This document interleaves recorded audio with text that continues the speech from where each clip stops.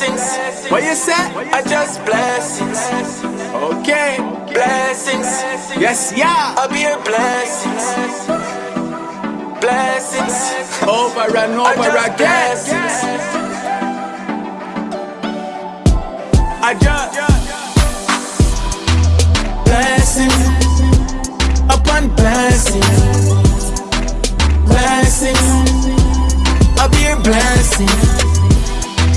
Blessings upon blessings. Blessings, I'll be a blessing. Even when I'm stressing, I'll be a blessing.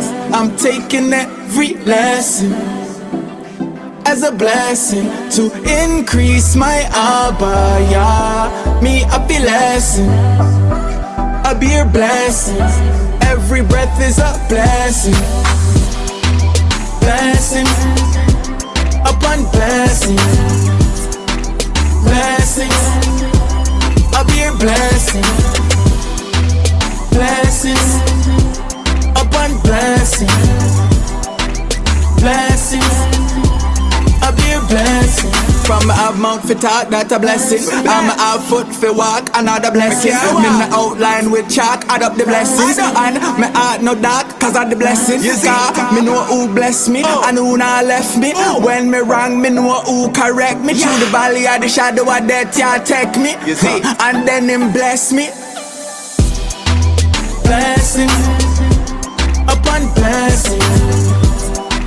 Blessings, I'll be your blessing. Blessings upon blessings. Blessings, I'll be your blessing. Genesis 12 and 2. And I will make of thee a great nation, and I will bless thee and make thy name great, and thou shalt be a blessing.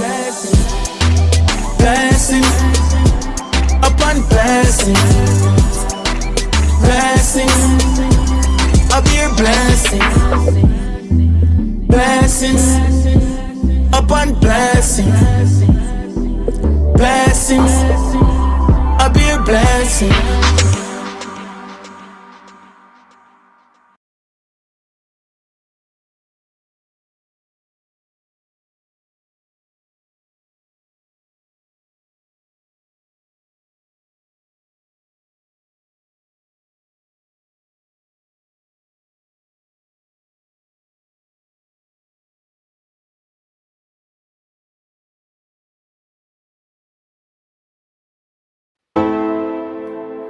All praise to the Most High, Yah. Praise Yah. Everything you allow, only cause of your will. His will be done. And you allow us to walk in it still. So, Yah, your will be done. Thank you for life. Thank you for eyes. Thank you for sight. Praise your name, get me through every fight. Thank you for wrong, it made me know right. Thank you for dark, cause it made me know light. Thank you for days, it mean me make it through the night. Thank you for grace, it get me through every plight. Thank you for death, cause in you, me appreciate life. Satisfied with where you give, cause where you give, I'm more than what you need. So don't that feel great, satisfied with where you give. Where you give, I'm more than what you need. So don't that feel great. Thank you cause me don't put money first. Thank you cause you tie faith to the works. Thank you cause you farm flesh from the dirt. Me thank you for the healing where come from the earth. Thank you cause you allow me to put you first. Thank you cause you tie faith to the works. Thank you cause you farm flesh from the dirt. Overall me thank you for you. Satisfied with where you give. Where you give, cause where you give, I'm more than what you need. So don't that feel great, satisfied with where you give. Cause where you give, I'm more than Thank you for life, thank you for eyes, thank you for sight. Praise your name, you get me through every fight. Thank you for wrong, it met me know right. Thank you for dark, cause it met me know light. Thank you for days, me make it through the night. Thank you for grace, you get me through every plight. Thank you for that, cause in you, me appreciate life. Satisfied with where I give, the way I give. I'm more than what you need, so don't let me be satisfied with where I give. Cause we are give, the way I give. cause we are give. I'm more than what you need, so don't let me be satisfied with where I give. Cause we are give, Where I give. cause we are give. I'm more than what you need, I'm more than so don't let me be satisfied with where I give. Sing for Amaya, where I give. I'm more than what you need, so don't let me be satisfied.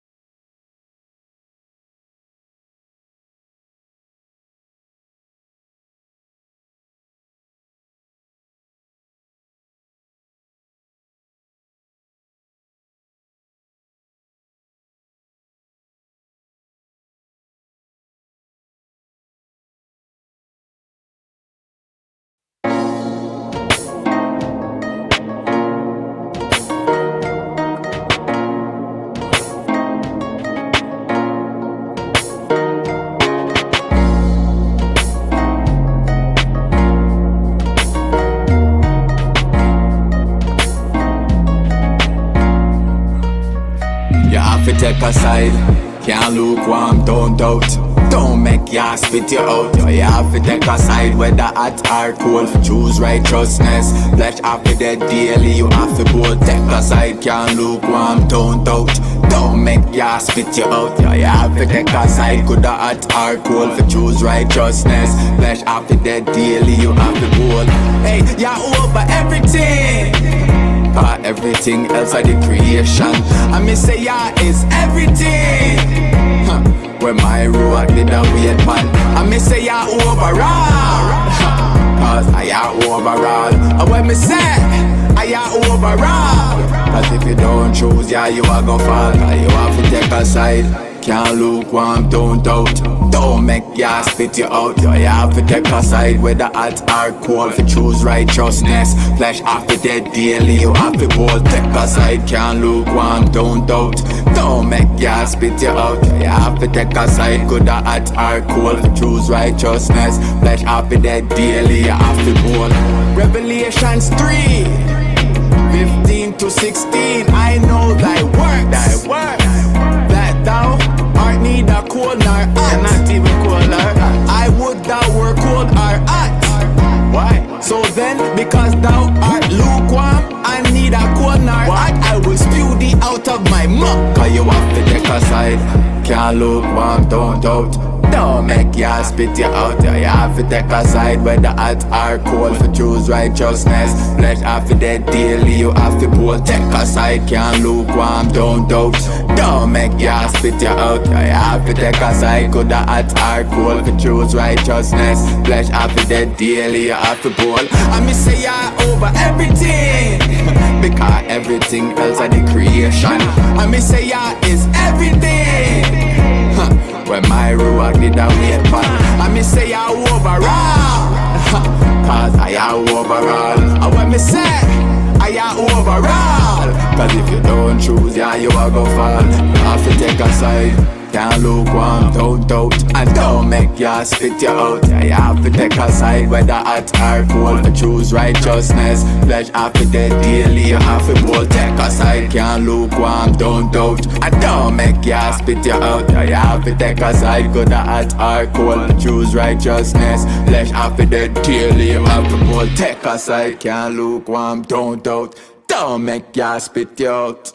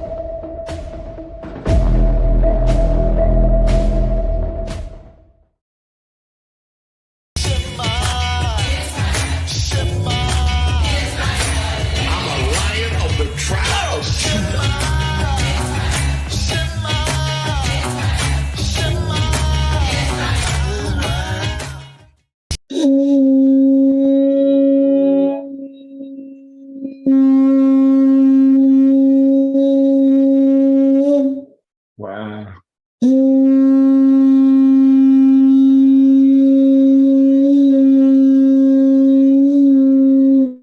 Woo. That's the shofar. Hashiram Tazama. Hashiram Tazama. The Ten Commandments. Ra'ah, Yahaya, Rakah, Alahayim, Akarayim, Iopinia. No and not have other gods before me. La'ah, Thayosha, Lakah, Pasah, Wala'ah, Thayobadma. No or not thou make graven images to serve them. La'ah, Thalakwa, Sham, Yahweh, Ba, Shiwa. No or not thou take the Most High's name in vain. Zakar, Ha-Yuam, Ha, Shabbat, La, Kodashwa. Remember the Sabbath day, keep it holy. Kabal, Avakah, Wa, Makah, honor your father and mother. La'ah, Atazak, no and not thou murder. La'ah, Kanab, no and not thou adultery. La'ah, Ganab, no and not thou steal. La'ah, Shakar, no and not thou testify falsely. La'ah, Kamad, Kala, Shira, La, Rakaya. No and not thou covet, which is our neighbors. Selah, hallelujah. Amen. Praise Yah. Hallelujah. Hallelujah. Selah. Thank you, Elder. Hallelujah. And everything you should do is in Yah's name. You've got to do everything that he says in his name. Yeah. Woo. Praise Yah. Praise Yah. Praise Yah. Romans 11:5. That's what we was talking about, that remnant. Praise Yah. Praise Yah. Praise Yah. Thank you, Yah. Praise Yah. Yes. Romans 11. Shalom. Welcome to Mashiach's assembly. Don't forget, shoes off at the door. Respect Yah's house. Hey, Maya is so. Hey, Maya is so. Soda Rabba, Soda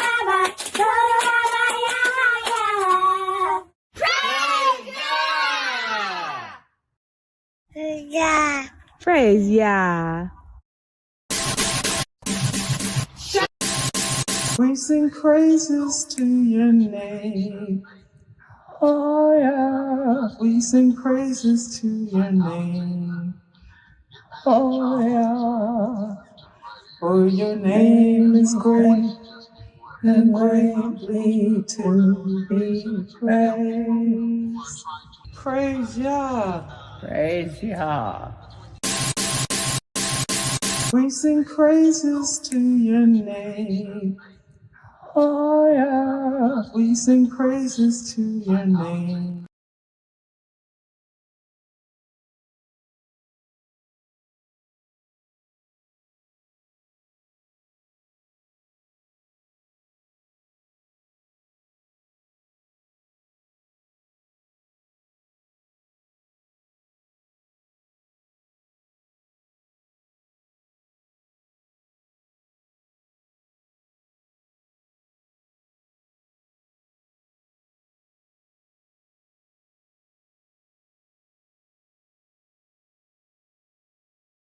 I don't think they can hear me. I don't think they can hear me. Hold on, hold on. Let me come to the chat. Welcome to the live stream. All right, let me see. I don't think y'all heard me. Nope. All right, hold on. Let me put my rag on. Let me get myself together. May the Most High cover and bless you all. Happy Shabbat Day, the Sabbath day that this is. Oh, now y'all can hear and see me. Okay. I wasn't sure if y'all could hear me the first time. All right. All right. So now, hold on, I'm kind of low though. Let me bring that up. Bring that up a bit. All right. Let's see. Let me bring that up a bit. I'm going to have to turn it down a little later because I know I'm going to get a little louder later. All right. Shabbat is the Sabbath day. Shabbat is the Sabbath day of the Most High. So happy, blessed Shabbat. Shalom means peace and blessings of the Most High. So Shabbat Shalom, peace and blessings of the Most High unto you all. All right. May the Most High cover and bless you all this seventh day, the set apart seventh day that He said to remember to keep holy and set apart forever. All right. He never changed that. All right. Tonight's lesson is how Japheth became Caucasian Europeans. History exposed. How Japheth became the Caucasians. All right. Or the white people, what you want to call it. Whatever you want to call it. Pretty Rican, what they call them. All right. Now, I'm sorry, I'm getting my life together. I'm almost together. Right? I'm going to leave that back so my shirt can be shown. All right, so I'm gonna leave that back behind my head. All right, let me get my life together, get myself together. All right, here we go. Sorry, guys, I'll be at the last minute I'll be working, putting all this together for y'all. It's a lot of work.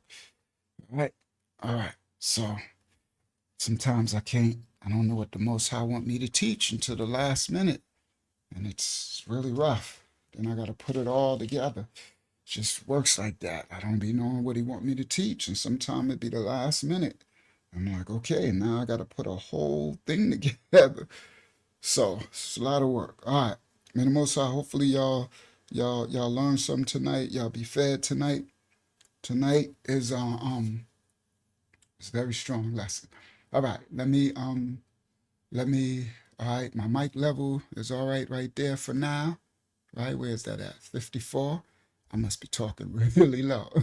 All right, let me bring it down to 50. All right, so I'm gonna have to talk a little louder because I know I'm gonna get louder. I'm gonna bring it down to 50, right? And then I'm gonna talk a little louder. All right, because I know I'm gonna talk louder once I get going. All right, so then y'all remind me if I get too loud to turn that down later. All right, let me have my brothers and sisters in the live stream. Share screen.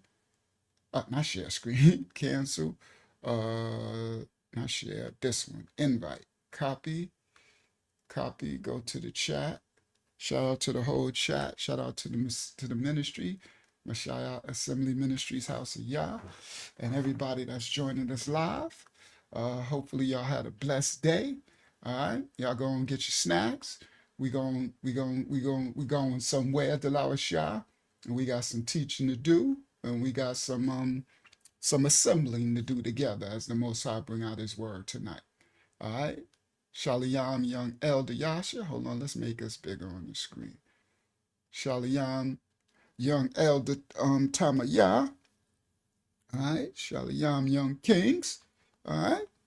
All right. Now, may the Most High Shalom, daughter of Yah Hakyama. All right. We're going somewhere. All right, let's get started. Okay, so may the Most High cover and bless this lesson. May he guide me in all of the pieces of these puzzles I need to put together. So the first thing, let me check my mic level again. The first thing, all right, mic level ain't too bad. I don't know why it's down so low, but I don't know. Maybe I'll figure when I get louder. Remind me to turn it down, guys, because I don't know why I'm talking really low, but it is what it is. All right, so Yasha said he was first on the screen tonight. Shout out to Canada, first in the building. All right. Now, that was Yasha singing those songs at the beginning, too. The man in the red, the other man in red on the screen. That's him singing them dope songs at the beginning. All right. Now, let's continue. All right. Let's go. So, I'm going to open up with this. First of all, let me do this. Share screen. Right? Window. Bang. Share. Now this is the thumbnail. Hold on, let me make it the right size. Okay. Okay. All right, almost there. Bang. Stop. Bingo. All right. This is the thumbnail. All right. I'm gonna get the let me get the what's name off the screen for a second. Let me get the, how come I can't see it? There we go. Comments off the screen for a second so y'all can see the full thumbnail. So this is the thumbnail. How Japheth became Caucasian. All right? So it's going to have relevance later. Live. All right. It's going to tie in. Everything going to tie in. Shout out to Hebrew Jamaican Coolie. All right. Now, as we allow the brothers and sisters to come into the building, I have something, because we live, people got to come in the building. And we live on the vertical as well as the other one tonight. All right. Now, there is, the last live we did was about the crack era. And it was a very poignant, a very strong lesson. They shadow banned the mess out of it. They really mad at us. It was ever since the Abraham one, they cut my numbers in half. I don't understand why, but I guess it is what it is, right? It is what it is. But literally, y'all can see they cut the numbers in half since the Abraham, once we did the Abraham video. All right. So it is what it is. So that means they're not giving out they blocking it more than they ever did, and they're not giving out the notifications or none of that.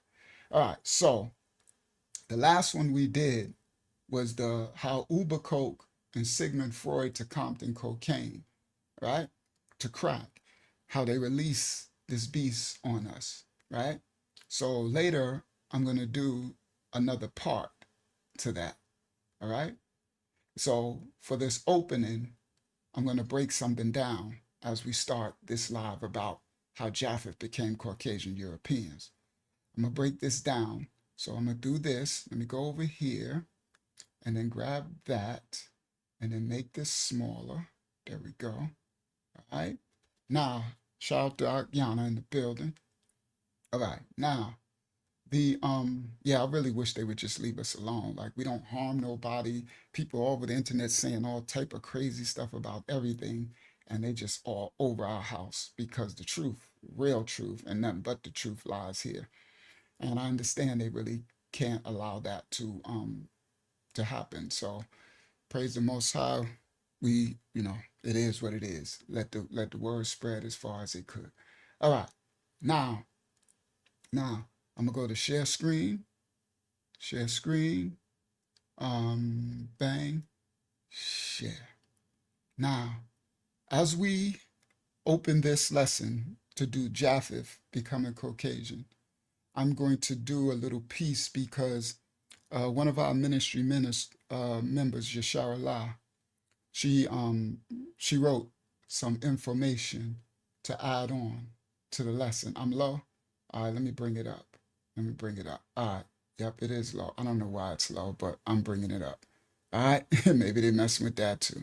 All right. She added some information to the lesson. All right. Thank you, Laura. Yeah. All right. So it should be a little better now. I don't know why it's low, but whatever. All right.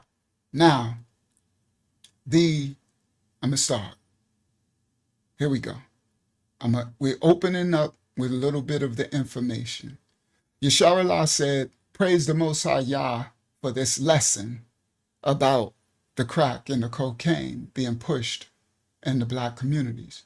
She said, Tayyada, thank you, Unc, for doing the work to expose this dark truth, bringing out how these devil drugs were and are systematic, strategic, and prophetic. She said, the plot thickens, Unc, because we all felt like it was attacks on the blacks, this drugs in our neighborhoods, but it was hard for us to prove it. Drug use, abuse, and drug activity just became a normalcy in many of our neighborhoods. They really pervert everything, Unc, and it is so sad. The herbs of the field, the herbs of the earth are supposed to be for the healing of the nations. That's what the Most High said, absolutely. She said, so why am I not surprised that this whole drug epidemic was conspired to keep the so-called black people down, the people of the book? She said, but you can't contain a monster. So these drugs spread to all demographics. Then came the inequalities regarding how they treated, viewed, and represented the black drug epidemic versus the drug epidemic of the other nations of peoples. Now we understand conspiracies, conspiring against a certain group. The children of Yasharal was and is real. The conspiracies and the conspiring against the children, the people of the book, was and is real. The systematic destruction of a nation of people within another nation, the land of their captivity. These things impacted our generations. The trauma and substances passed down from drug-addicted parents, especially mothers to children. A lot of good people and good families were hurt by this, directly and indirectly. They say hundreds of thousands of people were hurt, but it was actually millions upon millions were affected. As Unc brought out about even the crack babies were affected. These things put more families in the systems, these drugs, and where greater abuse was actually experienced by the children. Many of us heard that they were intentionally infecting people with diseases, and then they came out with the provide addicts with clean needles programs. Y'all remember that? Then they brought in the don't do drugs campaigns in the schools, further shaming confused and shattered children. We know that they use drugs allegedly. They use the system, the other nations of people. They use the drugs allegedly to transcend time and space. They use drugs and pharmakeia to astral project and communicate with and intentionally become inhabited by dark spirits. They use these drugs to get much of their technology. I'm sharing. They use these drugs to tap into their fathers, the fallen angel. They use these drugs to transcend, to open up portals and doors, to speak and get the fallen angel technology and instructions from their father, the devils. All right? Possibly, she said, those same spirits gave them this crack. I agree, Yesharallah. Those same spirits enabled those chemists, enabled those letter boys, the EIA, the C for IA, right? Gave them the instructions. It gave those chemists the instructions how to make these spiritual portals is what these drugs are. She says, those same fallen angel spirits gave them this crack. As Unc said, the devil that they unleashed on us. Yes. When Unc said they said that they would go to heaven, when our ancestors, when the people would smoke the crack, and they said that they would go to heaven and then crash back and come back down to earth, she said that makes a lot of sense to me, Unc, because they call this being high, getting a high, and you can't get much higher than the Shamayam heaven. But yes, Aunt Kanya, unfortunately, it's a false heaven. It was an illusion that they were experiencing. It was a pipe dream. The great deception was as their senses are actually being tricked by this pharmakeia stimuli, this drug. She says, I know they called hard liquor spirits, but I had never thought of hard drugs, crack, heroin, PCP, LSD, as being devils until you, Unc, brought that out, that these are devils and principalities. Come on, Yasharallah. Yes, they are. She said, this makes sense, Unc, because if you've ever seen someone high on these substances, they seem like they are possessed. Yes, they are. These are devils. It ain't just wines and spirits, not just the wines and the liquors. She said it literally takes them unlawfully to another dimension. Yes, it opens portals. Shout out to Robin Yah. It literally takes them through another dimension. She said, wow, Unc, the turtle worship of the drug becomes almost inevitable. Nothing else, not even that which is natural to mankind, feels pleasurable to them anymore. Not love, not food, not sleep, not intimate relations. They become totally a slave to this principality. Absolutely, this God. They chase him and seek him diligently under this pharmakeia. I'm adding that part. She said, Unc, only the Most High can free you from this type of a stronghold. A lot of the drug recovery programs that incorporate biblical concepts for overcoming the drug alongside standard detox and therapy, these programs that push on hope, forgiveness, purpose, reliance, and the reliance on the higher power. I agree. I was in the program, and they call on for you to have spiritual faith. That's actually a good ayan, Yasharallah. And shout out to all of these programs, the righteous people who put these programs in place to try to help those who are suffering from these devils, these drugs that was pushed into these neighborhoods, right? Now, she is correct, because in the program, it's all rooted on having a faith in a higher power. That's what they call it. I went through the 12 steps and all. I was 2 years in that, getting to 25 to life, the second chance at my life off my sentence, all right? Praise the Most High for that opportunity. Now, she said these programs aim to treat the whole person, the mind, the body, and the spirit, providing spiritual tools to overcome addiction, spiritual grounding, combating shame, and building self-worth, and offering a moral framework for healing, usually through scriptures and prayers. She said practices like the 12 steps are adapted from biblical principles.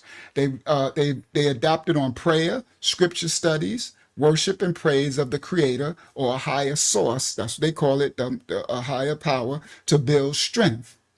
These treatment programs usually understand and believe in personal change through faith, viewing the body as a temple and seeking freedom from this sin, this transgression.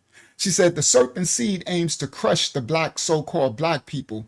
It aims to wear them out financially, socioeconomically, mentally, physically, spiritually, and emotionally, taking away all of their hope, lying about their history, stripping them from everything, leaving them willing to do anything to escape their current reality and feelings of hopelessness. She said many escape mentally through taking the drugs, through short-lived highs, and others through selling the drugs, accepting and profiting from the drug use and the abuse in the communities. Still more short-lived highs. Finally, they had an opportunity most to make some type of money, but they didn't know it came with the highest of consequences. She said criminalizing those addicted to the drug never made sense to me. There should have been help for them. But now we've learned through you, Unc, about the profitable corporate prison complex network system and the tie-in of this principality devils and the creation of this drug systematically tied to the prison industrial system. I added that in. All right. Now, she says, I just heard a story of a person who was suing a city because arrests were down and they weren't meeting their contracted quotas. So there's a story of someone suing the city because they saying they arrests were down and they weren't meeting their contract quotas to arrest us. She said, you named it. They did not care about rehabilitation of our people, only incarceration. As you brought out, as Unc brought out, the cycle just continues, and it continues even for the drug dealers. She said, how can the drug dealer move past selling drugs to sustain themselves or provide for their families in a so-called white man's world with a stained criminal record? The powers that be only care about prosecuting those at the bottom, keeping the children of Yasharal, Israel, in modern-day slavery. Even the biggest seller in the hood is not the main distributor. Facts. The biggest seller in any hood is at the bottom of the totem pole for where these manufactured drugs come into the world, into America from. She says, why would they just go after the middleman and the street sellers if they really wanted to put an end to the epidemic? It's because they don't want to put an end to the epidemic. They created the epidemic. She said, but we are learning now that many of the lawmakers and enforcers were unfortunately working with the ones at the top, the heavyweight movers. Absolutely. The war on drugs was a war on the so-called black people. It was just a facade. It appeared as light, but only sought to further harm and disproportionately impact the so-called black community. And yes, the movies and the music was very influential on our people then and even now. But watching series like The Godfather of Harlem, you see that these black drug kingpins a lot of times were very smart, and in their own way, they actually cared about the families and communities, most of them, but saw some as just casualties of war for them to get rich and maintain an income. And many, like even the Bumpy Johnson character, sought to eventually fly straight and become legit businessmen. Me as well. All that time, I wanted to be legit. I stopped and I went and I started again and stopped. And all right. She says, we are not justifying it, but just viewing it from all angles. The Most High shall rightfully judge, and vengeance belongs to the Most High Yah, Most High Almighty Yah alone. Zechariah 1:15. And I am very sore displeased with the heathen that are at ease, for I was but a little displeased, and they helped forward the affliction. Ezekiel 35:5, because thou hast had a perpetual hatred and hast shed the blood of the children of Yasharal by the force of the sword in the time of their calamity, in the time that their iniquity had an end. She said, we know that the curses were put on Yasharal for disobedience to children of Israel. We see them through the destruction of Jerusalem in 70 AD by Titus. We see the transatlantic chattel slavery. We see Jim Crow laws. We see Willie Lynch playbooks, the civil rights movement, injustices in the judicial system, the project experiment, the projects they built, the whole crack era, the heroin era, the cocaine era, down through till today. K2, all the drugs. She said pharmakeia in the Greek is translated as sorceries. All right. Medication, pharmakeia, by extension, magic. Magic, literally or figuratively. Sorcery and witchcraft is pharmakeia, drugs. According to its biblical definition, it's the use or the administering of drugs, poisoning, sorcery, magical arts, often found in connection with idolatry and fostered by it. So metaphorically, it's the deceptions and seductions of idolatry, spiritual fornication, and adultery. Yes, this is what they pushed on us. See, the cutting of the roots in the trees You heard what the Most High, for the Most High gave us to be us for food and for healing. These are the cuttings of the roots of the trees, hidden, powerful, forbidden knowledge, possibly given also it is from the tree of the knowledge of good and evil. That's what it is. They will know all these things. You understand? It was taught to mankind by the supernatural beings called the fallen angels, the fallen devils, the watchers, these Malayak angels who fell and transgressed the Most High.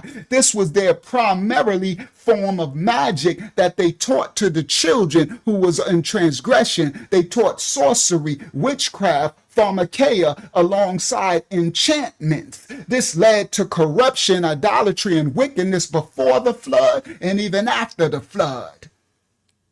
It wasn't just basic gardening, or it wasn't herbalism. It wasn't holistic medicinal usage of the plants that the Most High gave us to be for healing. Nah, this was the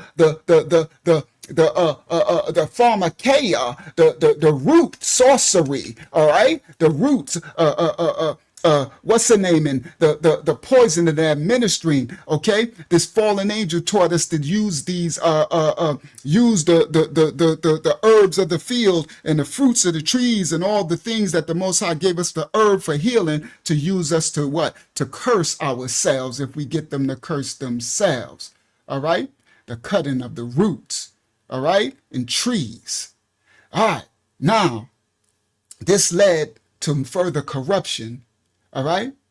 Now, this cutting of roots and trees wasn't for garden herbalism. They used the plants for illicit spells. Okay. They took the medicinal and therapeutic properties of the plants and chemically alter them, right? That's like the fallen angels do. They take what the Most High make for good and reverse it and use it for evil. So they took the therapeutic, medicinal, chemical properties of the plants and herbs, right? And they used it and created illicit spells. They created dark practices. They created magic. They created love potions. They created drugs and pharmakeia to open portals in your mind. The fallen revealed secrets to mankind. They revealed idolatrous arts. They showed them how to cut and mix the roots for magical purposes, right? And then they linked this with other forbidden teachings. They taught them the use of charms. They taught them the use of incantations. They taught them the use of divinations, not agriculture or not herbal medicines. They mimicked the divine power of the Most High, as they always do, and turned that which is light. They profane the holy. Do you understand? This is what they lived. They taught the children the incantation, sorcery. They taught them warfare. They taught them the beautifying the eyes and the makeup. They taught them the cut, the showing the body and the sexual body worship to what? Seduction, seducing. These are the incantations, the charms, the roots, forbidden teachings. They corrupted humanity, leading to abominable practices that led to violence, cannibalism. All right, cannibalism. That's why the Most High gave those dietary laws, because we would descend further down to eating one another. She said, Unc. Sorry, me and her are adding this in. So just so y'all know, she like, go ahead, Unc. Yeah, this is me and Yasharallah together. Son and daughter of Yah, teaching y'all this word. Thank you, Yasharallah. Let's go, daughter of Yah. Let's continue. She said, Unc. She says, this explains the need for the Most High Yah to cleanse the earth. It explains the great flood. Because it was so dark. They was mixing the animals. Same thing they doing today, messing with the animals. And what did they do? What do they do with the drugs? They experiment first on Yah's children. Always the animals who we were given Rada Yah dominion to cover and protect. You heard? She says, it explains the need to cleanse the earth. Hence the great flood. For there were Nephilim in the earth before and after the flood. So the serpent seed, the children of the fallen, the ones who hate mankind, She says, it's crazy, but I'm not surprised. They were literally testing it on the animals first. Remember that study you did about the rats and the projects? I remember, daughter of Yah. She said, and then using it as a weapon against the people of the book. Against the people of the book. These scientists, these chemists, these sorcerers knew exactly what they were doing. Come on. The drug receptors are protein macromolecules found or within our cells. They interact with drugs to initiate a biological response. And this interaction is the core concept of pharmacology, sorcery, witchcraft. The effects can be therapeutic if you've done correctly with the herbs of the field, or adverse because it was given by the adversary. Open these portals. Come on, Yashara, let's go. Let's work this, daughter of Yah. She said receptors are abundant and critical in the brain, located on nerve cells. Example, neurons to receive chemical signals. Example, neurotransmitters for communication. These influence everything from heartbeat to breathing, from your mood and your memory to your movement and your thoughts. When a drug binds to a receptor in the brain, it causes a change in the receptor shape. And this is what? Come on, Yasharallah. Shape shifting. Somebody talk to me. Shape shifting is when a drug binds to a receptor in the brain, it causes the change in the receptors for the brain to start shape shifting, triggering a series of events within the cells known as signal transduction. Cell signaling. You understand? Signaling the cells. The extent of the cellular response is related to the number of receptors that are occupied by the drug. See, the extent of the cellular response is typically related to the number of receptors occupied by the drug. Transduction. Transduction is converting one type of signal or energy into another type of signal or energy, like your eyes turning light into nerve signals, or a virus that carrying the DNA from one bacterium to another. It's about transformation. Come on. It's about transcending. It's about transfer, daughter of Yah. It's about opening portals. Come on, daughter of Yah. Changing something from one form to a different, usable form, often involving a messenger, a carrier, or a vector, a malayak, a messenger, a dark angel, a fallen messenger. Because just because everybody, me and Yashara, we working together. So come on, I'm gonna jump back from her into me and back and forth. See, these are the fallen angels who come. Angels ain't just prerequisite with righteousness. You got dark angels, messengers, carriers, vectors. You understand? She said vector as a biology noun is an organism, typically a bited insect or a tick, that transmits a pathogen or a disease or a parasite from one animal or plant to another. See, that a vector as a biology verb means to transmit a pathogen, disease, or parasite from one organism to another. Example, the disease is mainly vectored by mosquito transforming. All right. A major role of signal transduction is to transmit extracellular signals that result from binding of extracellular ligands to specific brain receptors displayed on the surface of our cells, converting what? Energy. And what are we, Yasharallah? We are energy light beings. Praise the Most High. Converting this energy or information from one form to another, like a microphone turning sound, which is mechanical energy, into electrical signals. This is what the drugs, this is your brain on drugs. Come on, the transfer of spirits. Now, y'all, everybody, this is your brain on drugs. This is the fallen angel knowledge that they learn. Y'all listen up, children of y'all, that they learn from their fathers as they took these drugs to transcend and open the portals in the fall and speak to them and tell them what to do to the people of the book, to the righteous remnant. Come on, I could turn it down now. I knew I was going to get hyped. Let's go. Turn it to 48. I was going to keep it there because that's where we at now. All right. Thank you, Zayana.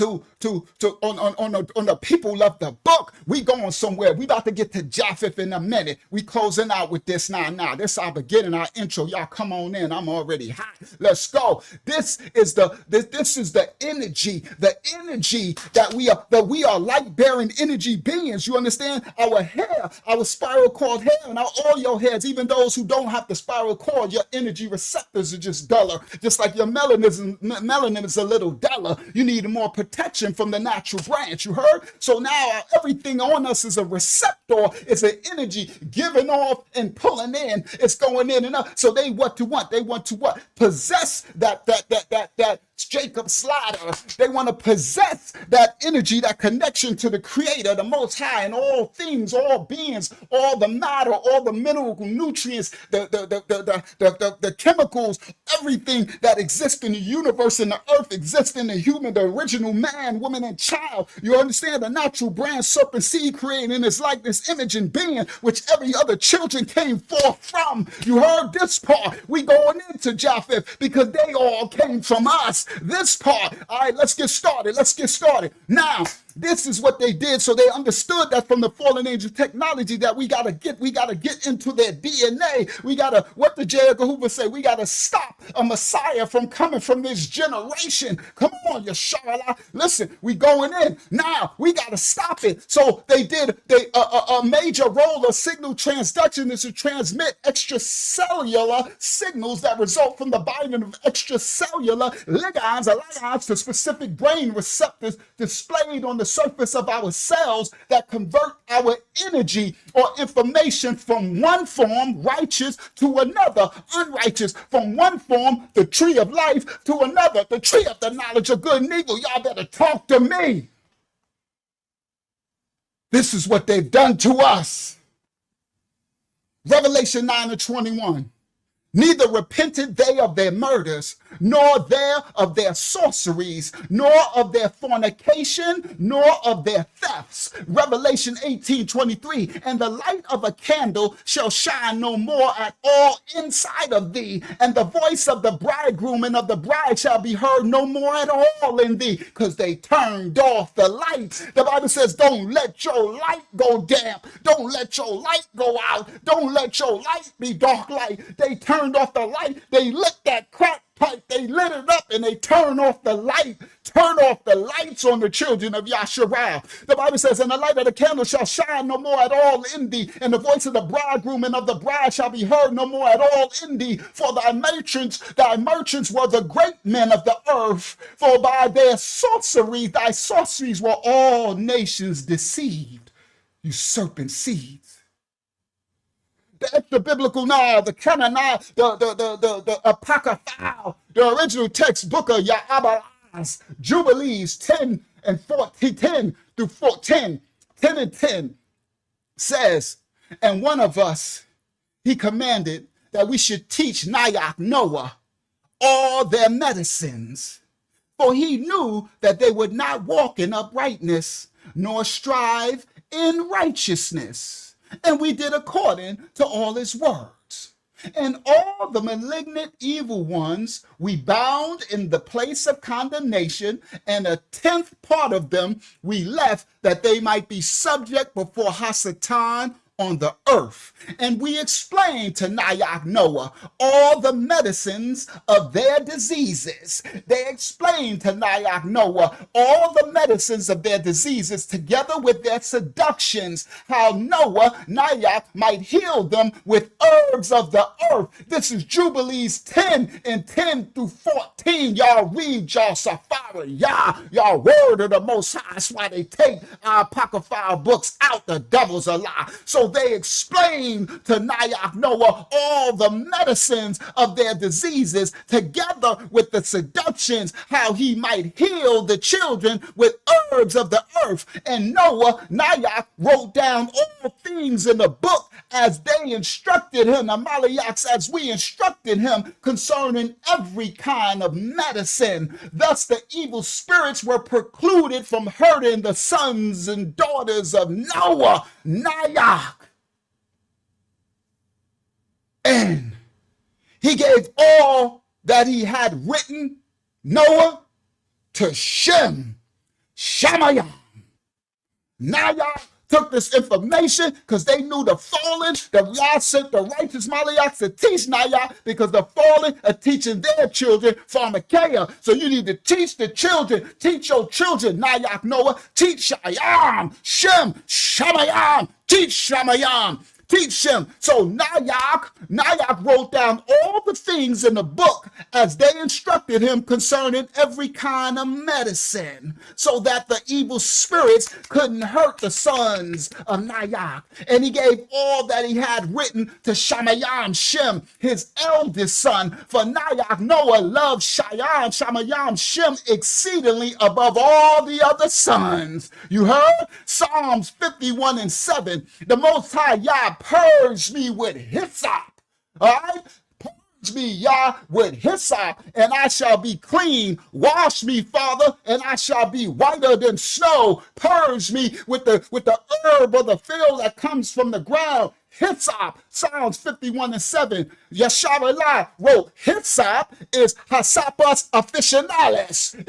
If you want to speak your little Latin and Greek, we going somewhere with the language tonight, because to go to Japheth, we going to get to the tongue in a second. Hyssop is Hyssop officinalis, officinalis, whatever. But hyssop is a fragrant perennial herb in the mint family, and it's known for its blue-purple flowers and its aromatic leaves used in cooking and teas and traditional medicine. The herbs of the field shall be to you for healing. All right? Now, the book of Ezekiel 4:9 says, take thou also unto thee, take thou some wheat, take thou some barley, take yourself some beans, take yourself some lentils, get a little bit of millet and some fishes, and put them all together in one pot, and get you a nice little jumbo soup going on, and make thee bread thereof according to the number of the days that thou shalt lie upon thy side, Ezekiel.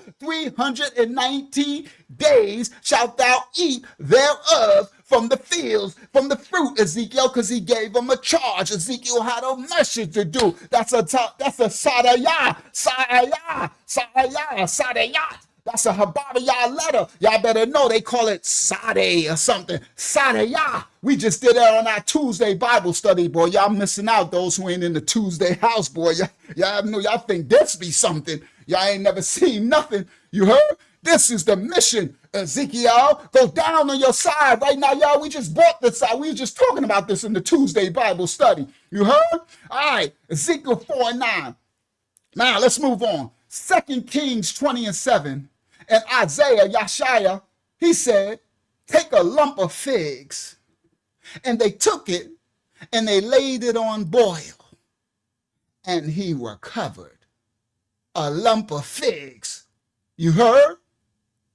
No matter of flesh with no matter of blood for your healing. Genesis 43:11. And their father Yasharal said unto them, if it must be so now, do this. Take of the best fruits in the land, take them in your vessels. Carry down the man a present. Carry him a little balm, carry him a little honey, carry some spices and myrrh, some nuts and some almonds. You heard? If you bless the man with the fruits of the land. Psalms 45:8. All thy garments smell of myrrh. They smell of aloes. They smell of cassia out of the ivory places whereby they have made thee glad in gladness. You heard?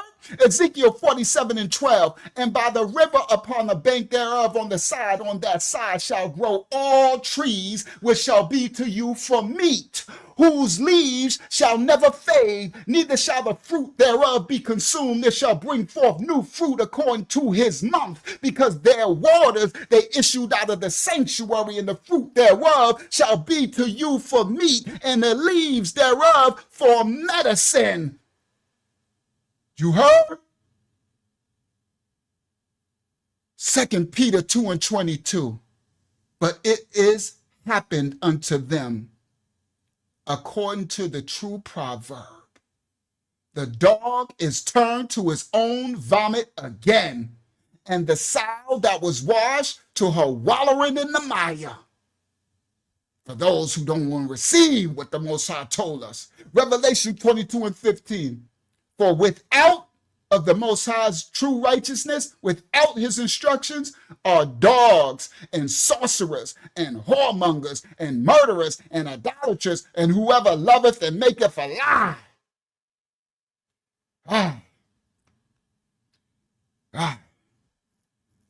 Now we're gonna praise you. I had more, but it's okay. The point is made. The point is made. Zechariah 11:5, whose possessors slay them and hold themselves not guilty. And they that sell them say, blessed be the Most High, for I am rich. And their own shepherds don't even have pity for them. For I will no more pity the inhabitants of the land, says the Most High Yah. But lo, I will deliver the men, every one into his neighbor's hand and into the hand of his king, and they shall smite the land, and out of their hand I will not deliver them. Amos 3:6, shall a trumpet be blown in the city, and the people not be afraid? Shall there be evil in the city, and the Most High have not proclaimed, done it? Your righteousness covers you. All right. Last verse. Isaiah 47:9. But these two things shall come to thee in a moment, in one day. The loss of children, widowhood. They shall come upon thee in their perfection for the multitude of thy sorceries and for thy great abundance of thine enchantments. All right.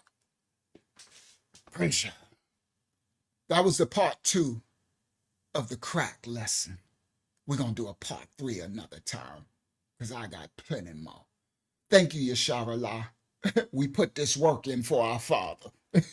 we did it together, daughter. Yah may the Most High cover and bless you all. From the children of Yah to you all. All right, let's get to this Japheth. Let's get to this story tonight.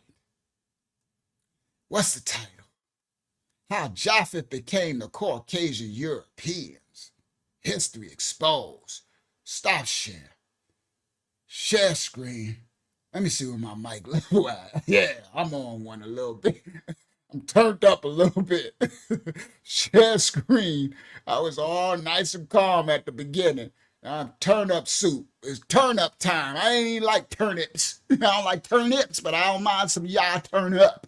I might not like the turnips, but I sure enough turn up for the Most High Yah. How Japheth became Caucasian. Let's go. Let's go. Y'all see this girl on the screen? I created this image for a reason. There's a reason. You see that genetic strand going into her head? You see that Noah's Ark? See Japheth's name right over the ark? All intentional. All intentional. You see this map down at the bottom? I know y'all probably ain't see that. Y'all know what this map is? This is Japheth going into Europe. But what you don't notice is Japheth was promised this land. But guess what happened? Japheth did like what all our wicked ancestors did. They start playing around up in here. Everybody. Japheth started playing with Ham. Japheth even played with Shem. So you see him coming from way over here. What you doing over here, Japheth? This the Levant. This the region promised to Shem. You heard? He's supposed to have been already up here. Some of his descendants went around mixing and mingling. We going somewhere. Yeah. We're going somewhere. Tonight is the linguistic lesson tonight because this still the series of how they created Christianity from the Hellenes, from the Greeks, from the Roman, from the Latium to the Roman, Romulus and Remus, from all the Greek Hellenes and Zeus and everything. Oh, we're still the series. We're going somewhere. Tonight we're going to get the linguistics. We're going to get the linguistics behind something that they call the Europeans. You heard? All right. Let's go. Let's go. How Japheth became Caucasian. All right. how the Europeans, history exposed. All right, let's go. Yeah, going someplace he had no business messing around. He's messing around. You heard? Shem was messing around. Shem's descendants too. And Ham. All three of them was messing around. They didn't follow the Most High instructions, and they started all this mess. All right? That's why we read all those scriptures at the beginning. When the Most High said, if you don't follow his instructions, this is what will befall you. Facts. All right, let's go. Now, where I'm going to start first? I'm going to start, do I want to start with this? Let me see. Do I want to start with this? Let me click this. Let me see. Do I want to start with this, Unc? No, that's coming up. That's coming for, that's later. Okay, so I'm not going to start there. That's later. That's when we go to there. So I'm going to come over here. I'm going to start where I was supposed to start. Okay, thank you. Thank you, Father. I just heard that. That was really clear. That was funny. That was just really clear and quiet. Just said, start where you're supposed to start. Okay. Say it with your chest. Thank you. I heard and will do. That was just as clear. I don't know why y'all said that. They just clearly said, start where you're supposed to start. It was just as plain like that. Okay, thank you for reminding me where I'm supposed to start. All right, so here we go. So now I'm going to make this smaller, and I'm going to start where I'm supposed to start. As the Most High spoke to one of his Malayots, one of his Ryots. All right, so now let me come back to y'all. That was actually pretty funny. It literally just said, start where you're supposed to start. All right, stop sharing. Shout out to our brother. He said, white Caucasian here. Shout out to our brother. What's his name? Guda Upik or whatever. Sorry, I can't say your handle. Shout out to you. Welcome, my brother. Welcome, my brother from the descendant of Japheth. We welcome all nation, kindred, and tongue. A remnant of every nation, kindred, and tongue, and people will stand before the Messiah. You heard? Shout out to the righteous remnant of every nation, kindred, and tongue. Our ministry, we have all what you would call so-called white people, so-called black people, so-called everything. My brothers and sisters, they all in the chat, so you ain't alone here. It's plenty of what you would call so-called white brothers and sisters here. So welcome to the house of the Most High. Only thing we ask is that you come in respect. That's it. And we show the respect. This is a righteous house. All right. Shout out to France. France in the building. All right. Shout out to our brother. We have brothers from Germany, Sweden, all that in this ministry from all over the world. What they call white, black, and whatever other nations too. Hispanics, everything. This is the house of the Most High. Remember that. A nation of a remnant of every nation, kindred, tongue, and people. Righteous will stand before the Most High at the end. You heard? The righteous remnant. So shout out to you, brother, for mercy in France, I guess. All right. Now, let's continue. All right, so here we go. Now, I'm going to start with, apparently, Most High said starting. So I'm going to have to share screen. And then I think I got to do a window with that. Share screen, because it's my other, yes. Share, I'm glad I learned how to work that thing. So I made this, because I know y'all visual learners. There we go. So I made this for y'all. See, who are the Europeans? By Uncle Yahshua, known as, Uncle Yahshua, known as Uncle Yahshua. All right, I put it together for your visual learners. All right, so this is first slide says, who are, hold on, let me do it where I can scroll. There we go. Who are the real Europeans? It says, for centuries, we believed in ancient, pure national identities. But science today tells a different story. The people who live in a place today are not the descendants of people who lived there long ago. The story of Europe is a story of constant migration. All right? So, see these images? Oh, hold on. That's moving around. I didn't want that to move like that, but okay. All right, see these images? Oh, so it moves side to side too. That's interesting. Okay, so let me just center it right there. That's interesting. I didn't know it could do that. How to do that there. All right. Now, so see all these people in this image, right? All these different nationalities. All right, let's continue. I did images for y'all. Let's continue. Next slide. This is from David Reek, PhD from Harvard University. And he's quoting, the people who live in a place today are not the descendants of people who lived there long ago. Anyone who harkens back to racial purity is confronted with the meaninglessness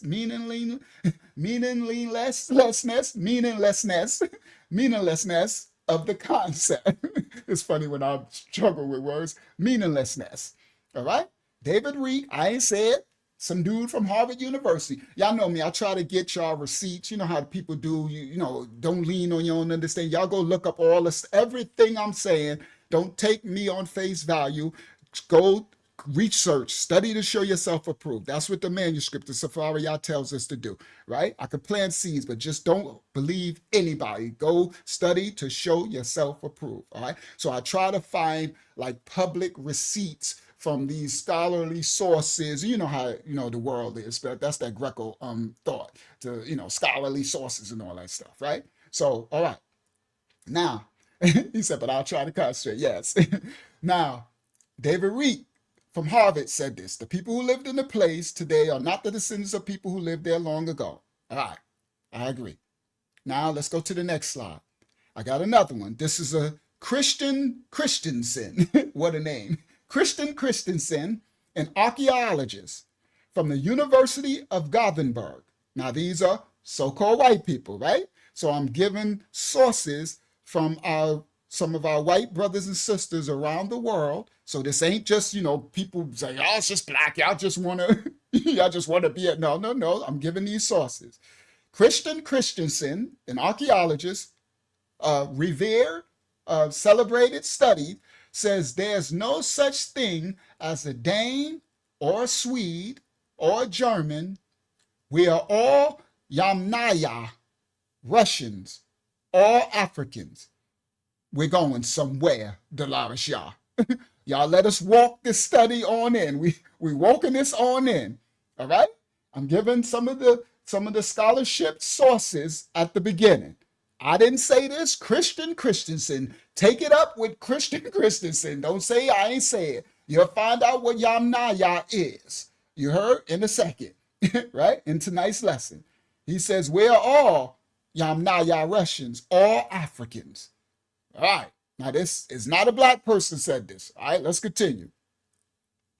There was 3 waves of ancient migrants into Europe. Now we're going through history. Wave 1 were what they called the hunter-gatherers. The origin, the hunter-gatherers migrated from what they call Africa into Europe. Now, I'm going with these dates because I'm using these scholarly sources, everybody. They're using science, chemistry, archaeology, history, linguistics. We're going to do a linguistics thing tonight. So, for us who don't believe in the 45,000 years and 50,000, just we eat the fruit, spit out the pits, and get the meat, the substance of the study, right? Now, we can debate dates and time frames, right, all day. All right. So now, but I just left the actual scholarship of what they wrote for the dates and times. All right. Now, it says the hunter-gatherers migrated from Africa into Europe around 45,000 years ago. Their appearance, DNA suggests they had dark skin and light-colored eyes. These were the first hunter-gatherers to migrate into Europe. This is what science and DNA and archaeology is saying.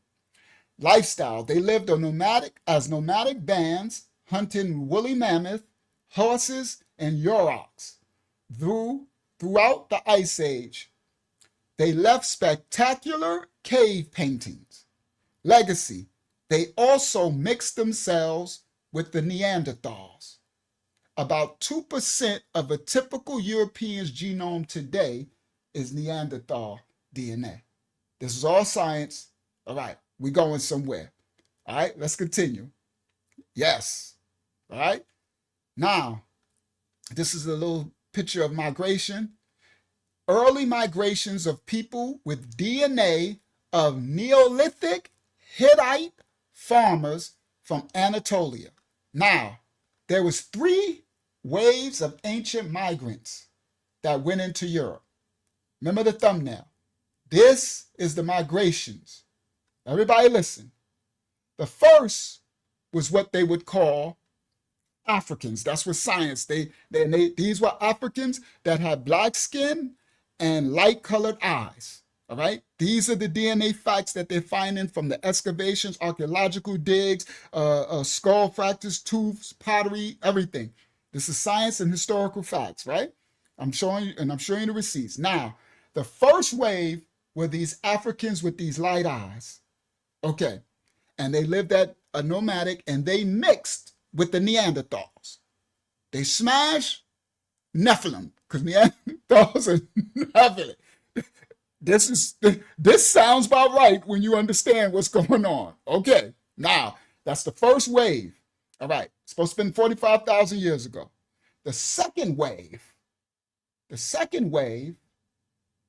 was a migration of people with the DNA of the Neolithic Hittites, farmers from Anatolia. The Hittites. Now the first migration smashed with the Neanderthals. We're going to get there later. All the stuff going to come out later. I'm in the intro, right? I'm in the intro. So it's going to come out later, the info, all right? It's good. We've got a whole study coming out. Now, early migrations with DNA of Neolithic Hittite farmers was the second stream, second wave from what they call Anatolia. That's modern-day Turkey now. That's the Mediterranean and Aegean. Right there, right? It's right here. It's right here on the map, right? Because right here is Crete. That's supposed to be Macedonia, which later became Greece. That's Italy. That's Latium, which later became Italy. And up in here is where the Hittites were from, Anatolia, modern-day Turkey. That's Canaanite. Everybody listen clearly. So now you got one set of what they call Africans there, black skin, dark skin with light eyes. They mix with the Neanderthals. Now you got a second set migrating, and these are Hittites. So that's Canaanites. Everybody listen. Canaanites. All right. Now we know that Canaan is the son of Ham. So these are black. You got black again. We got two blacks. And both, neither one of this is some righteous stuff, because the Hittites was not righteous, and these dudes mixed with I don't know if these dudes were righteous or not, the dudes with the light eyes, but they smashed those Neanderthals. I don't know. They want some Nephilim booty or something. Them Neanderthals must have, all right, let me not digress. I was about to say something, digression. All right, let me stay focused. All right, now, there was 3 streams of ancestry that went into Europe. European prehistory was shaped by 3 major movements of people. Each brought new genes, genetics. Each of these migrations brought new technologies and new ways of life that created the continent's genetic bedrock. About 45,000 BCE, the first were the pioneers, the hunter-gatherers came. About 6,000 BC, the cultivators came. Hittites, Neolithic farmers. All right? And then about 3,000 BCE came the Yamnaya. These were the riders. Y'all gonna know who all this is. So these is supposed to be the ancestry that makes up the European genetic pool, right? Japheth's pool, but you're going to see, you're going to understand, all right, that Japheth was given this land, but Japheth was messing around and doing other stuff, but we're going somewhere. All right, let's continue. Step 2, the Anatolian farmers from 6,000 BCE.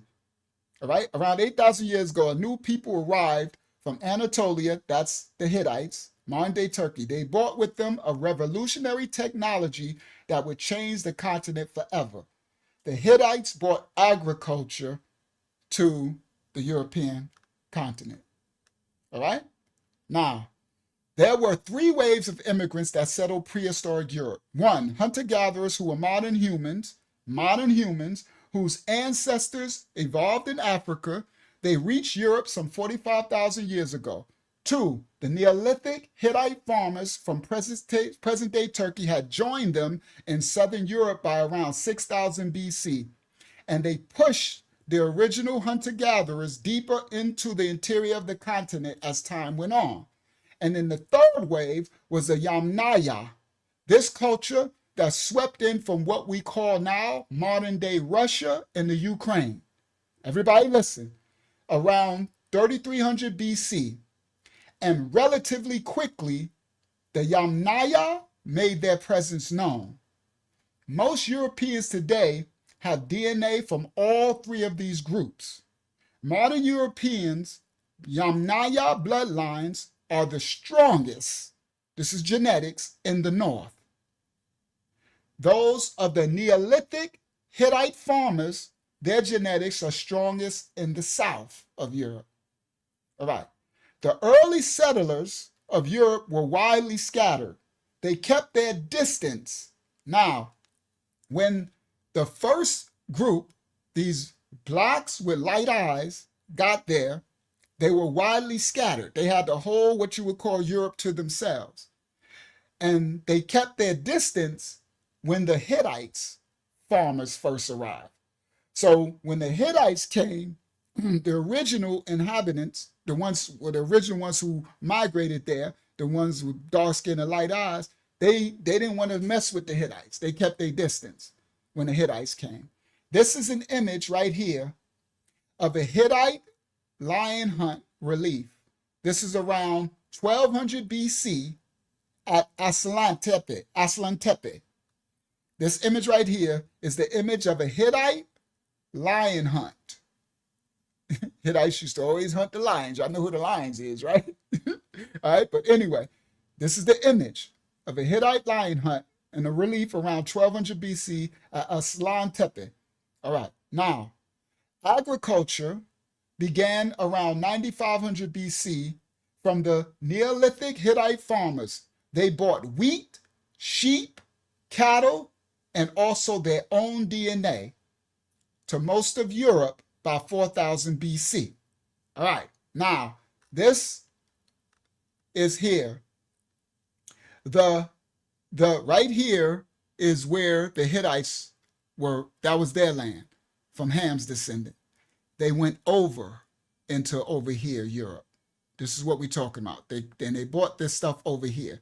They were hunter farmers, all right? They're called the cultivators, Neolithic farmers, all right?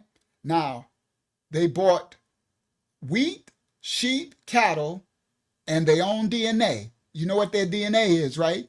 Canaanite. All right, we're going somewhere. Now, sowing the seeds of a new Europe. They introduced the Hittites wheat, sheep, and cattle, leading to settled life and population growth. Their DNA spread rapidly, and by 4000 BC, it had largely replaced that of the hunter-gatherers, especially in southern Europe. So remember, the hunter-gatherers was the original blacks, dark skins with the light eyes, and they mixed with the Nephilim. You remember that? So when the Hittites came, they largely, by 4000 BC, their DNA spread and they replaced most of the hunter-gatherers, especially in southern Europe. The mastery of horses and wagons were introduced by the Yamnaya culture. This introduced a new mobile lifestyle to Europe. Before the arrival of the Yamnaya, the Neolithic Hittite farmer DNA had largely replaced the African hunter-gatherers.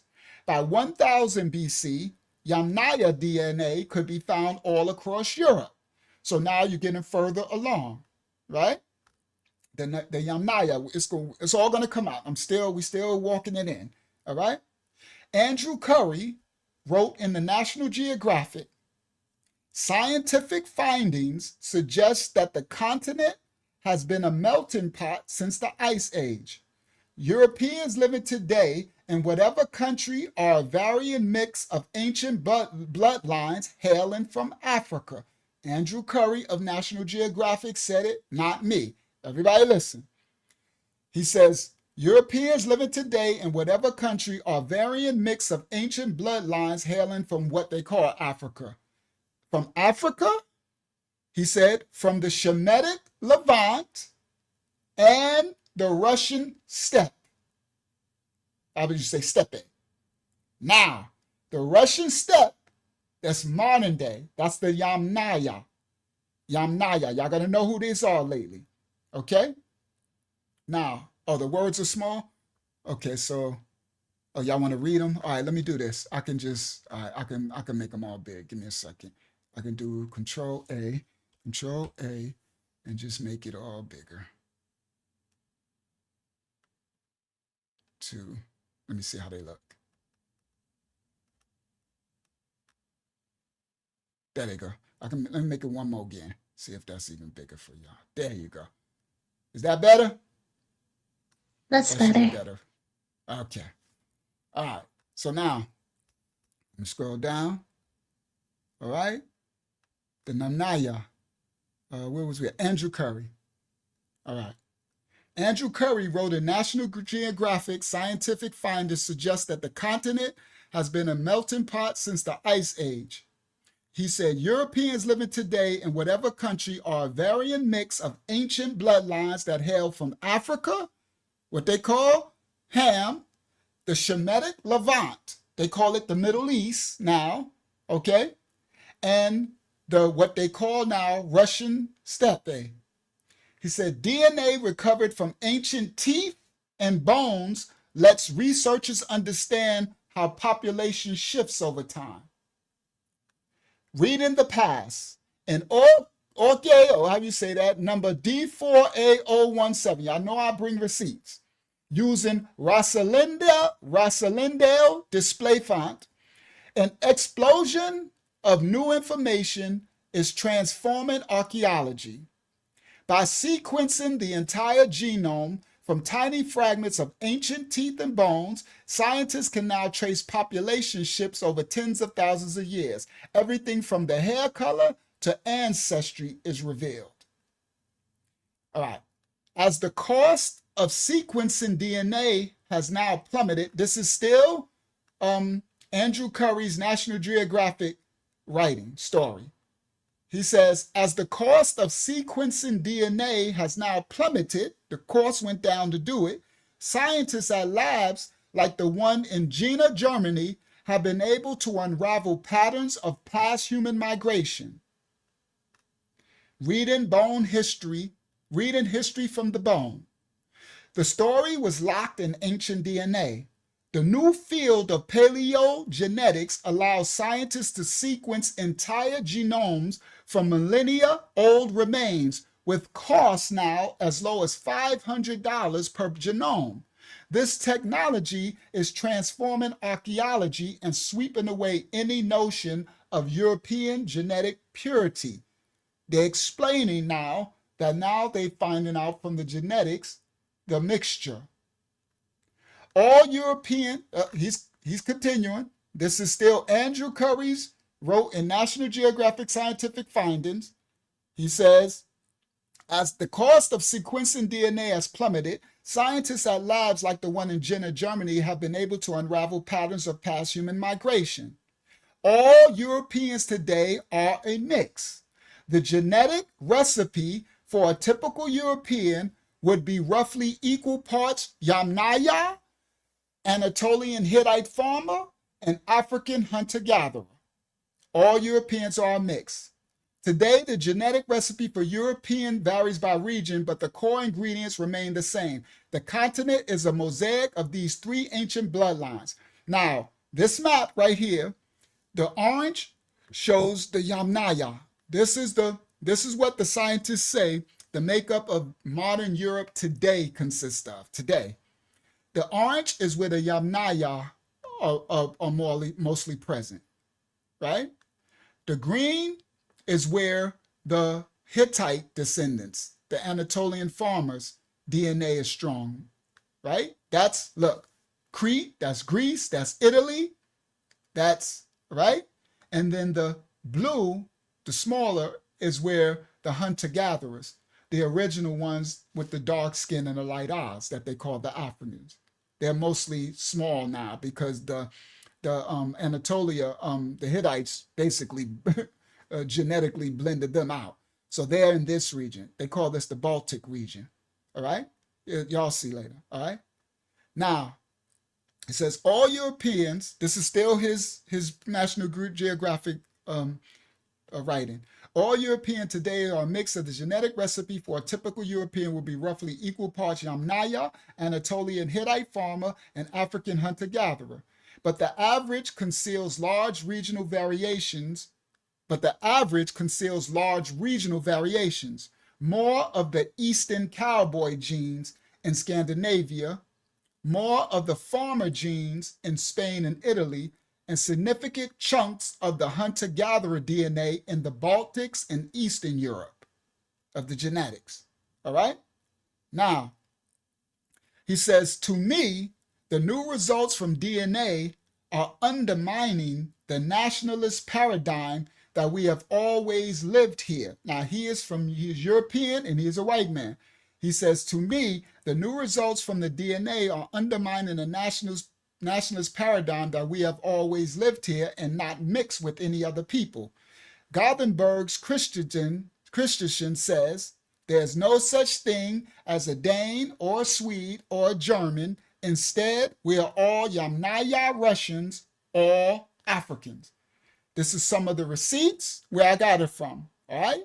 The websites, Archaeological News Report, Archaeological Net, ArcEurope.com, Heritage Daily, Live Science, right? These are some of the books, all right? The earliest Europeans, right? You know, I'm just showing some of the receipts, right? All right. Now, Andrew Curry wrote in National Geographic that evidence on the migrations of people to Europe comes from archaeological artifacts. He said it comes from the analysis of ancient teeth and bones and from linguistics.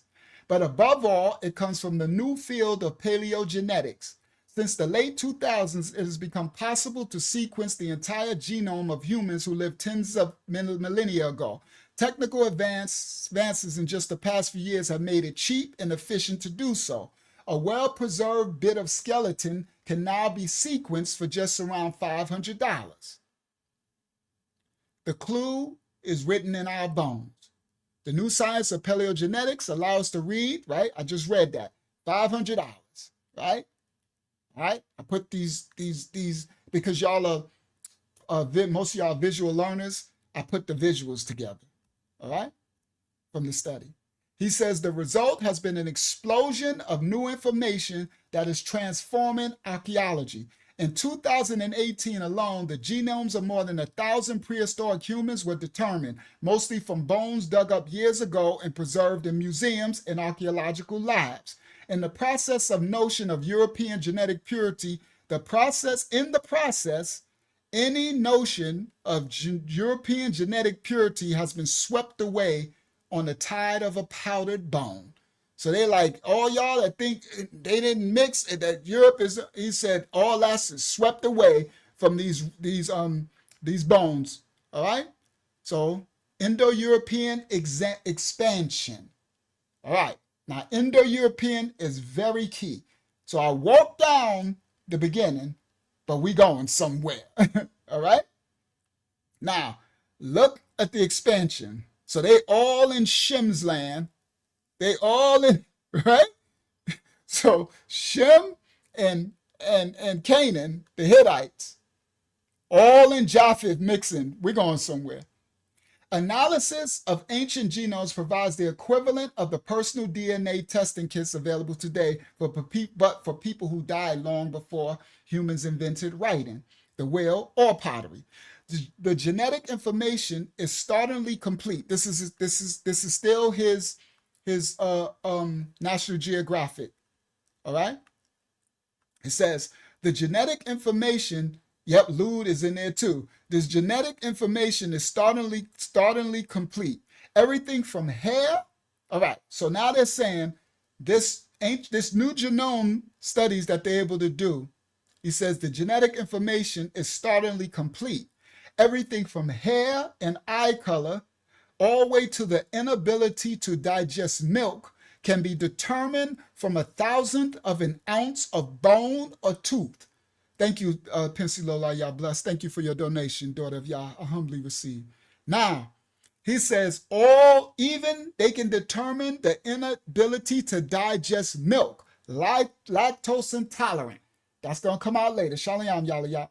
Now, he says, and like personal DNA tests, these results reveal clues to the identities and origins of ancient humans and ancestors, and thus also to their ancient migrations. 3 major movements of people, it now seems clear, shaped the course of European history. These immigrants brought art and music, farming, and cities. They domesticated the horse and the wheel. The final ingredient, their mobile lifestyle powered by horses. This is the Yamna culture. So I put these together. We're going, so it's going to tie in a minute. The mobile lifestyle powered the last part of the last immigrants into the Europe makeup was the Yamna. They came from modern day Ukraine and Russia, what we call Russia today, the Yamna culture. This was them. Their mobile lifestyle powered by horses and wagons allowed them to spread rapidly across Europe. They brought with them the Indo-European languages. We're going somewhere with the languages. Tonight is about the tongue. So linguistics are everything. They brought with them the Indo-European languages spoken across much of the continent today. And their DNA, the Yamnaya, is strongest in modern Northern Europeans. Brought Indo-European language, the root of most modern European tongues. They introduced the Yamna, the Indo-European language spoken across much of the continent today. They may have even brought the plague with them too. That's what these archaeologists are finding out. The last major contributors to Western and Central Europe's genetic makeup, the Yamnaya, these were the last of the first Europeans, so to speak. They arrived from what they call now the Russian steppe as Stonehenge was being built. This is the time frame, nearly about 5,000 years ago, and they completed the job. Yup, Putin, you already ahead of it, Hayazak. Putin knows exactly this. That's Russia knows this, and that's why Putin understands the genetic makeup of, okay, so anyway, we're going somewhere. All right, now, step 3, the riders from the steppe. A wave of nomadic, that's the ones from modern day Russia and Ukraine, a wave of nomadic pastoralists swept in from the vast Russian steppe. Their power came, it wasn't called Russia back then, their power came from 2 game-changing innovations that introduced a new mobile lifestyle to Europe. They brought the domesticated horse and the wheel. All right? I got a study about ancient Africa had an invention of the wheel, but it wasn't needed because of the ground. It wasn't needed to roll. I got a whole lesson of what they would pull their things with animals, right? But because of Europe's climate and from the ground, the wheel was more used for those who thought that Africa didn't have a wheel invention as well, but they did. I got a whole separate lesson. It's a very good one. But anyway, let me stay focused. Now, they introduce the horse and carriage, the wheel, and they domesticated the horse. It says, in an era of debate over this is still the article, in an era of debate over migration and borders, he said, the science shows that Europe is a continent of immigrants and has always been. The people who live in a place today are not the descendants of people who lived there long ago, says Harvard University paleogeneticist David Reek. All right, right. All right. He says there are no indigenous people. Anyone who harkens back to the racial purity of Europe is confronted with the meaninglessness of the concept. That's Harvard University paleogeneticist David Reek. All right? That's why, I'm just going to bring receipts. I'm just lean on my own understanding, go study, show yourself approved. Andrew Curry, he said 32 years ago, the study of DNA of living humans helped establish that we all share a family tree. He wrote this in National Geographic, this one 32 years ago. He said 32 years ago, The study of the DNA of living humans helped establish that we all share a family tree and a primordial migration story.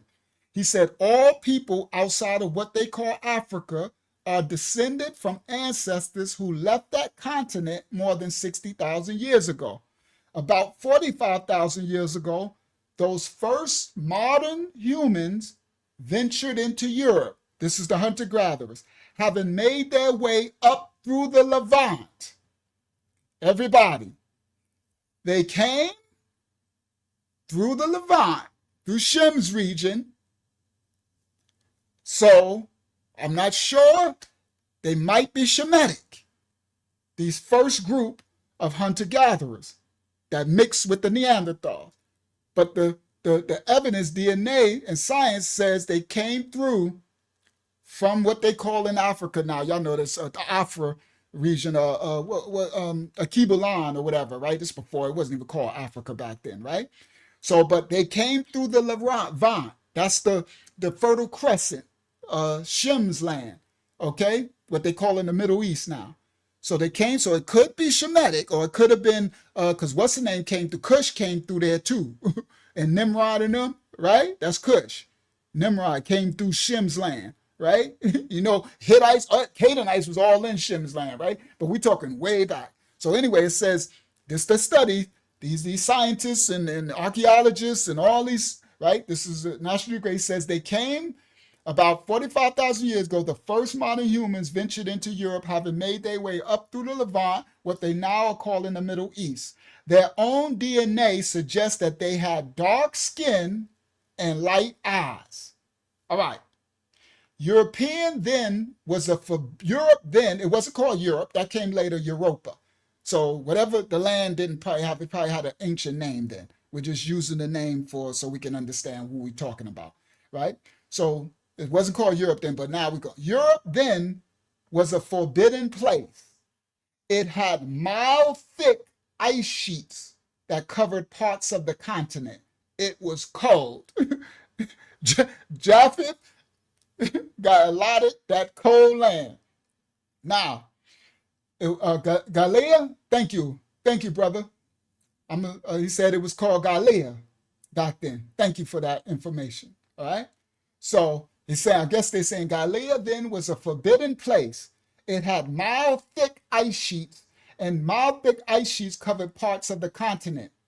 It said the study said where there was enough warmth, there was wildlife in the areas where they had enough warmth. There were also other humans there. But he said, but the humans were not like us. There were Neanderthals there. All right?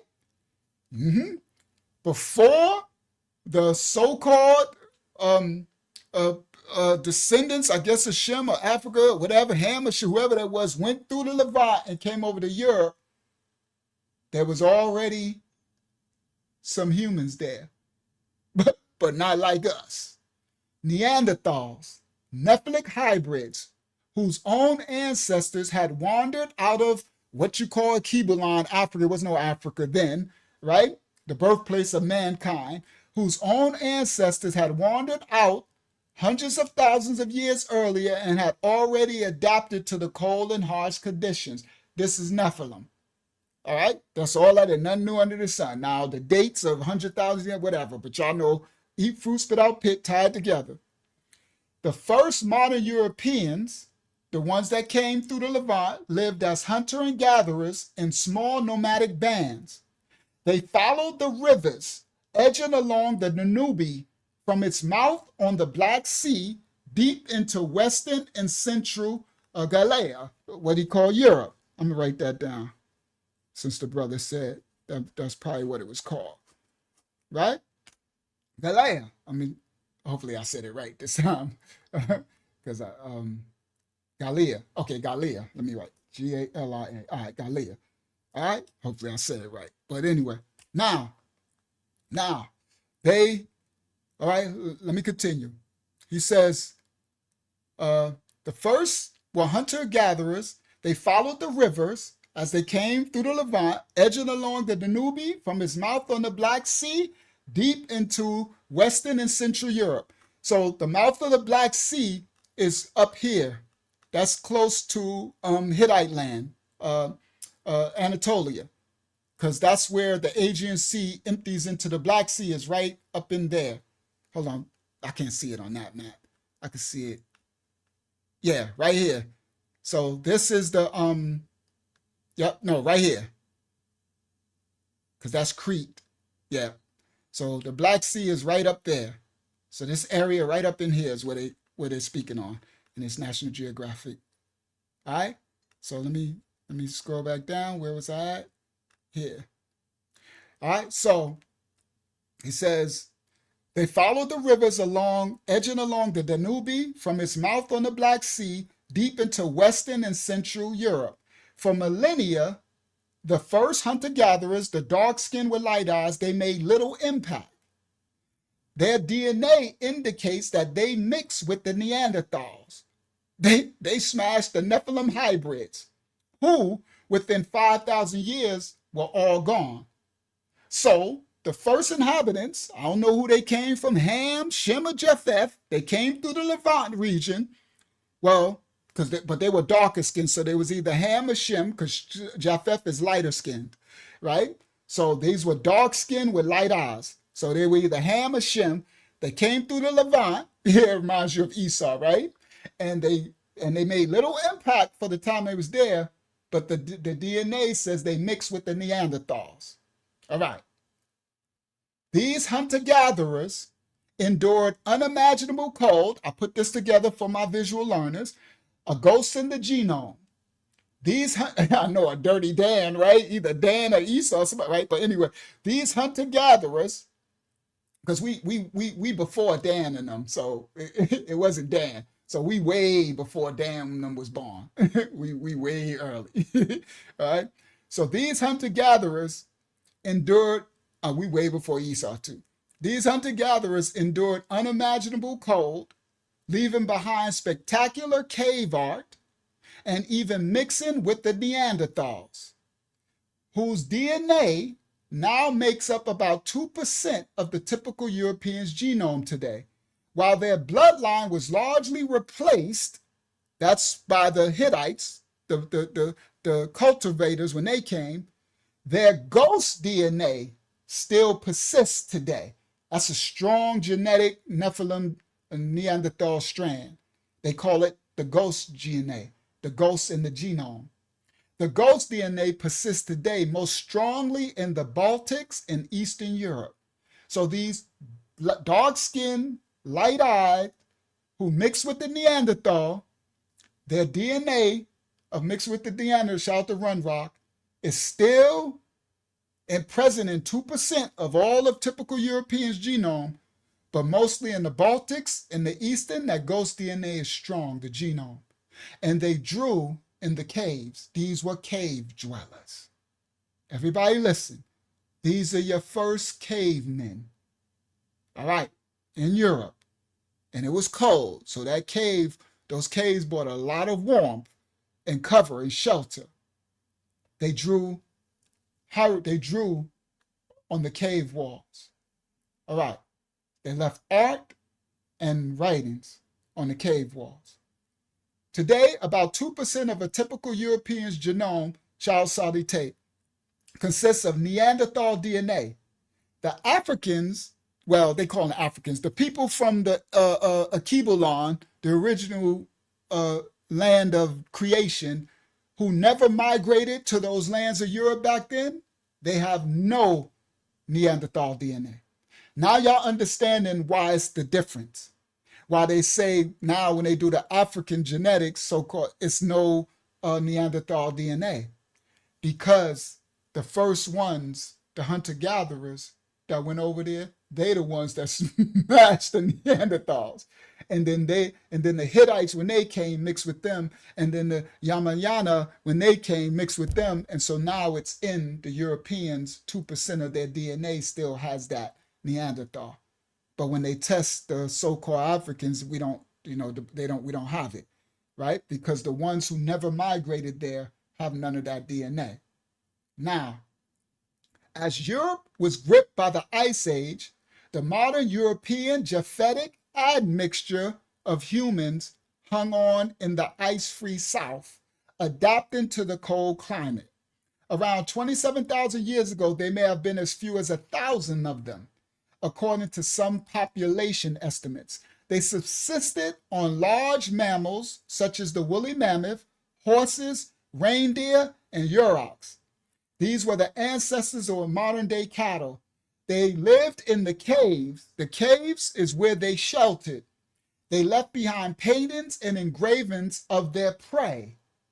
This is your cavemen and women. Y'all know, Unc, I gave y'all a visual. You're very welcome. All right?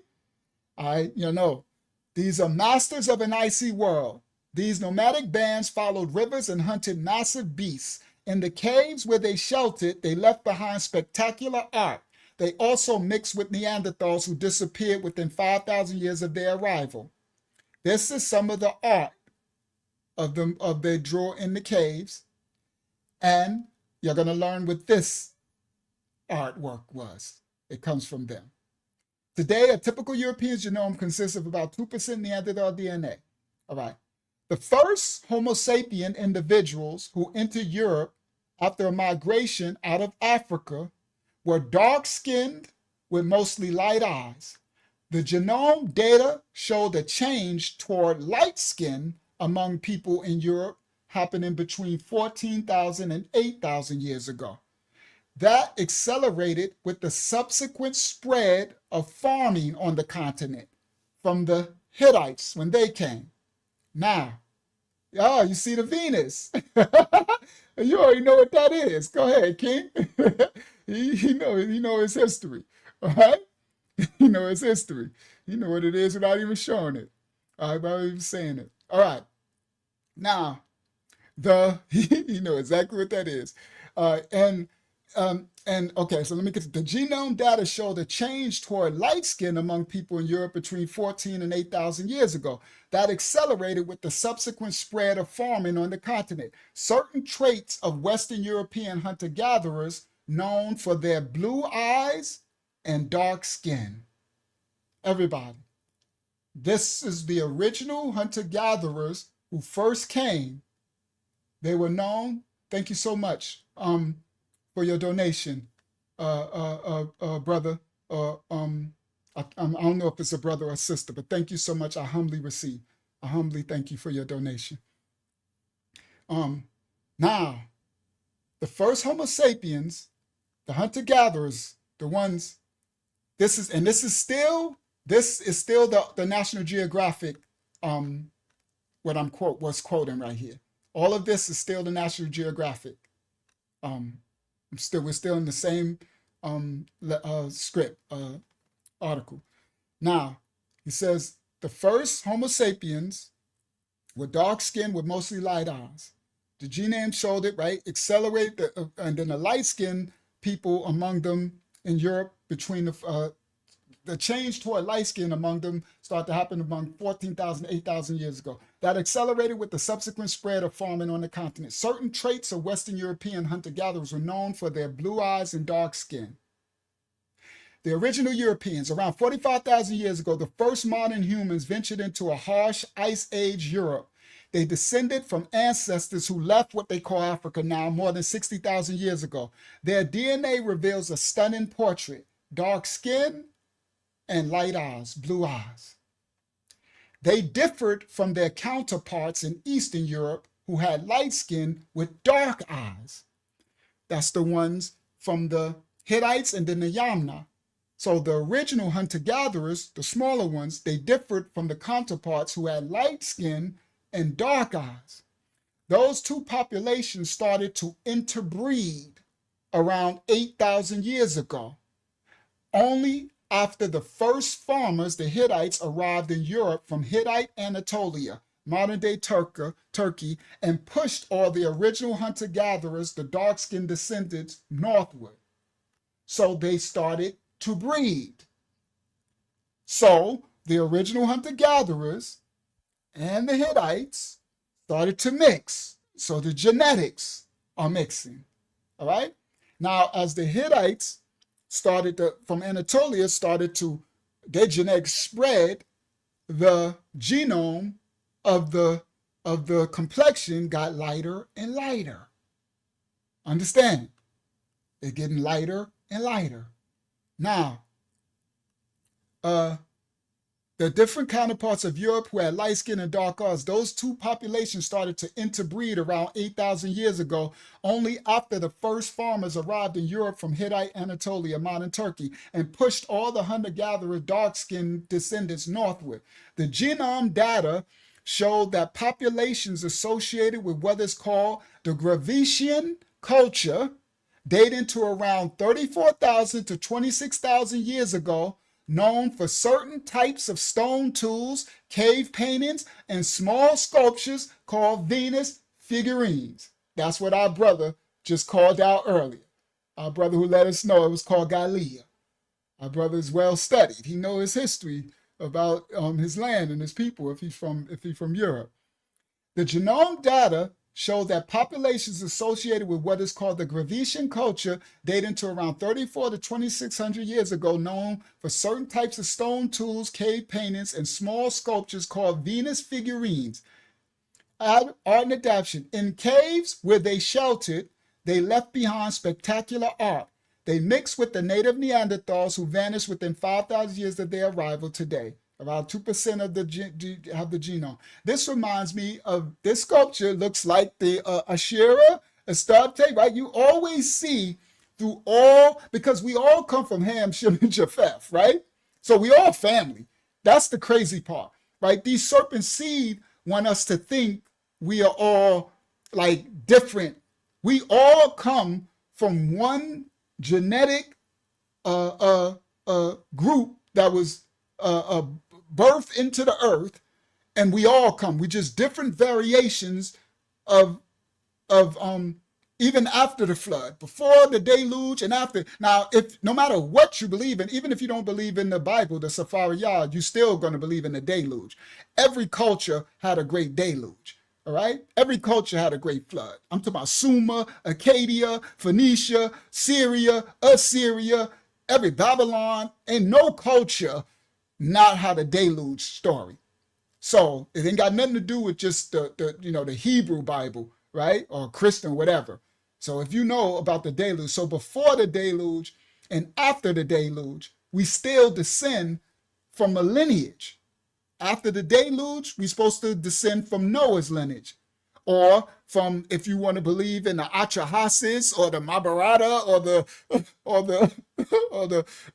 they got other names for him, right? But it's always him and his children, all right? So we are all actually we're all cousins. We're all brothers and sisters, honestly. Now, there are people on the earth who mix with Nephilim, fallen angel. The serpent seed is on the earth too. That's why the Safari Yah, our manuscript says, a remnant of every nation, kindred, and tongue and people are righteous to stand before, right? So, and you got most people who they want the white people to think all the blacks are just devils and ignorant. They want the blacks to hate all the whites and think they're devil and ignorant. You're both wrong. You're both wrong. There's a remnant of every nation, kindred, and tongue. You understand? The righteous children of the Most High. We all descend from one, okay? This ain't nothing but Asherah, Astra, Inanna, Semiramis, right? This is nothing but the snake goddess from the Minoans and the Mycenaeans, right? It's everywhere we go. They look the same. I never even heard of this one. I found out about her in this study. Our brother over there from France, he knew about it. That's why when he said, I said, oh, you know what this is? Before I even got to it, he knew what it was. I found out doing this study. All right? Now, all right. So now we still in the National Geographic. He says, the genome showed that populations associated with what is called the Grecian culture dated around 34 to 2600 years ago, known for certain types of stone tools, cave paintings, and small sculptures called Venus figurines. It's interesting they call it Venus. A big surprise, you said. This is a person who's adding into the article. He said, A big surprise for me, you said, is the fact that the Grecian populations carry two genetically distinct ancestries, and that one of those disappeared from Europe. So there's two genetically ancestries, and one is magically gone. All right? All right, so that was that one, this study. Now let me go. Here we go. Let's go even deeper. All right? I don't got to do copyright disclaimers because these are my studies. Let me see if it's switched. Yep. The Indo-European family of languages by Uncle Ayasha, known as Uncle Yashua. The blueprint of modern Europe. Hunter-gatherers, Yamnaya, and Neolithic farmers.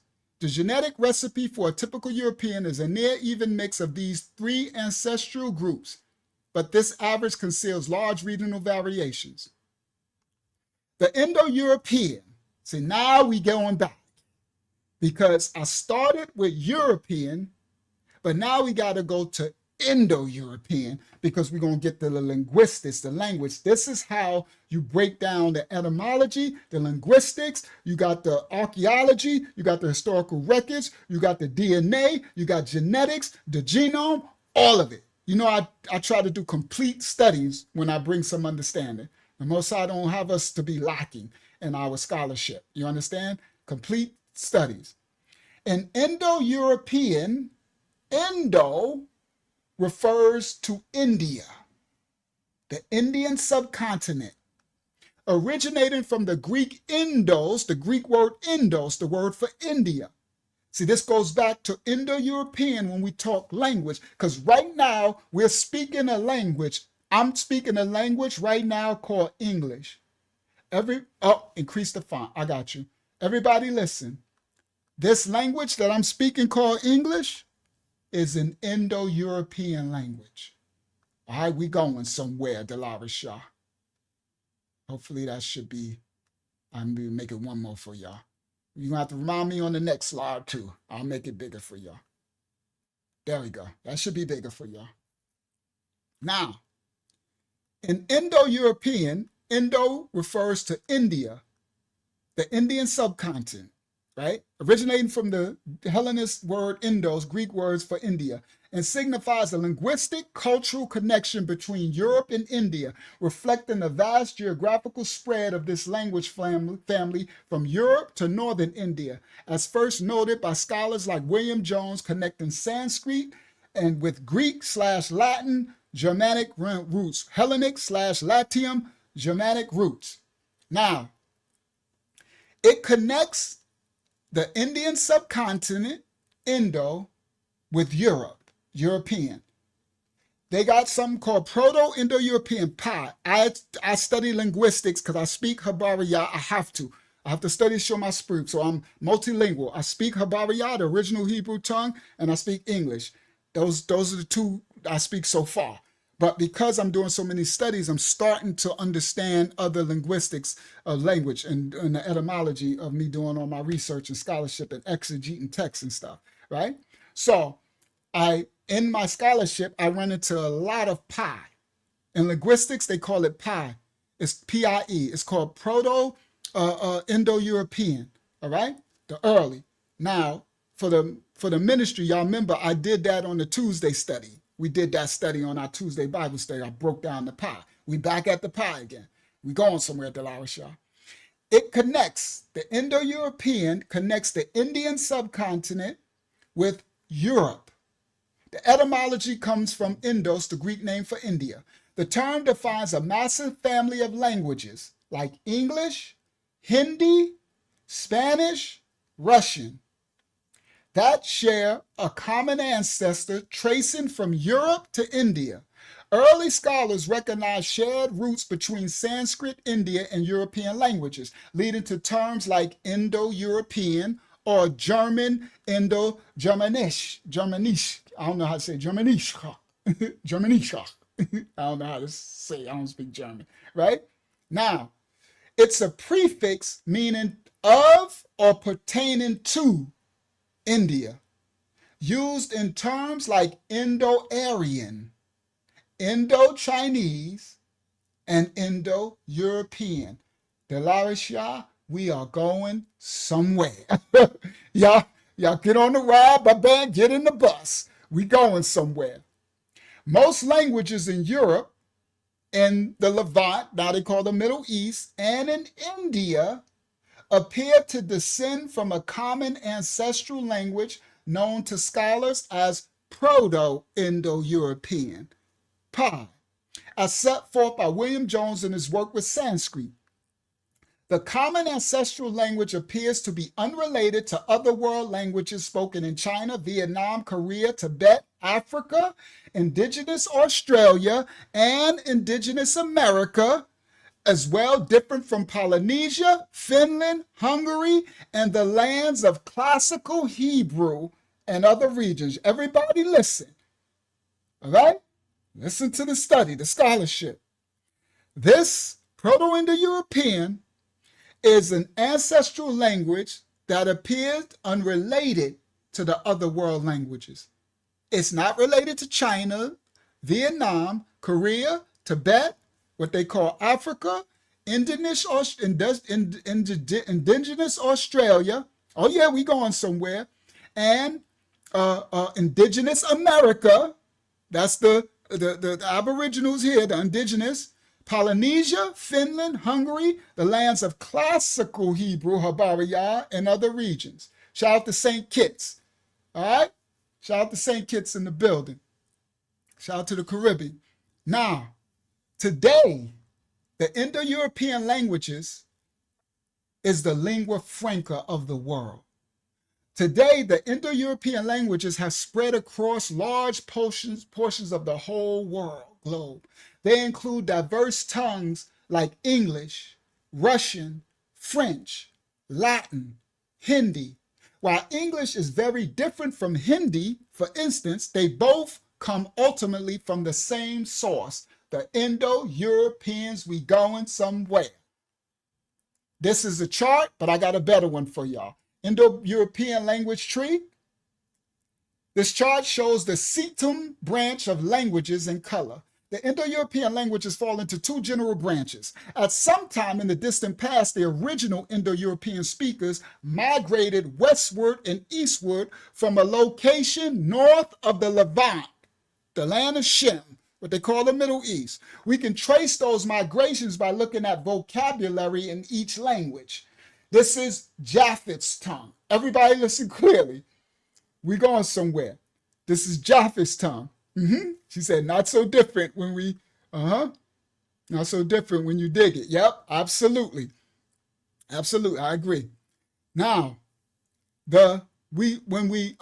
so at some distant time, the original Indo-European speakers migrated westward and eastward from a location north of the Levant. We can trace those migrations by looking at vocabulary in each language and gradually seeing the sound changes that took place over time as the tribes drifted further apart. I got a great chart for y'all. Y'all gonna enjoy it.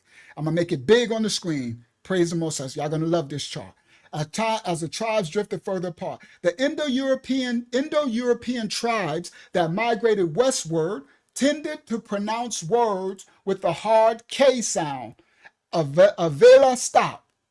On the other hand, those that migrated eastward pronounced the similar words with a S or sh sound, the fricative sound. It reminds me when we breaking down the Habariya, the Hebrew tongue, right? With the abjads and the abjagitas, right? The consonantals and the diacritic vowels, right? The sh, the fricative sounds, the ha, breathy sound of the original Habariya, and then the Canaanite Hebrew, and then the what they call them, the Yiddish. Well, that's an Indo-European tongue. Y'all ain't even know that, but we going somewhere. And the what's the name? The Canaanite Hebrew, where they do a ha and k's and right. So anyway. Sorry, I'm all into linguistics, bro. I tell you, I speak some Habariya. So this stuff be like, but anyway, let me continue.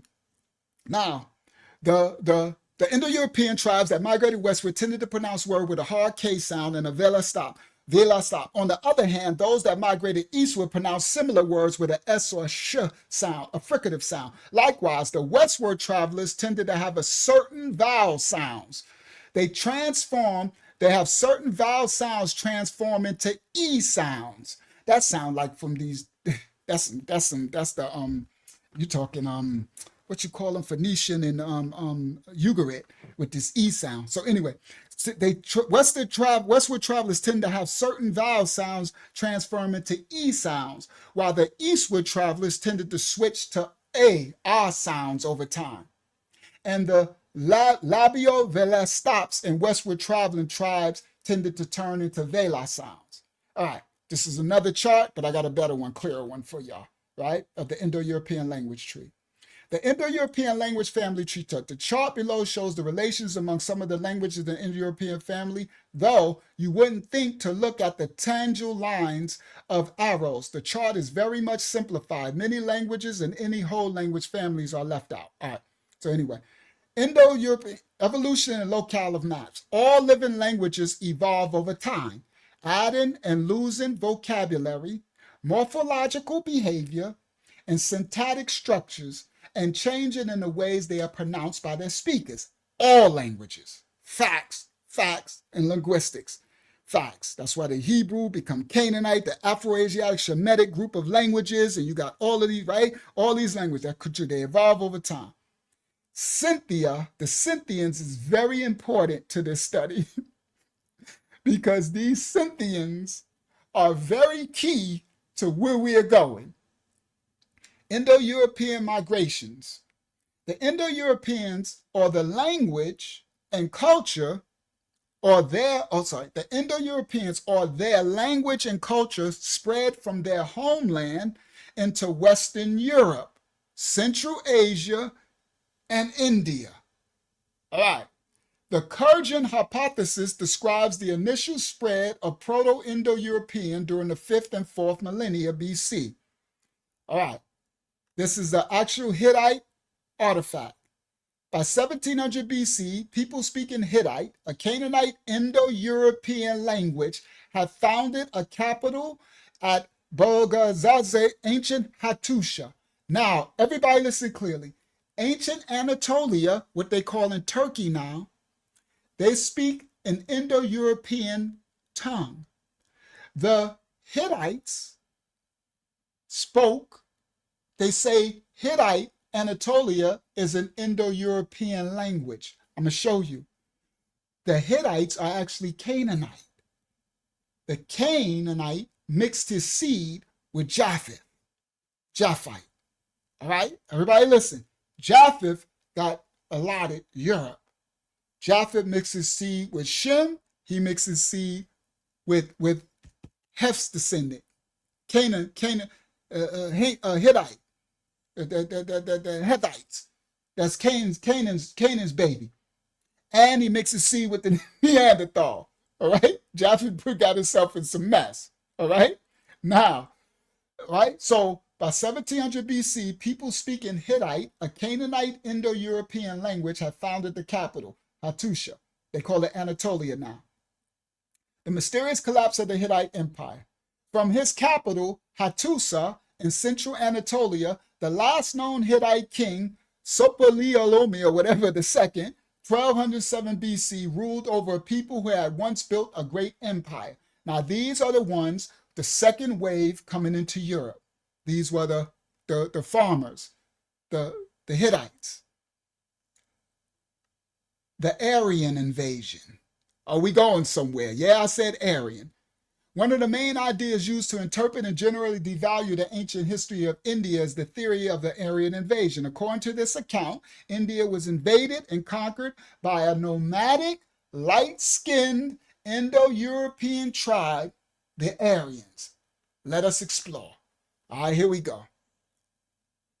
Now, this is the good one. I'm going to show y'all this tree. The Indo-European languages are a language family that originated in Western and Southern Eurasia. All right, Eurasia. It includes most of the languages of Europe as well as ones from the northern Indian subcontinent and Babylon. Persia now. They call it Persia. Iran. The originals call it Irani, right? English, French, Portuguese, Russian, Danish, Dutch, Spanish, Hindu, Hindi, Farsi, Hellenist, Greek, Italian, Latin are all Indo-European languages. The Indo-European family is divided into several branches or subfamilies. Japheth got the most linguistic of all nations of people ever on the earth. Japheth. Okay? All right? Thank you. Thank you. I humbly receive. All right. Now, praise Yah. Thank you.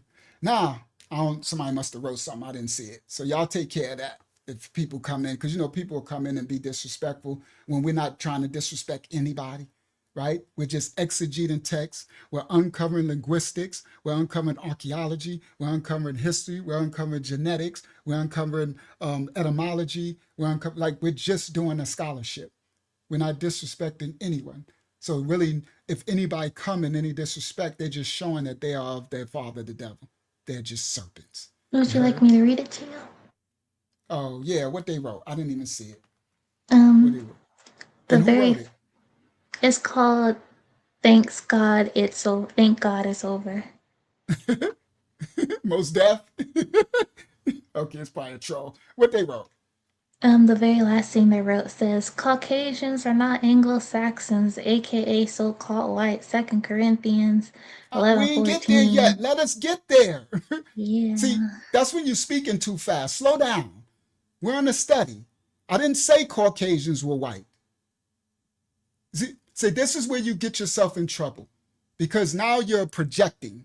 Not one time in this study did I say Caucasians was white.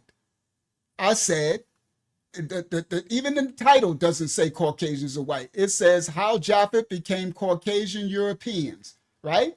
Now, how they became that means you can mix your seed and become, you understand, which they did. But I never said Caucasians were white. If you let us go there, thank you for the other person who said, tell them, show some respect. All right? All right, let me increase the font. Thank you. All right, Control A. But thank you, guys. Y'all let me know. Hakyama, let me know when one of these adversaries come and say something like that, because I can't, I'm teaching, so I can't watch the chat, and I don't want something to be said, like that, and I don't respond to it. So make sure you bring it to my attention. Interrupt me and everything. All right, that's very important. Because if I wouldn't have seen the brother correct it, I'm like, hold up, what happened? Somebody came, said something disrespectful, which is for no reason. So slow down, right? Slow down. I'm doing a lesson. I'm like, give it time to walk. We got to walk it out, okay? Give it time. I never said that Caucasians were what you would call the so-called. Ain't no such thing as white people, first of all. They made that up too.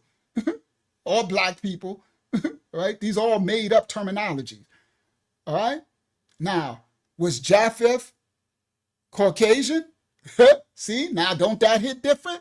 Now explain that. All right. Move it to the right a little. Okay. Hold on. I did it. There you go. I did it. Oh. Now click out of it. All right. There we go. Now it should be big enough for y'all. That's big enough? The text is big enough for y'all? Y'all let me know. Yes, this is good. Thank you. All right. So now we're going somewhere. All right. We're in the language. The Indo-European, English, French, Portuguese, Russian, Danish, Dutch, Spanish, Hindi, Farsi, Greek, Italian, Hellenes are all Indo-European language. The Indo-European family is divided into several branches or subfamilies, of which there are 8 groups with languages that are still alive today. The Albanian, Armenian, Balto-Slavic, Celtic, Germanic, Hellenic, where you get Greek, Indo-Iranian, Persian, and Italic. And additional 6 subdivisions are now extinct. I'll show them. The Indo-European family of language includes the most languages spoken from Ireland to Russia to the northern half of India. Around 46% of the whole world's population speaks about 3.2 billion of people on the earth speaks an Indo-European language as their first tongue. Japheth did very good spreading his, all right? Japheth will inhabit the land, the tents of Shem. Y'all better know. Now, about 3.2 billion people speaks an Indo-European language as a first language, far and away the largest of any language family.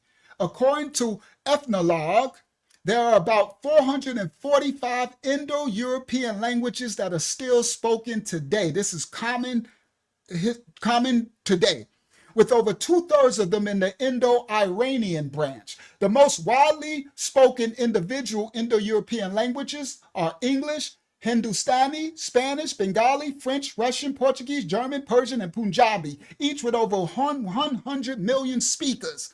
Among the Indo-European languages that are small and in danger of extinction are the language of Cornish, which has fewer than 600 speakers. Matter of fact, I'm going to do this. I'm going to come back here. Let me get to my chart. The pie. All right, let me do it from here. All Indo-European languages are descended from a single prehistoric language reconstructed as Proto-Indo-European, the pie, spoken sometime in the Neolithic to early Bronze Age. The Indo-European family is not known to be linked to any other language family through any more distant genetic relationship, although several disputed proposals to that effect have been made. Let me show y'all the chart, the charts. Let's do it. Stop share. All right, let me make sure I got it open. Let me click. I'm going to click this one. Bang. Oh, I had other charts. I was supposed to show that, and I didn't show it when they popped up, but it's okay. All right, I can do that. Hold on. Let me do that one right there first, because that's a little gift chart. All right, so let me come back to y'all. Oh, sorry, live. There we go. And then I'm going to go stop share. Then I'm going to go share screen, window, bang, share. This is a little GIF I made. This is how Europe they spread. So it started here, right? That's Hittite land, right? And then they spread. This is a gift of how they spread. All the way. This is Japheth. This is what Japheth did. And this was all the way over in here. That's when they get into India. So this is your Indo-European. Everybody listen clearly. Japheth was given this part, all up here, right? Ham was given this. Shamayam was given all of this, and some of over into here, right? Western, Middle, Eastern Asia, the Levant region, what they call Mesopotamia. This is what they call Africa, Egypt, and this is what they call Europe. But look what Japheth did. He got his allotment, but he all over in here. He way over in here is spreading his seed. Indo-European. All right. Now, I'm going to go, oh, went the wrong way. Oh, went the wrong way. Oh, so it's not that one. All right, stop sharing that one. I got to open up another one. All right, it's this one. I thought I could get there from there. All right. Now, come back to y'all. Share screen. Share screen, window, bang, share. Now this is an amazing chart. Amazing. This is a great chart. Let me see what y'all can see. All right. This is the family tree of the Indo-European languages, right? Now I'm going to show the tree. Now around the tree, you have Anatolian, Celtic, Indian, Iranian, Romance. In linguistics, there's a thing called Romance languages. Slavic and Germanic. This is the Indo-European Proto-European, Indo-European language group. All right, this is the tree, the fullness. Anatolian, Celtic, Indian, Iranian, Romance, Slavic, Germanic. We're just going to start from left to right. The first branch of the tree is Albanian. and they still exist, their language tongue. I got another chart that's going to show some of the tongues that are no longer being spoken. Now look, this is Albanian. All right? That's that branch of the Proto-Indo-European. Next is, this should say Hittite, but they write Anatolian. You get the Hittite language, the Luwian, and the Lydians. This is Indo-European language group. Everybody listen, the Anatolians. The next branch is the Celtic branch. Now you got the continental, the insular, the Goidelic, and the Britannic. The Celtic branch of language of the Proto-Indo-European is the insular. Let's take the insular route branch, Britannic. You get Cornish, Breton, and Welsh. These are the Celtic tongues. You got the Goidelic. You get Scottish Gaelic, Irish Gaelic, and Manx. Later, I'm going to show you the ones that are not spoken no more. They said the Cornish is going out now. It's only 600 speakers. Right? This is great linguistics. Very, very good history lesson for us to understand these tongues.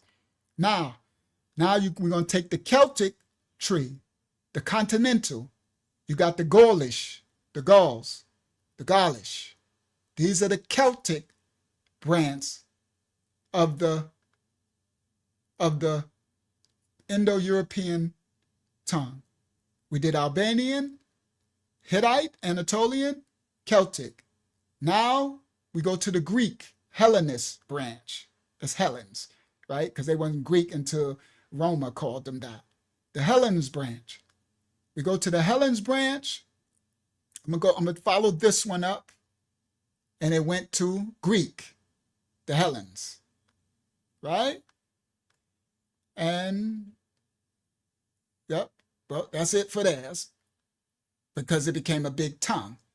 The Hellenes tongue, they still speak Greek now. You had Koine, you had Modern, you had Hellenes, and then you had Linear B, where they came. Y'all know I taught y'all how the Hellenist, the Greek tongue came from the Phoenicians, from the Linear B, the Greek alphabet, right?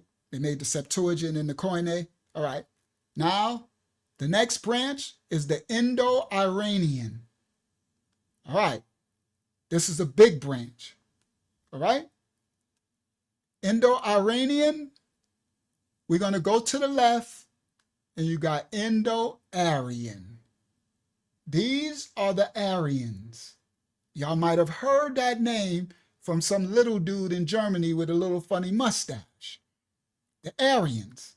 Oh yeah, that's them. But it ain't what you think. Indo-Iranian. You got the Indo-Aryans. All right? Indian Aryans. From the Indo-Aryan branch, you get Sanskrit. You get Nepali language, Punjabi, Gujarati, Romani, Gypsy, Assamese, I know I'm butchering this, Hindi, Bengali, Marathi, Sinhalese, I know I'm butchering that. The Indian group of languages, Sanskrit, Indo-Aryan. That's Japheth mixing his seed. We going there. All right? Now, from the Indo-Aryan, we're going to take the other branch, the Iranian. We go up the Iranian branch. We get the Ossetic language, Pashto, Baluchi, Kurdish, Tajiki, Persian, and Avestian. These are the Iranian Indo-European tongue. Next, we're going to do Armenian. Yes, Armenian. I didn't say Aramaic. Armenian is different from Aramaic. Armenian, you get Armenian. All right? Then you get, hold on. Oh, that's it. You get the Armenian tongue. All right? Now, the next branch is a big one. It should say Latium instead of Italic, because before Roma conquered the Latian region from the Etruscans, the Sabines, the what's the names? The other ones. I broke it down on our study in this series. From the Latium, really, shouldn't be Italic, but now, now like they call Greek, there was Hellenes. So Italic, the Latium branch, you get Latin, which makes sense because from the Latian region, which now later become Italy from the Romans, right? When they came and conquered. You get Latin. From the Latin branch, you get Romanian. These are the Romance languages. Everybody listen. Our French brother probably know this already. He's from France. These are the Romance languages. From the Latium, you get Romanian. You get Italian. You get French. You get Catalan. You get Spanish and Portuguese. These are the Romance languages. Everybody listen. Now, also from the Italic Latium branch, you get Sabellic. Sabellic is the Sabines who was there next to the Etruscans when those Japhetic came to Latium down from up the cold regions, they mixed with them there, they came and conquered them, okay, and named it Latin and all Italy and stuff.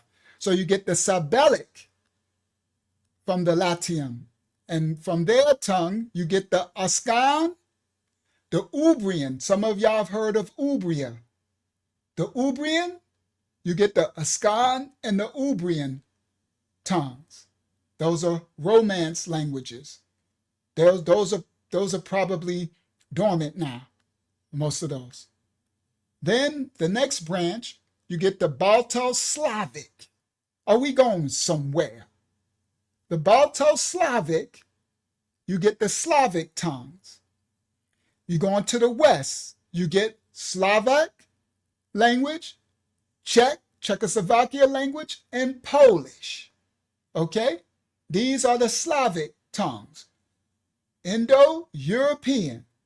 Then you go Slavic south, you get Bulgarian, Slovenian, Serbo-Croatian.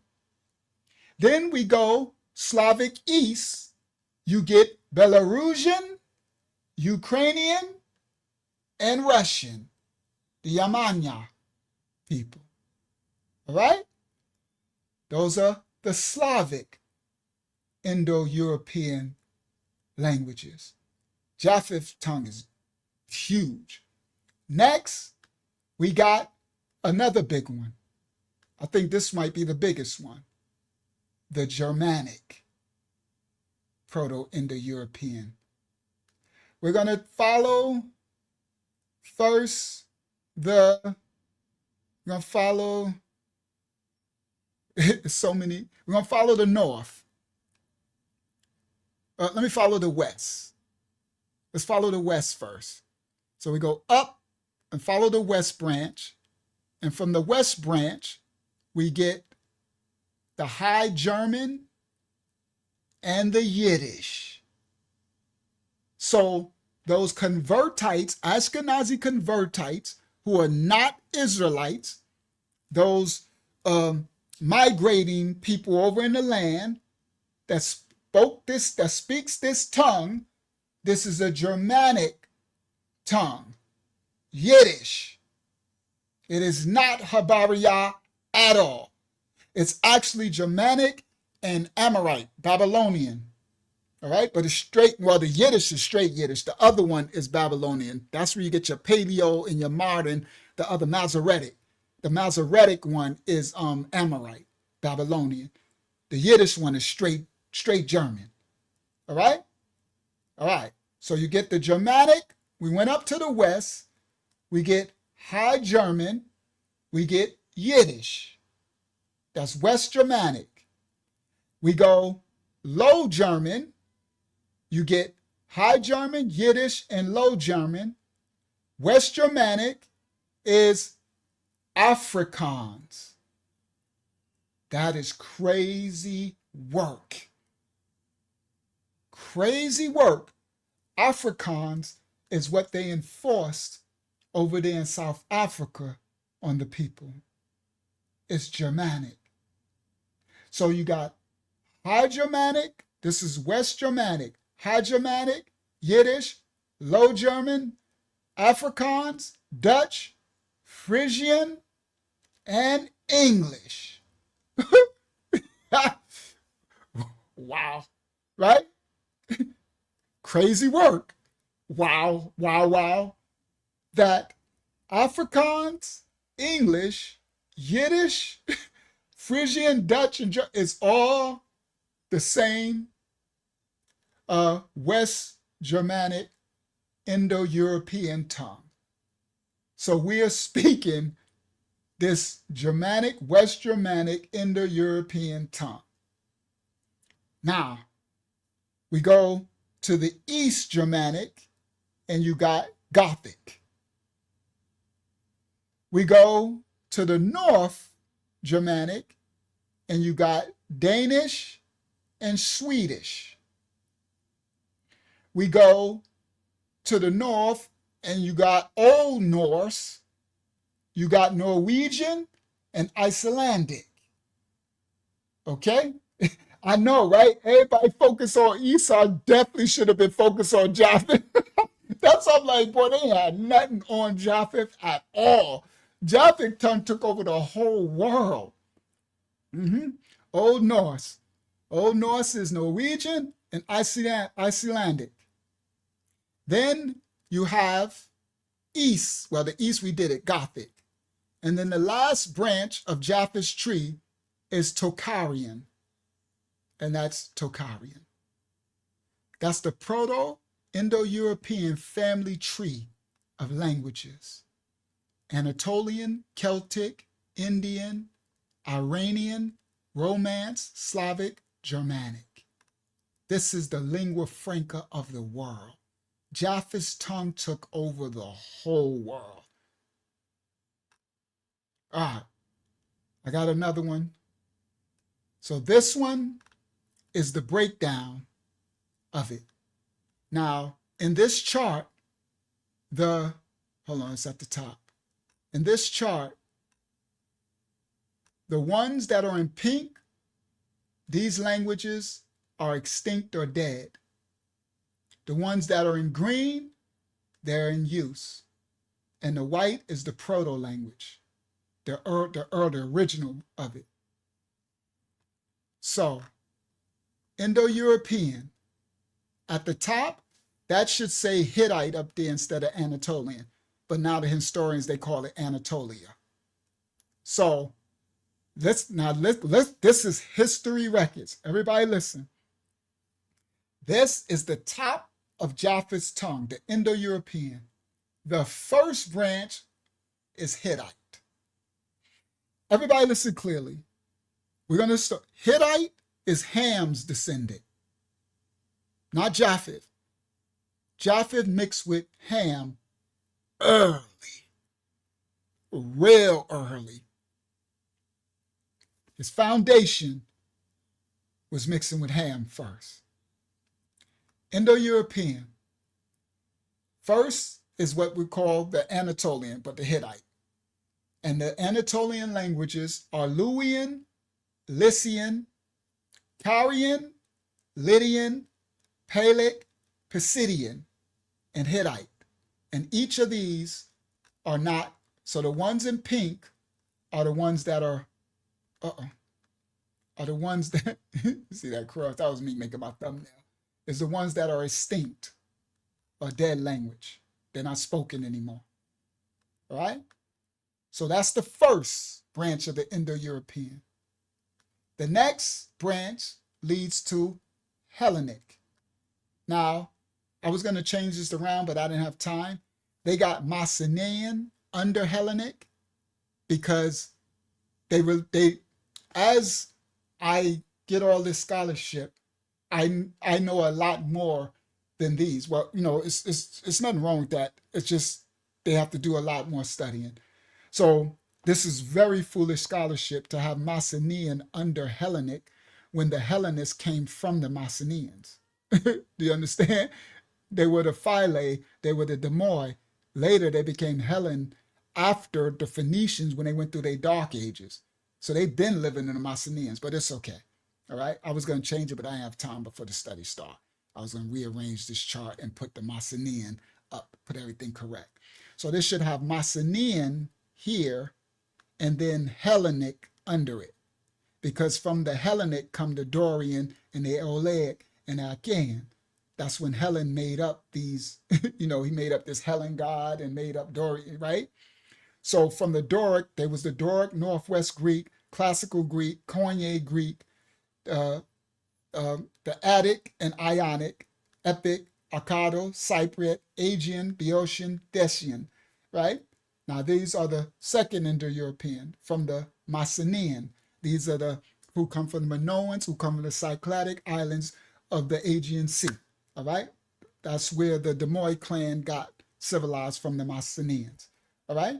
Now, and all of those are extinct except now the Koine led to the modern Greek.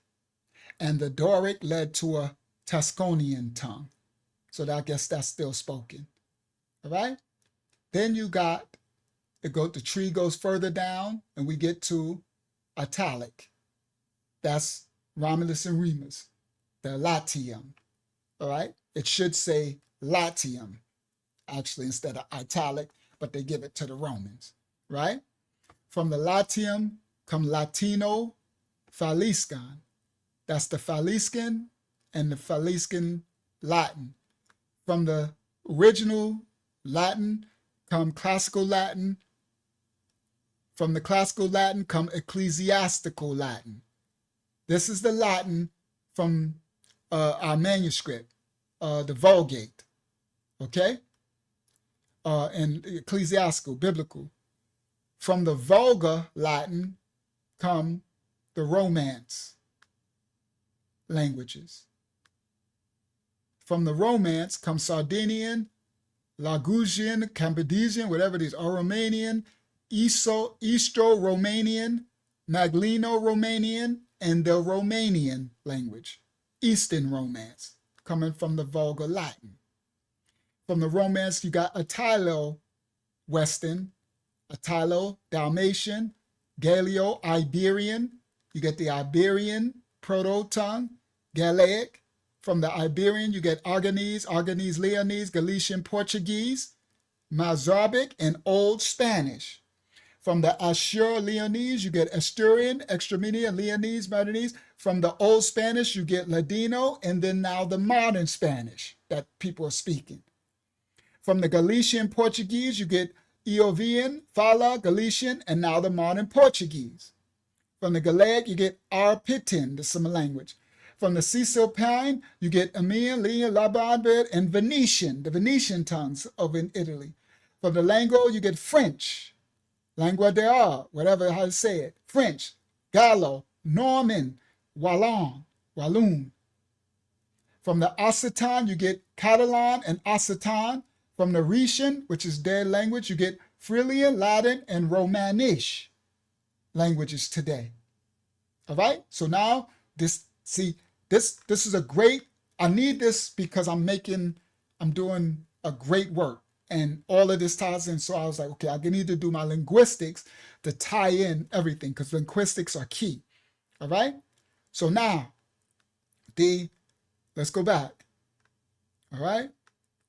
So let me go back up. So we go all the way back up to Mycenae. Now remember the Mycenaeans, we showed you what they looked like. Everybody listen. The Hittites are from Ham. The Mycenaeans are from Caphtorim. Everybody, Caphtorim is a descendant from Ham. Heth is where the Hittites come from. That's a descendant from Canaan, Ham. All right? These are Canaanites and Hamites. It's crazy work that Japheth mixed his seed that much with Ham. He mixed a little with Shem too, but mostly Ham, which would make sense why the mix of the people and then with the Nephilim, while some of what you would call a class of people got a lot of wicked stuff going on. Shout out to the remnant that are righteous. A lot of some very bad mixture, right? Very bad mixture going on, mixing with Ham and his wicked descendants, all right? Because Japheth originally is more calm. His original seed is more neutral. But he mixed, they don't teach us this. He mixed so much with Ham. That's why you get some of the, what they would call so-called Japhetic line of people who are more calm and more, and then you get some that are just wild men because they mix with Nephilim and all type of Canaan and Ham. Remember, the Most High told us don't mix with them. And our stupid butts mix with them too. Shem, right? All right, now, so you get, all right, so now we get from the Italic, you get the Celtic, you get the Sabellic, all right? Well, that's Latium.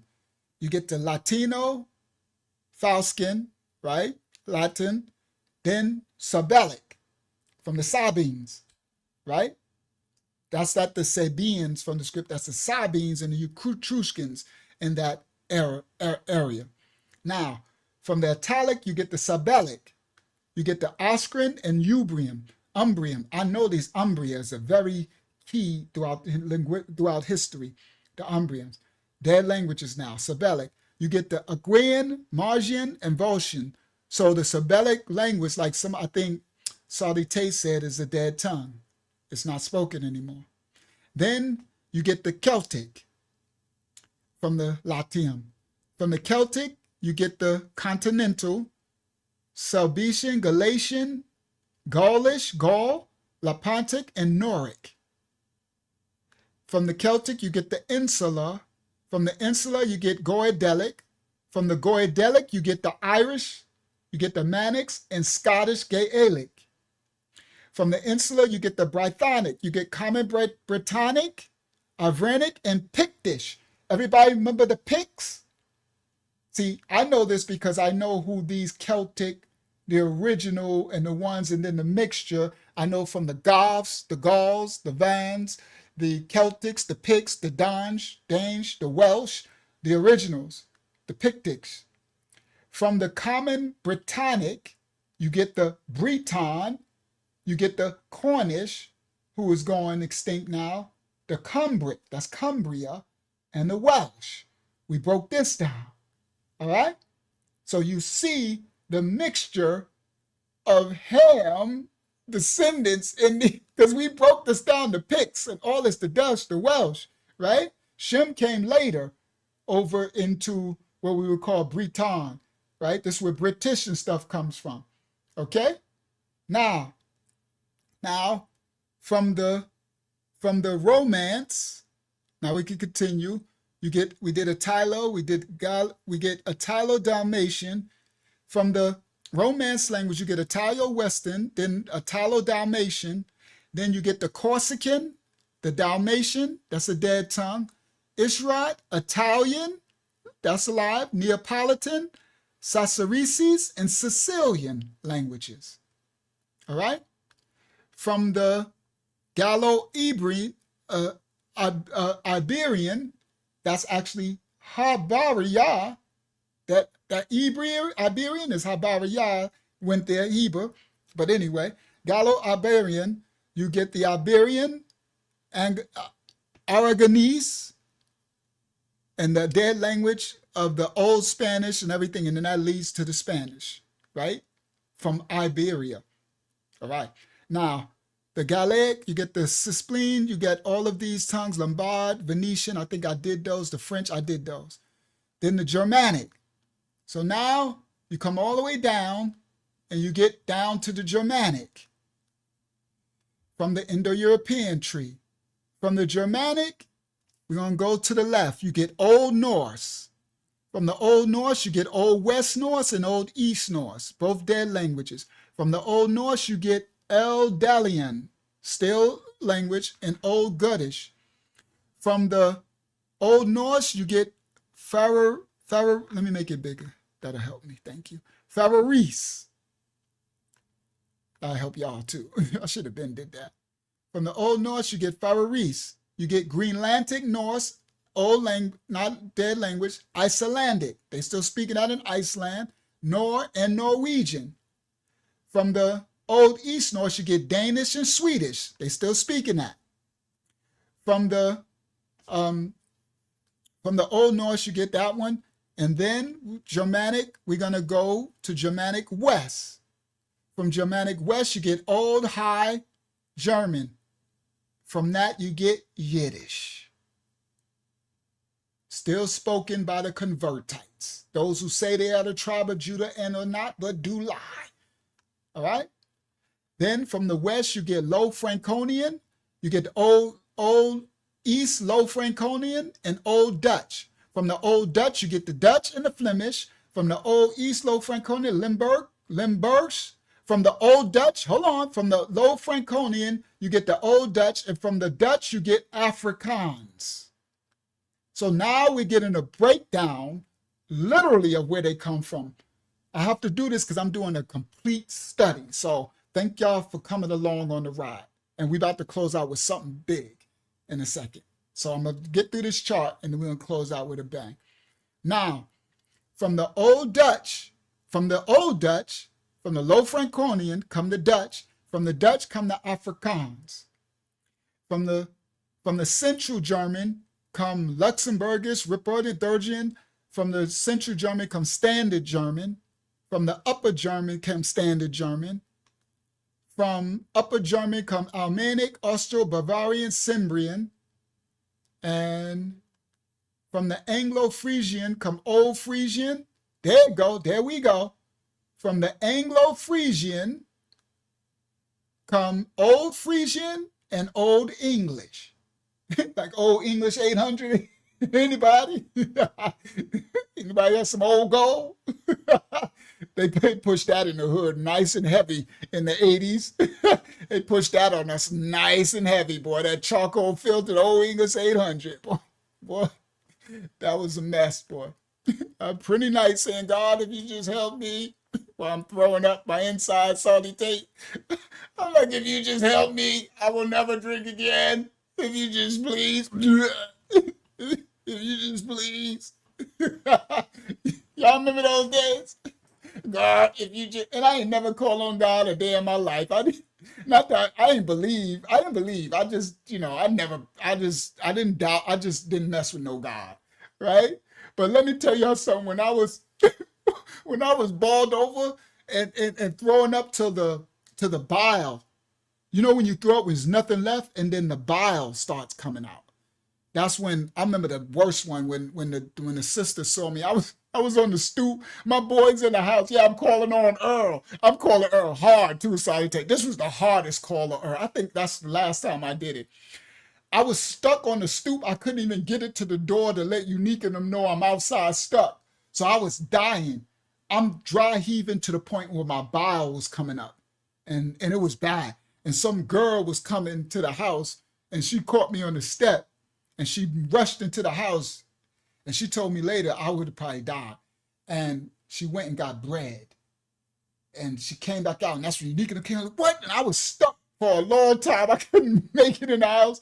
And they kept pushing bread, and the bread sucks up the liquor, and I came out of it. I was getting alcohol poisoning.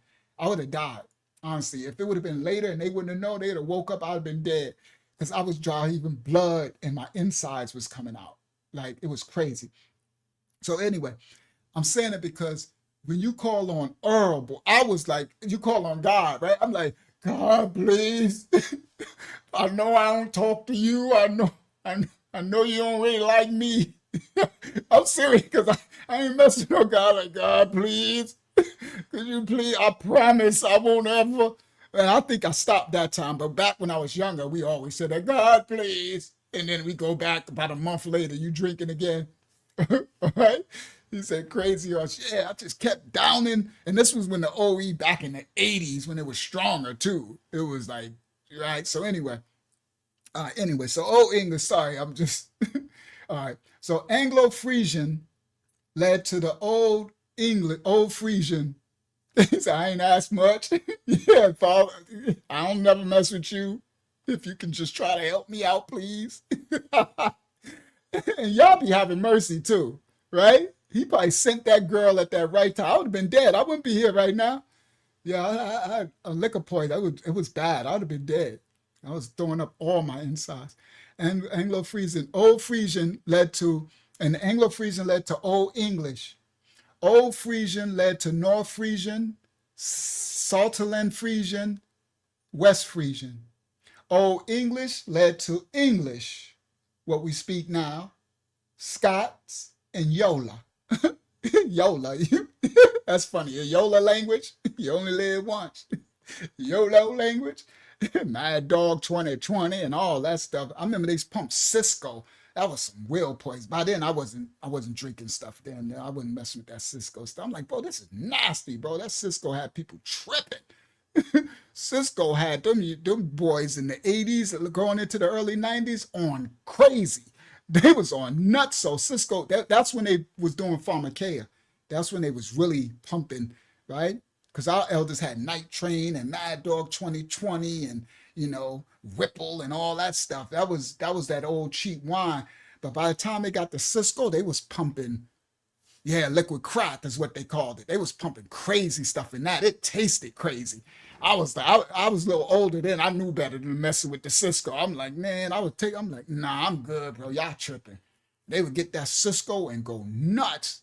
That was after the crack era. They was like, all right. So anyway, let me stay focused. All right, because I gotta get to the closeout best part of the study. So now we go over to, we almost finished this chart. I'm probably ain't gonna go through the whole thing. Well, I need to because I gotta do my study.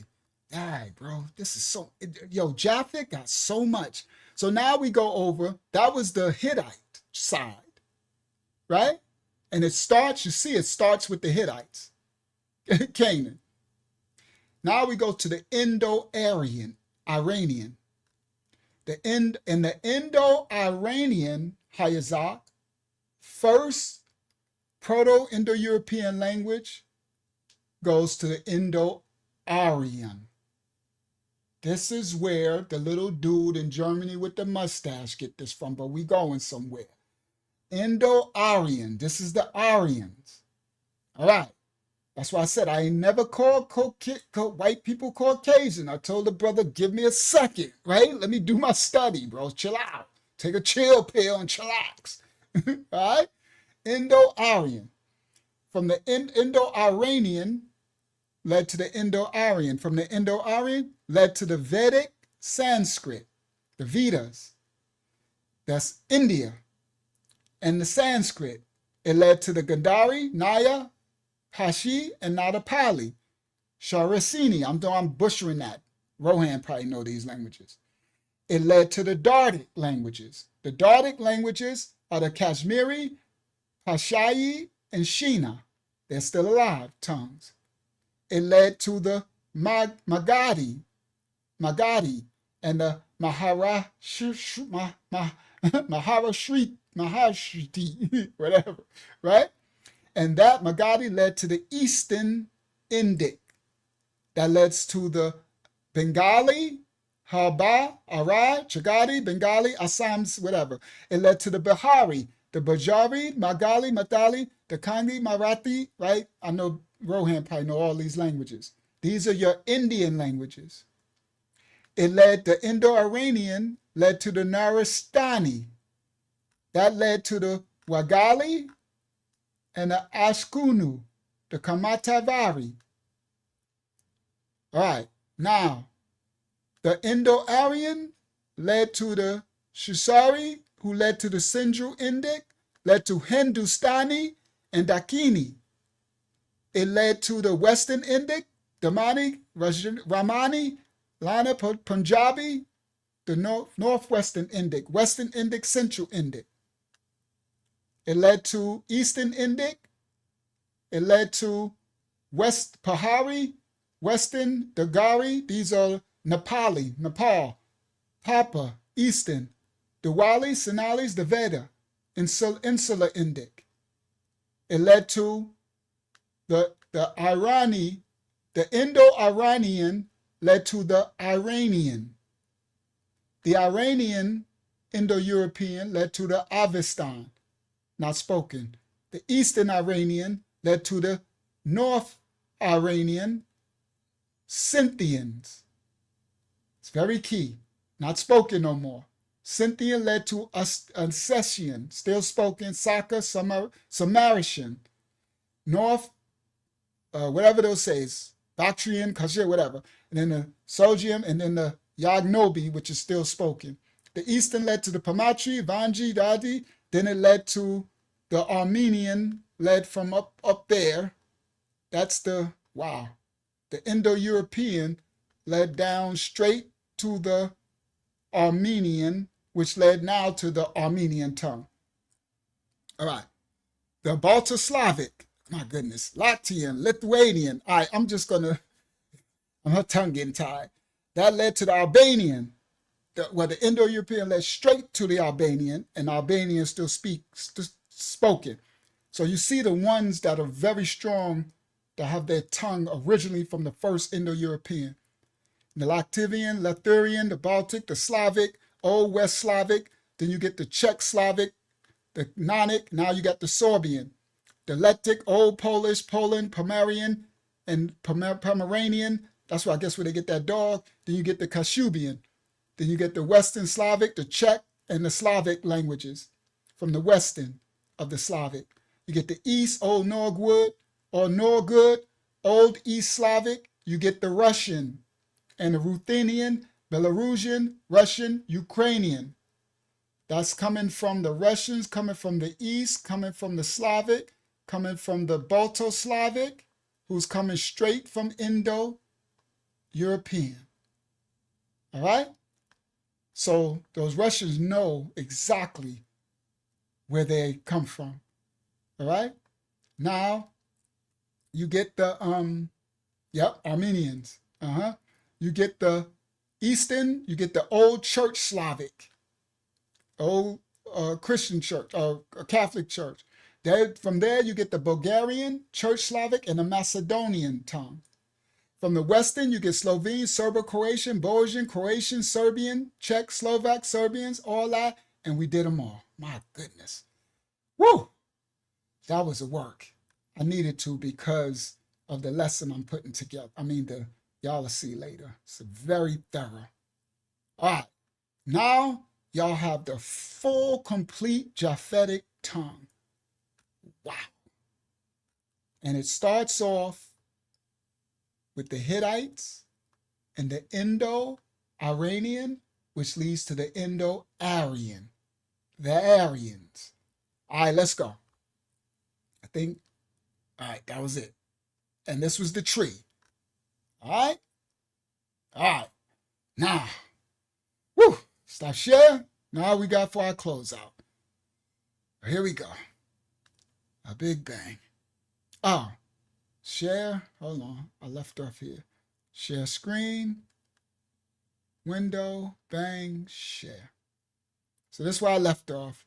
I ain't going to go through it, but around 46% of the world's population, now you see, 3.2 billion speaks an Indo-European language as a first language, far and away the largest of any language family. According to Ethnologue, there are about 445 Indo-European languages still spoken today. All right? All Indo-European languages are descended from a single prehistoric language, reconstructed as Proto-Indo-European. All right. The earliest written Indo-European language from the Mycenaean Hellenes. Everybody? The earliest written Indo-European language from the Mycenaeans, who come from the Minoans, who come from the Cyclades, who come from Caphtorim, Ham's descendant. Hellenes, who later became the Greeks, come from them, and the Anatolian languages, the Hittites and the Luwian, appeared during the Bronze Age. This is where these languages come from. The oldest examples are isolated Hittite words and names found in Old Assyrian and Akkadian language texts. Bingo. When I went through this study, I said, of course it's going to go back to Acadia. Hittites, Acadia, Canaanite, Hamitic, right? It goes back to Old Assyrian. Now that's Asher in them, but I think Yasharallah got some insight. I agree with you, Yasharallah, that some of the ones that you're speaking on is probably took on the likeness or coming from the land. I agree. We're going to do that one day. I agree with your raya of what you were saying. I think it was the Assyrians or one of them when you said, but I think it was the Assyrians from Asher. Everybody, yeah, it always connects. Always.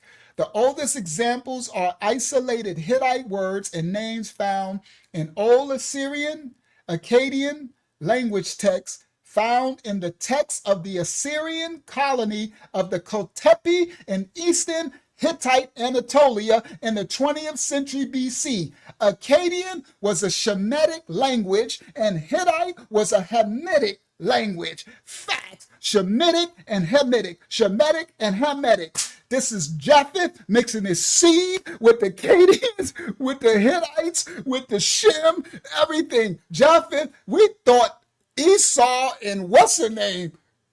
Japheth, boy, our ancestors was nuts. Okay? All right? Yes, Akkadian, as in Sumerian, as in Anunnaki. Absolutely. Hayazak, absolutely. Now, who were the Hittites? Because we keep talking about these Anatolians. The Hittites were a significant people group, descendants of Canaan. They were living in the land that was promised to Yasha'al, the children of Israel, Shemitic land. They was like all Canaan. That's why Yah said to us, go get your land. He told us don't mix with the Hittites, the Jebusites, the Amalekites, the Canaan. That's one of them, the Hittites. Yah said don't mix his seed. Guess who mixed his seed? We did a little bit, but Japheth did a lot. The Europe is the Hittite. That's insane. They got mad Hittite blood. All right. The Hittites spread, even the first original hunter-gatherers, black with the blue eyes. Right? Now, the Hittites were a significant group of people, descendants of Canaan, living in the land promised to Yasharal, known as powerful neighbors and sometimes allies. All right? Now, the Most High told the children of Yasharal, Israel, not to mix their seed with them. But they did not. Okay. Are we going somewhere, Tommy? Y'all? We about to get somewhere kind of there. We closing out with it. All right? We probably gonna have to do a part 2 to this too, because it's a lot. But they did not listen. The Most High told the Israelites, do not mix their seed with them, but they did not listen. The Hittites were a powerful Anatolian empire that rivaled Egypt. The Hittite, what they call Turkey, Anatolia, got so powerful, it was one of the strongest kingdoms back at one time, rivaling Egypt as well as the Achaemenid. These are the Iranian, Persians later, Indo-European, everybody, that's Japheth. The Achaemenids who conquered, remember I studied, who conquered Egypt before the Hellenes came and conquered them, and then the Romans conquered the Hellenes and called them Greeks. These Achaemenids, Japheth descendants. I thought they were Shem. Japheth, Indo-European. Everybody listen. The Hittites were a powerful Anatolian empire. Japheth mixed with Hittite, mixed with what's her name too, Ham. But anyway, the Hittites were a powerful Anatolian empire that rivaled Egypt, highlighting complex interactions with the Israelites from Abraham's time all through the monarchies. The Hittites were descendants of Heth. Genesis 10 states that the Hittites descended from Heth, the son of Canaan. Facts. They inhabited regions in Canaan and Syria. That's the Syria. Described as powerful inhabitants with whom Abraham negotiated. Abraham negotiated with Ephraim the Hittite, and who later became part of the people of Israel that we was called to displace them because they was taking our land. Though some of us integrated, hard-headed, mixing our seed. The Bible portrays them as a formidable force comparable to Egypt and Assyria, particularly in the north around Syria and what we call Turkey, Anatolia. Modern archaeology confirms the existence of a vast Hittite empire in Anatolia, modern Turkey, during the 2nd millennium BC, a major power at the time, rivaling Egypt, aligning with the biblical descriptions of their strength. Facts, the Hittite Empire. By the Iron Age, by the time of David's time, the great Hittite Empire had fallen, but remnants like Uriah were likely localized groups called Neo-Hittites, who assimilated into Canaanite/Israelite culture, adopting their faith and customs. But Uriah wasn't descended from the Hittite. He was actually descended Shemitic, but they were called Neo-Hittites because they resided in Hittite land. You understand? It's like you residing in New York, but you're not really born there. You're not really from the lineage. You understand? So Uriah, his trusted servant, that's why they call it Uriah the Hittite. And in the other scripture, one of the disciples, they call him the Canaanite. It's not because he wasn't descend from Canaanite. It was Most High wouldn't have had a disciple descend from the Canaanites. He was part of the land, just like they called Tamar Canaanite. She wasn't a Canaanite. She was Hebrew, our great-grandmother. But they was residing in the Canaanite land. So the land mass is what you would call it, just like ancient Kemet called themselves the ancient Kemet. It was the land of the blacks, Kemet. They were Kemites because they used to be called by the land. You called from the land mass. Okay. For people who didn't understand that in our exegete in our manuscript, Safari Bible. All right, now, the Sinhala language of Sri Lanka is an Aryan Indo-European language related to other the same Uriah that David had killed. Our grandfather Dayad is a fool. Got himself all in that mess too. Praise the Most High that he really was seeking the Most High, that Most High gave him another chance. The Sinhala language of Sri Lanka is an Aryan Indo-European language related to Indo-Aryan speeches, such as Hindi and Bengali. It is also distantly related to other major languages, such as German, French, English, Russian, Persian, and Lithuanian. The fact is that Sinhala is not only a member of the Aryan group, we're going to get there of languages, but also of a larger linguistic group, the Indo-European family. I broke it down, which includes all the major languages of Europe, Iran, what they call Persia, and Southern Asia, all right? The Indo-European family is important in historical linguistics as it has the longest recorded history of any known family after the ancient Kemetic language and the Shemitic languages. Indo-European family is important in historical linguistics as it has the longest recorded history of any known family after the ancient Kemetic and Shemitic languages. The analysis of the family relationships between the Indo-European languages and the reconstructions of their common source was the cornerstone of establishing historical linguistics as an academic discipline in the 19th century. Now, the Yamnaya culture. This is a Hittite lion hunt relief around 1200 BC at Asalan Tepe, the Yamnaya culture. Now we back to the beginning of who are the Europeans. All right? The hunter-gatherers, the three streams of ancestry, the pioneers, hunter-gatherers, the dark face with the blue eyes, light eyes. 6000 BC, Hittites, the cultivators, Neolithic farmers from Anatolia. 3300 BC, the riders, the Yamnaya.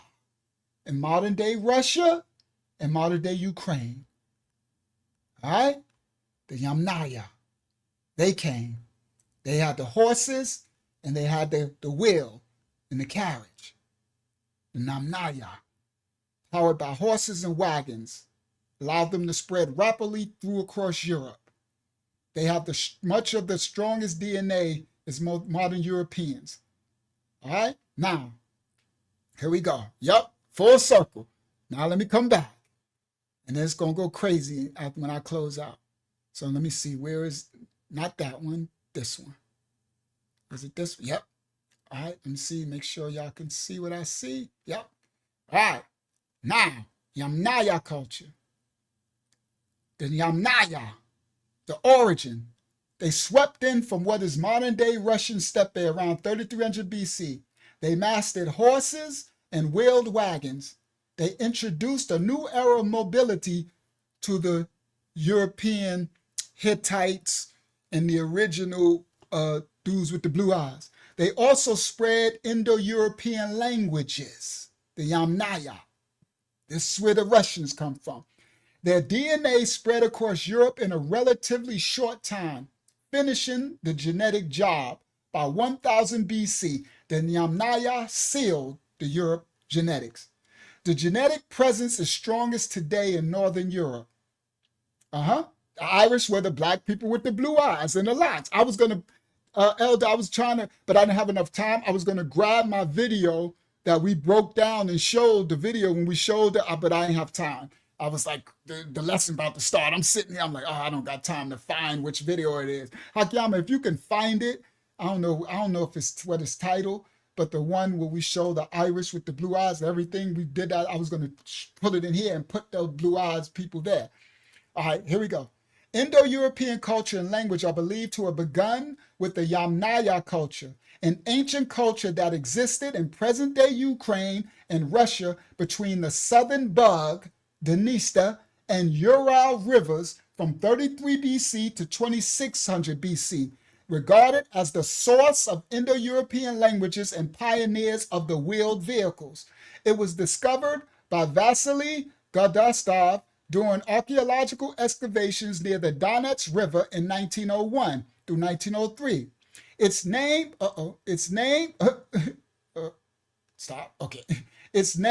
is derived from the Russian adjective yama, which means related to pits. It's a reference to the Yamnaya culture and custom of burying their dead in kurgans, called tumuli, that contain simple pit chambers, burial funerary rites. The Yamna, related to pits, about burying their dead. The Yamnaya culture is also known as the Yamna culture, the pit grave culture, or the Oke grave culture.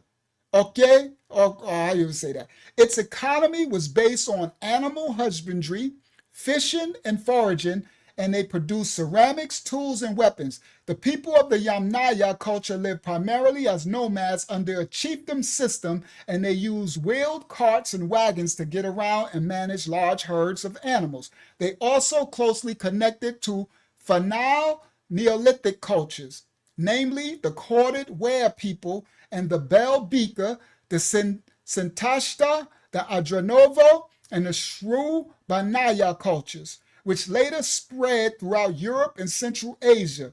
Yamnaya material culture is very similar to the Afanasivo culture of South Siberia, and the populations of both cultures are genetically indistinguishable.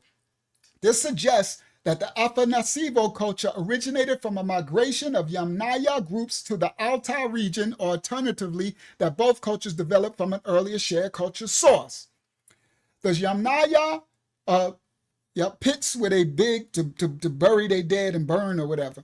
The Yamnaya culture were horse-riding cattle herders who built imposing grave mounds called kurgans. Andrew Curry wrote in National Geographic, the Yamnaya were some of the first people in the world to ride horses and master the wheel. They were building wagons and following herds of cattle across the grasslands.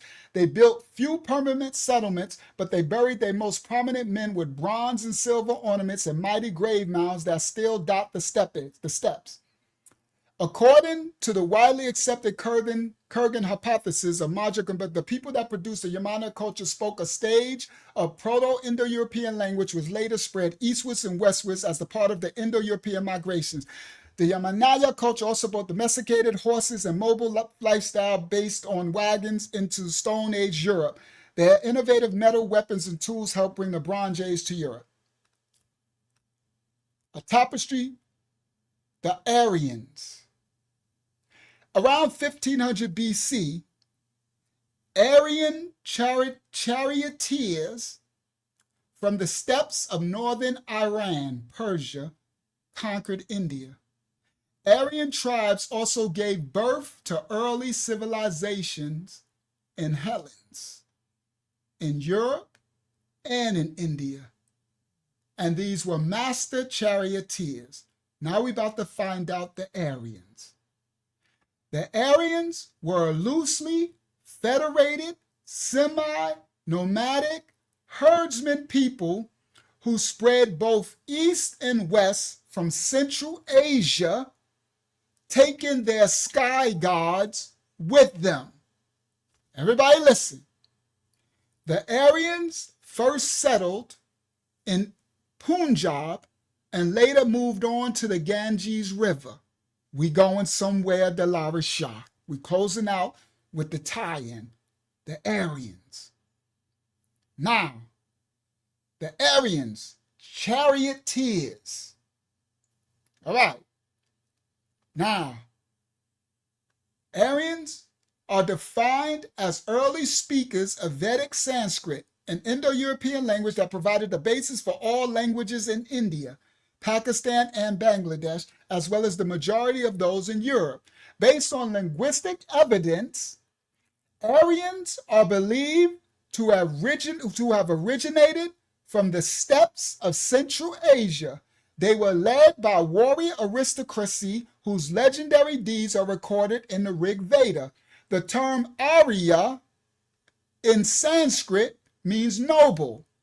The Aryans introduced the horse-drawn chariot to the Hindu religion and sacred books as the Vedas to present-day India. We going somewhere. The term Aryan has been used by European writers since 1835, but it fell into disfavor in the mid-20th century because of its association with the little dude over there in Germany with the little mustache and their propaganda, which described the white people of Northern and Central Europe as being the purest representatives of an Aryan race. We getting there now. It took us a long time, but we getting there. Bring it on home, come on. Now, they used all through, writers talked about the Aryans. But in the 20th century, because of the little dude over there in Germany with the little mustache, the Aryans were described now as white people of Northern and Central Europe as being the purest representatives of the Aryan race. They talked, those little Germans mustache said they were the Aryans. Everybody listen. Which is foolish, since the original Aryans weren't them, didn't have that description. Today, because those are so-called whites, I'm going somewhere. Y'all listen clear, I'm going somewhere. Those Germans with Hitler in them, right? The original Aryans didn't have that same description, where they say they were the purest white race with the blonde hair and all, right? Listen clearly. Today, historians and ethnologists who discuss Aryans make it very clear that they are talking about speakers of Aryan languages and not talking about Aryan blood, hair, eyes, or other features. Proto-Indo-Europeans, I don't got to break that down. This is a picture of Achilles dragging Hector from a chariot in the Lydian. Boy, we can't never. The minute we go back, look at them with their little naked, and they dragging that poor boy from a chariot. You know they did that to us, right? Dragging us from cars and stuff. Right? All right, so that's Achilles. These Hellenists, boy. These Romans and Hellenists is nasty. Always naked. Look, they got their little winged little angel flying over them. They dragging that boy. All right. Now, yeah, we about to, they ain't real Aryans. It's about to go down, Saudi Tate. I'm about to bring it on home. Knowledge of them comes chiefly from the linguistic reconstruction. All right, I ain't gonna do Proto-Europeans because we did that. Proto-Europeans, Southern Russia, the speakers. All right, we're gonna get to the Aryans. We're gonna stay with the Aryans. I did enough Proto-European. I did enough of the language. The precise geographical Proto-European, the most widely accepted, the most competing hypothesis occurring with the Pontic, the Yamna culture, spread of the Indo-European culture. All right, we about to get to the Aryans. All right, I'm good with the language. I did enough of the language, right? Y'all know me, I'm very thorough, right? While the experts agree competing hypothesis for the Indo-Europeans, or as they were earlier known, the Aryans, the conventional view places their homeland, all right, in Pontic steppe, which corresponds to modern day or whatever, all right?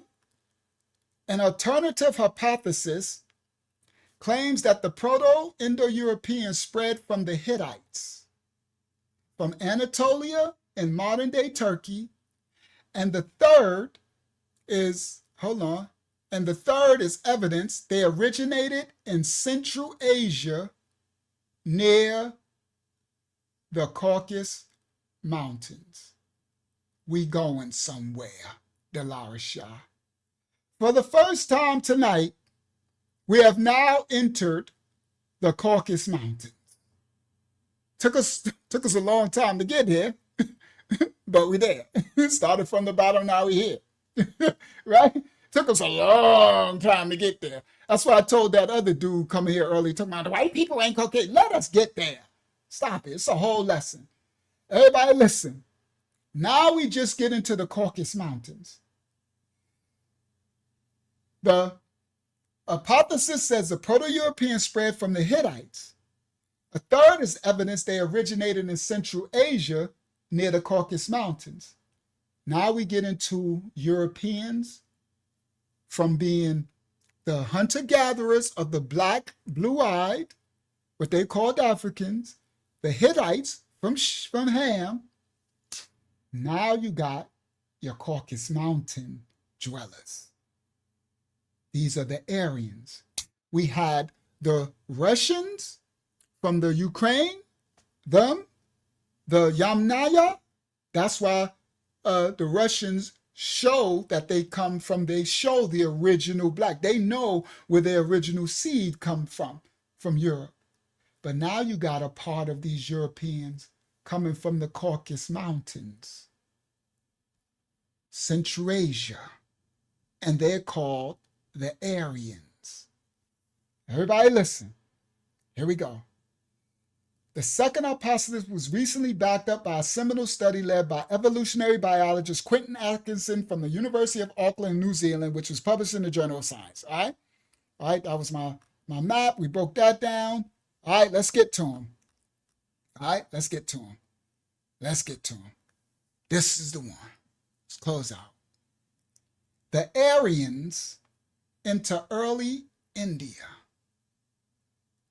Everybody listen. Between 2000, hold on, let me move it over a little. There we go. And I'm going to make it bigger because I remember y'all said make it bigger. Control A. All right. This our closeout. All right. How do I make it big? Oh, over here. I found it, the one you're looking for. I'll send it to you. Okay. Just put it, you got the name of the video? Put the video in it. You could just post it. But thank you. Okay. You could just post it. All right. That should be big enough. The Aryans into early India by Uncle Yahya Shah. Between 2000 and 1000 BC. See, this is much later, right? Remember, we was at 40,000, 30,000, right? They came later. Everybody listen. And the Russians know that too, the Yamnaya. They know it too. Between 2000 and 1000 BC, successive waves of Aryans migrated to India from Central Asia, as well as Eastern Europe, Western, what they call Russia, and Persia. All right, Iran. The Aryans invaded India between 1500 and 1200 BC, around the time they moved into the Mediterranean and Western Europe. At this time, the Indus civilization, what they call the Indians, had already been destroyed or was moribund. They was already going through a lot of wars. There is some evidence that these people originated in Central Asia near the Caucasus Mountains. They called themselves Arya, kinsmen or nobles, which is the source of the word Aryan. So the Aryans are the Caucasians. Caucasians, Caucasus Mountains, Central Asians, they weren't like Hitler looked. These were from Anatolian, Hittite, Neanderthal, what's the names? Dwellers from the mountains, descendants of Japheth, mixing with Neanderthal, falling in, and they probably mixed with other Nephilim, probably Esau, Elder, Mount Seir, but these were cave dwellers. These, and they kept their lineage straight, pure. That's why the little dude, we're going to get there, with the mustache, was trying to take the identity of these warriors. They were savage, warrior bound, and they were raw dog out of them caves, originating from Central Asia in the Caucasus Mountains. Now, they call themselves Arya, the source of the word Aryan, and that stood for kinsmen or nobles. This is early India. After Harappa and Mohenjo-Daro declined, I got one. I got one for y'all. Yeah, stolen identity. Facts. Here we go. I did it. Thank you, y'all, for reminding me. I put all that work and I would have been upset. I ain't show y'all this. I'm like, boy, you the entrepreneur. You put all this work in, you ain't about to show this. Here we go. I did something for y'all. For my visual learners. Okay? I can't see what y'all see. Hold on, let me make it smaller. There you go. It's big too. Hey, here we go. I did one for the visual learners. I got y'all. I always got y'all I got y'all in my thoughts when I'm putting all this work in. All right. So hold on. Let me see. I can't move it now. It's okay. How did I move it before? It's all right. Well, y'all. All right. So the Aryan migration, how a journey from the north forged the fountains of ancient India. Here we go. A story of migration, interaction, and transformation. Between 2000 and 1000 BC, a wave of migration changed the course of Indian history forever. This is the story of the people known as the Aryans from the Caucasus Mountains. Yep, stolen identity again. Who were these people and where did they come from? Why did they journey into the Indian subcontinent? What happened when they encountered existing civilizations? How did their arrival lay the groundwork for classical India? Step 1. Who were the Aryans? The story begins in Central Asia near the Caucasus Mountains. I put this together for y'all visual learners. The story begins in Central Asia near the Caucasus Mountains.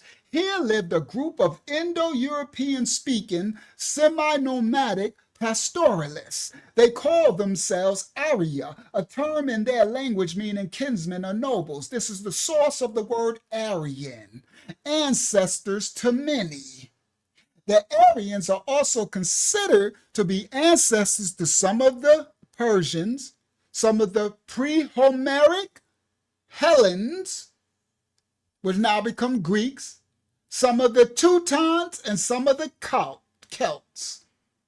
They have this Caucasian from Central Asia, Aryan descendancy. Some of the historic and archaeologists are saying that these Aryans. All right, let's continue. The Aryans were a loosely federated people led by a warrior aristocracy. Their culture was defined by several key elements. they had horse-drawn chariots, which they learned from the Yamna people. Okay? This revolutionary technology gave them superior mobility and a military advantage. They were pastoral herdsmen. Their society and economy were centered around herding cattle. They believed in the sky gods. Of course they did. Didn't they all? They worshiped a pantheon of sky gods, which they took with them on their migrations. They took their gods with them. Oral tradition. Their history and legends, like those recorded later in the Rig Vedas, were passed down orally. The Aryans. This is where the little dude in Germany stole their identity. Over a millennium, successive waves of Aryans migrated from their homeland, the Caucasus Mountains.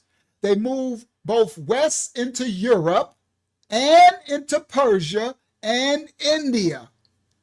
So they left the Caucasus Mountains and went in to Europe as well as Persia, Iran, and India. The Caucasians, the Aryans. The main invasion of India is estimated to have occurred between 1500 and 1200 BC. That's the same time when the Phoenicians went into Mycenae with the Hellenes and civilized them. All right? The journey brought them through the mountain passes of Afghanistan into a new fertile land. All right. Now, so they came from the Caucasus Mountains all the way down. They coming into through Shimland, Levant, and all that. All right? Go ahead. Can I get something to drink, please? Somebody? Anybody? Help me, please. Can you help me, please? Help me, please. Go ahead. Sister Roberta is asking to put the live link in the. She says she has a prayer request, and she was asking to put. I can't hear you. Say it. Say it. You gotta talk louder. I can't hear you. Say it again. She asked what? Sister Roberta is asking if I could put the StreamYard link in the chat. She says she has a prayer request. Did you want the link in the chat at all? She says that so she can come in on the live stream. I suppose she says she has a prayer request, but I'm not sure if it's private or something. Yeah, so I don't know. Give her the link. She want to come in, but mute yourself when you come in. And if you want to do it when we closing out, so at the end we could do the prayer. We could do the prayer if you want us to do it on the public. We could do it. So go ahead, put the link. She can come in. She come in the studio if she wants. Just mute yourself when you come in. Hayaza. All right. Now, thank you, Hakiyama. Now, the main invasion of India. Now, let's continue. The Aryans. The Aryans first settled in the fertile plains of modern-day Punjab. They called this new home Sapta Sindhu, or the region of the 7 rivers.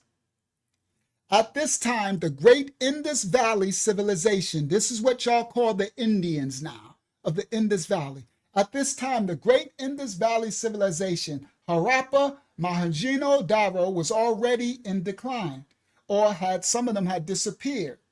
So the Aryans, when they entered, it was already a land in transition. The Aryans were not entering into an empty land. They encountered established peoples, often referred to as the Dravidians. These are the Indians. I know Rohan know all this history. These are some of his people.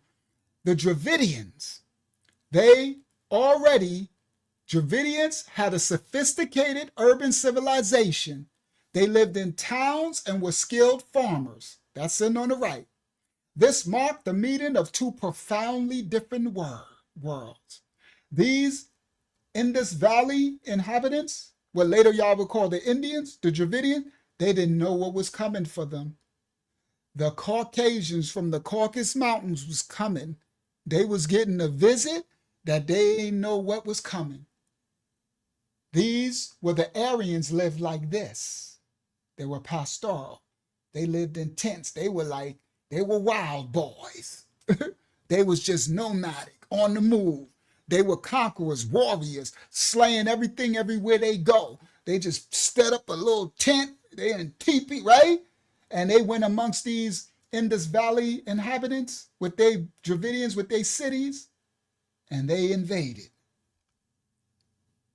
The Dravidians are believed by many scholars to be the descendants of the people who created the great Indus Valley civilization, 3300, 1500 BC. They possessed a distinct language, family, and a culture that was highly advanced for its time.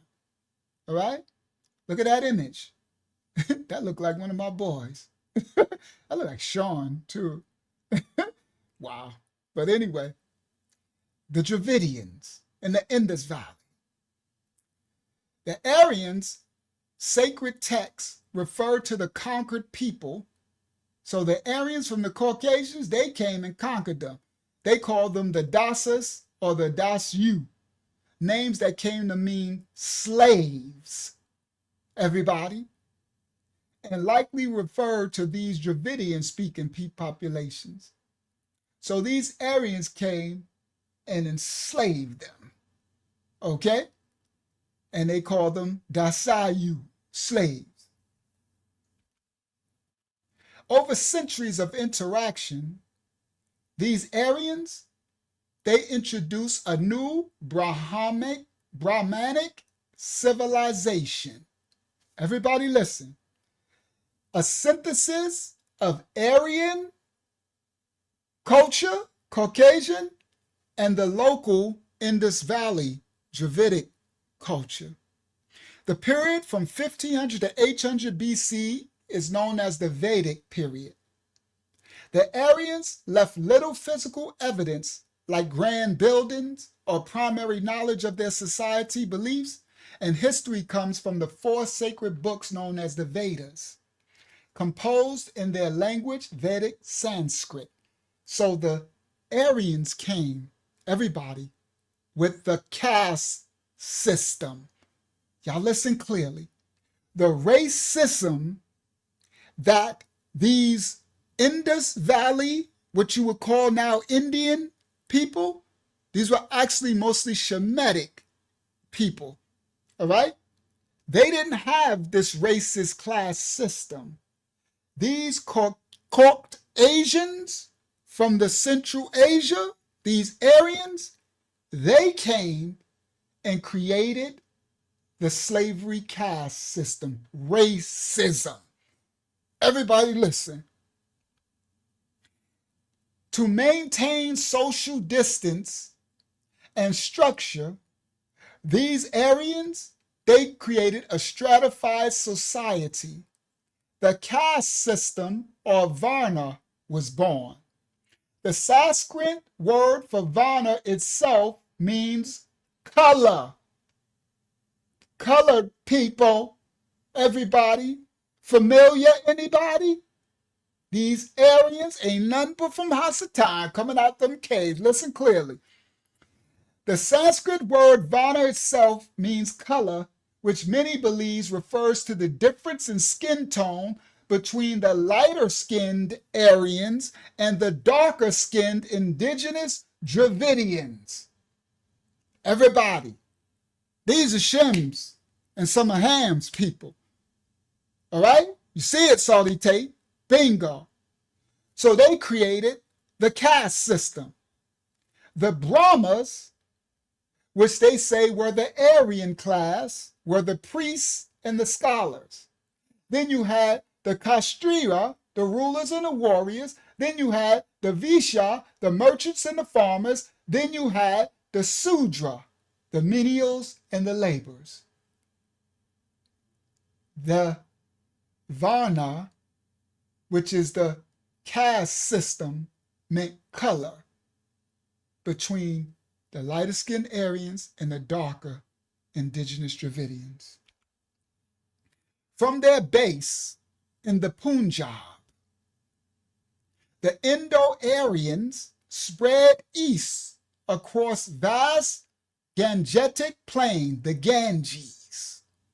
They transitioned themselves from nomadic herders to settled farmers, clearing dense forests.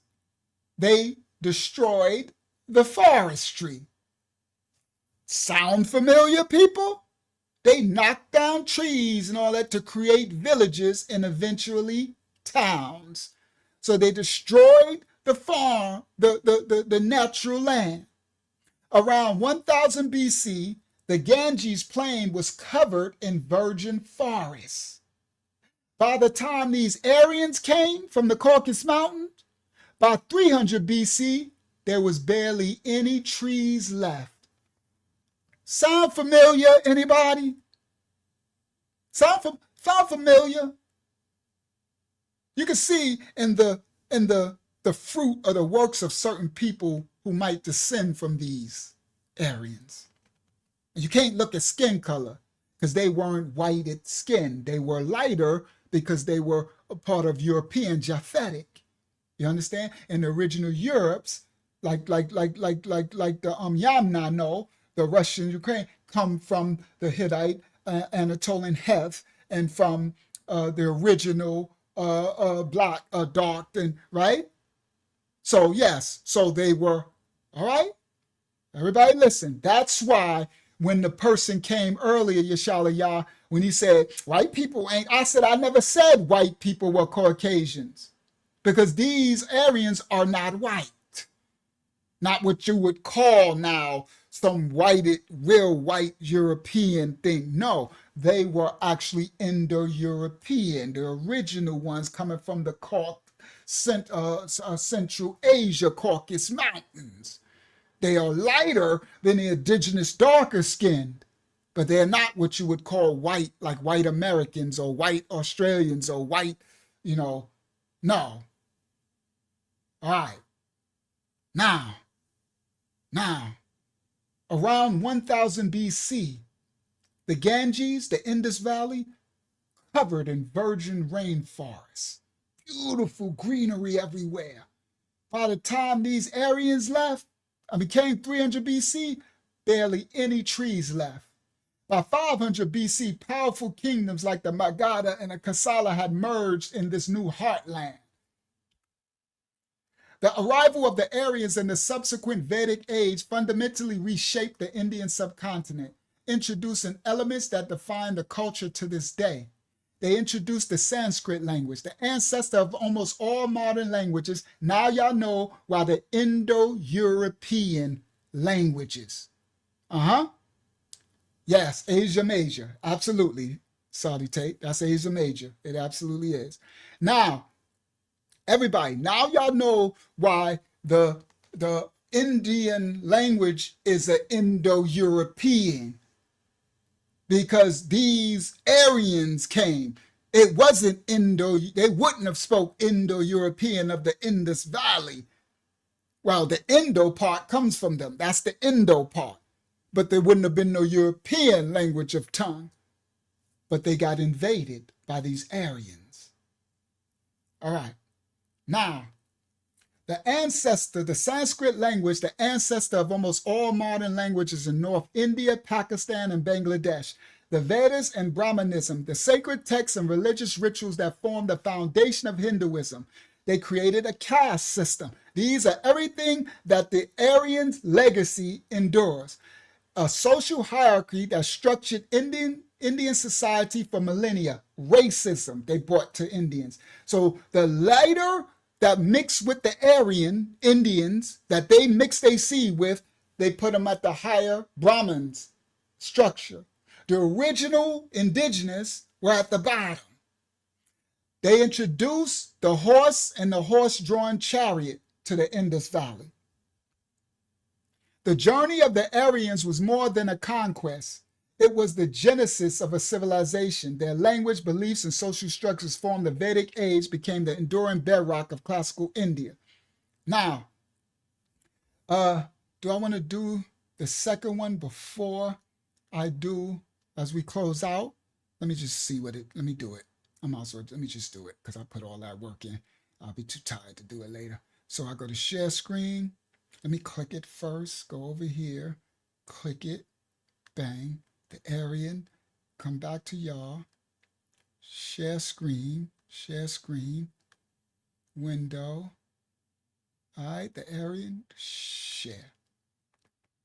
I made another one for y'all. I can't see if it's big. It won't not. There it go. Yep, it's big enough. All right.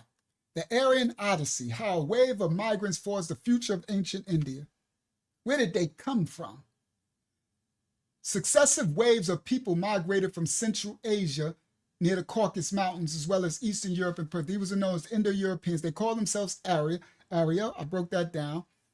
The path to India. The origin, Central Asia, the Eurasian steppe. Yep, that's Asia Major. From the Caucasus Mountains, Indo-European tribes originated in the Great Central Eurasian Plains, Caucasus Mountains. First waves began around 2000 BC. The Khyber Pass, around 1500, Aryans enter India through the fabled Khyber Pass, a key route for migrations for centuries. They settled in Punjab. They first settled in the Punjab region, intermingling with the local populace.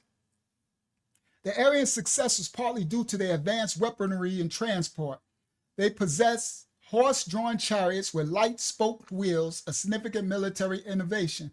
They wielded advanced bronze weapons and later iron weapons. The native people of the Indus Valley they conquered had at best ox carts and some Stone Age weapons.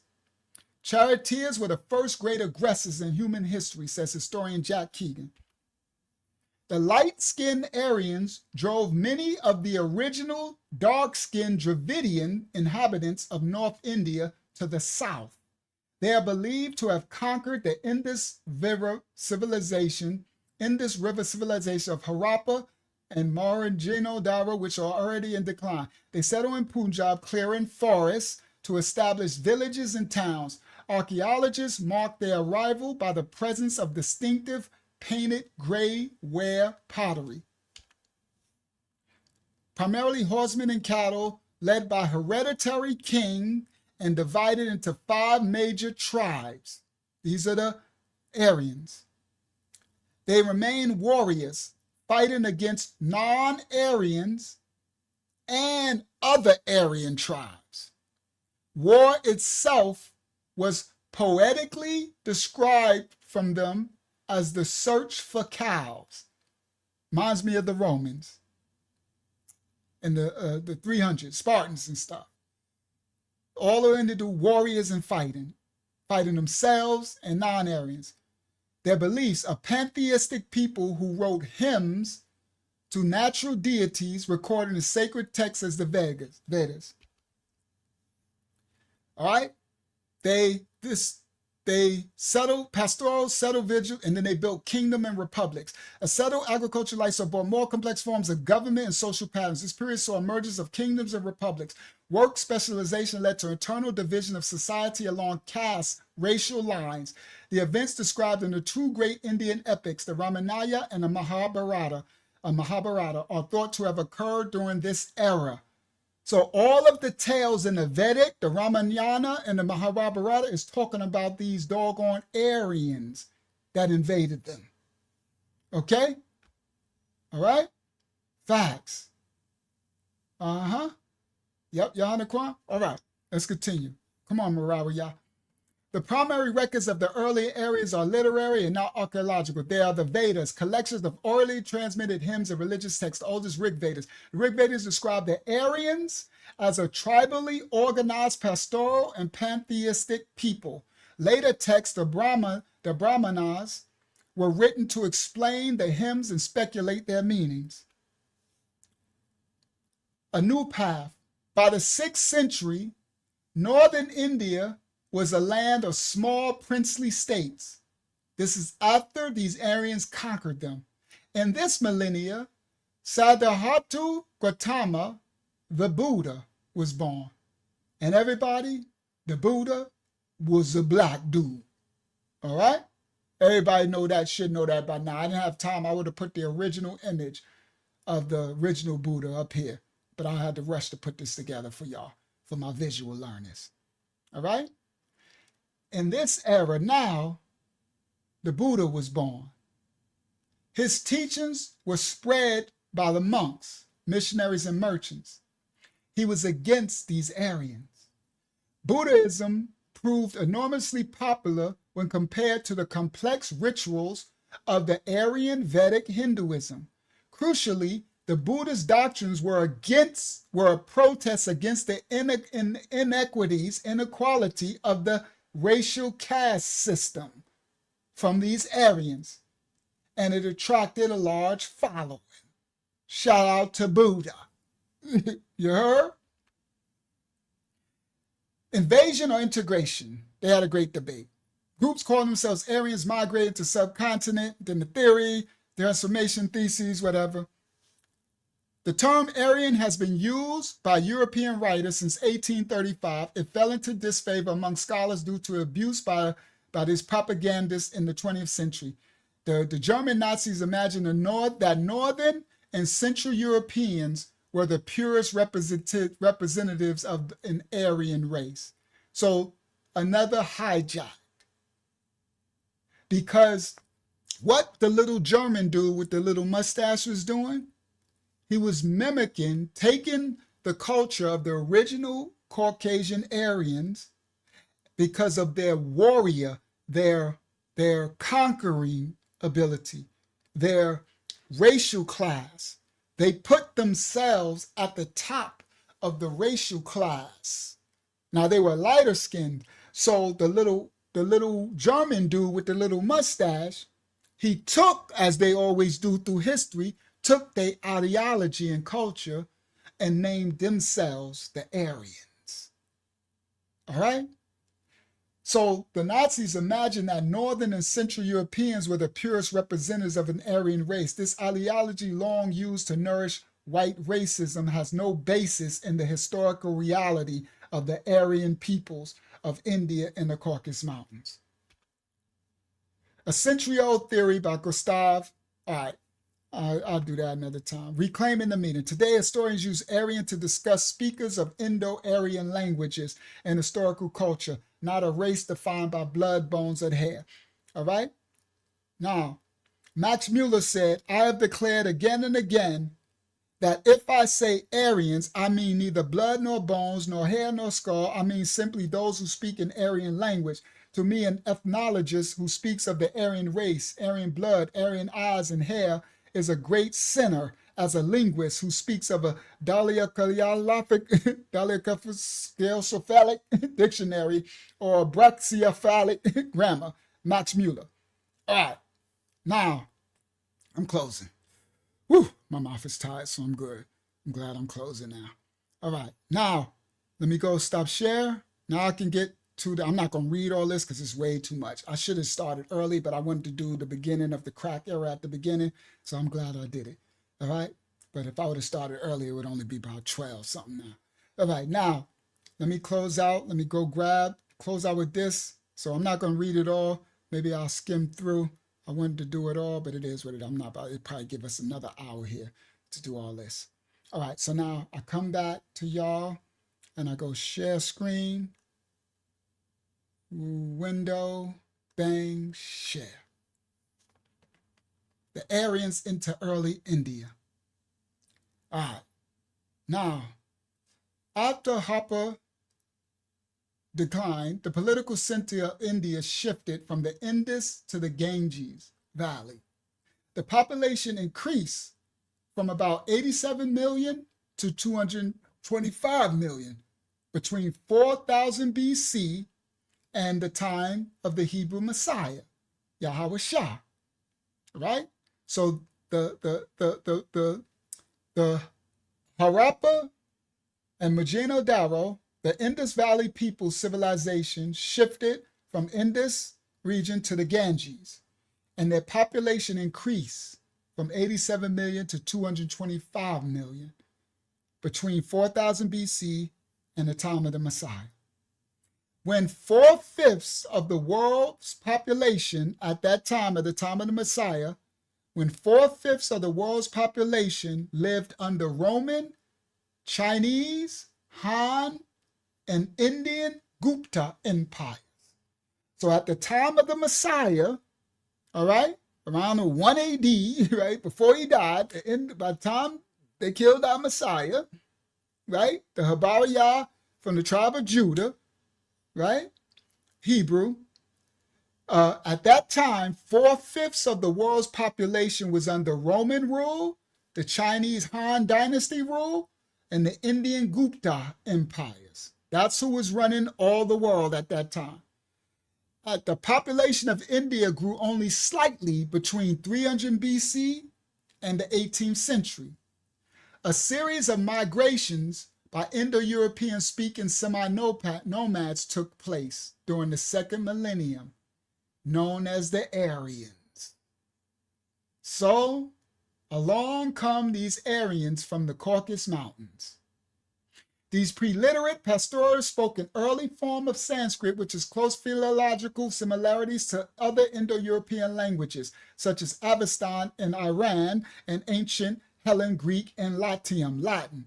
The term Aryan meant pure and implied the invaders' conscious attempts at retaining their tribal identity and roots. Everybody. So when they went in, are the current Indians now? The ones that are whited out, yes. So that's a good question, Tamaya. The ancient Aryans are what? Yep, the ones that run in India, the white ones, and they racist against the dark ones, right? The class system, yes. The Brahmins, the ones at the top of the class system, yes, they are descendants from the Aryans, and that's why they still have the caste system, right? The darker, the less Aryan you are, the more racist you are, right? The more you're at the bottom of the caste system.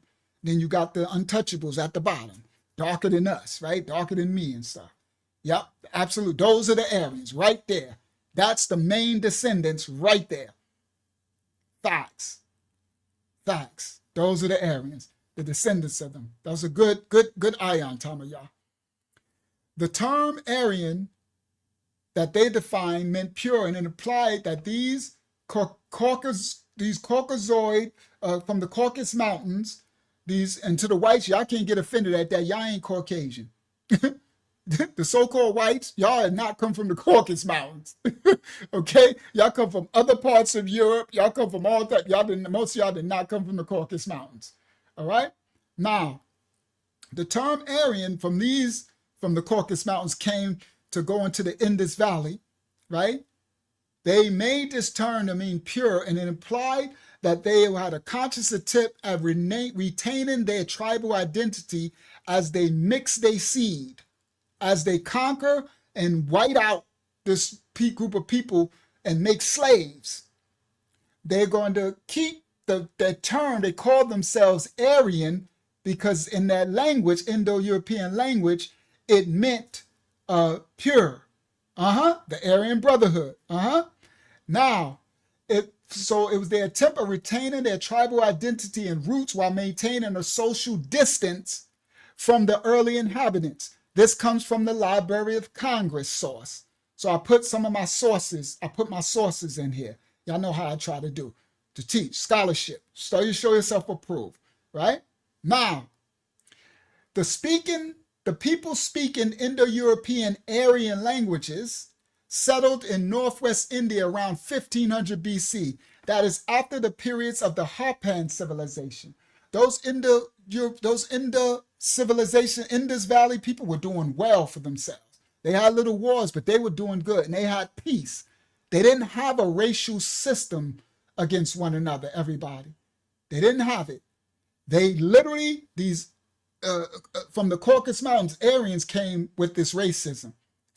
Don't it remind you of the one? So some of them came over here, you understand, and put that crap in America too. They brought that same racial class system stuff. All right? Now, this is after periods of Harpan civilizations. The Aryans flourished in the fertile province of today's Punjab, which they called the region of the Seven Rivers, or the Sapta Sindhu. Then in some course of time, the Aryans moved from Sapta Sindhu region to the river valleys of the river Ganga, the river and Yamuna, where several tiny kingdoms were established. From the glorious India, this source, Around 1000 BC, the Ganges plain was still covered with virgin forests. By 300 BC, there was barely any trees left when these Aryans came.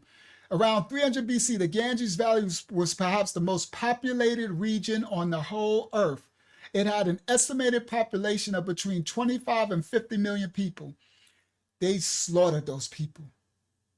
Little is known about India's early history. Some scholars believe that ancient Sanskrit history may have been destroyed completely on purpose, probably by these Aryans, or for some unknown reason. Others believe that they were never written down because of the Hindu belief of the reincarnation and the cyclical rhythms of nature. Why record history if the events are only going to happen again and again? Perhaps the reasoning went. The Aryans left behind little physical evidence of their existence. They didn't build too many great buildings or leave significant archaeological sites. What we know about ancient Hindu-Aryan civilization is based largely on the holy Vedic texts, heroic myths written in the second half of the first millennium. This is from the Encyclopedia of Ancient Asian Cultures. The Aryans, Sanskrit, they brought this text.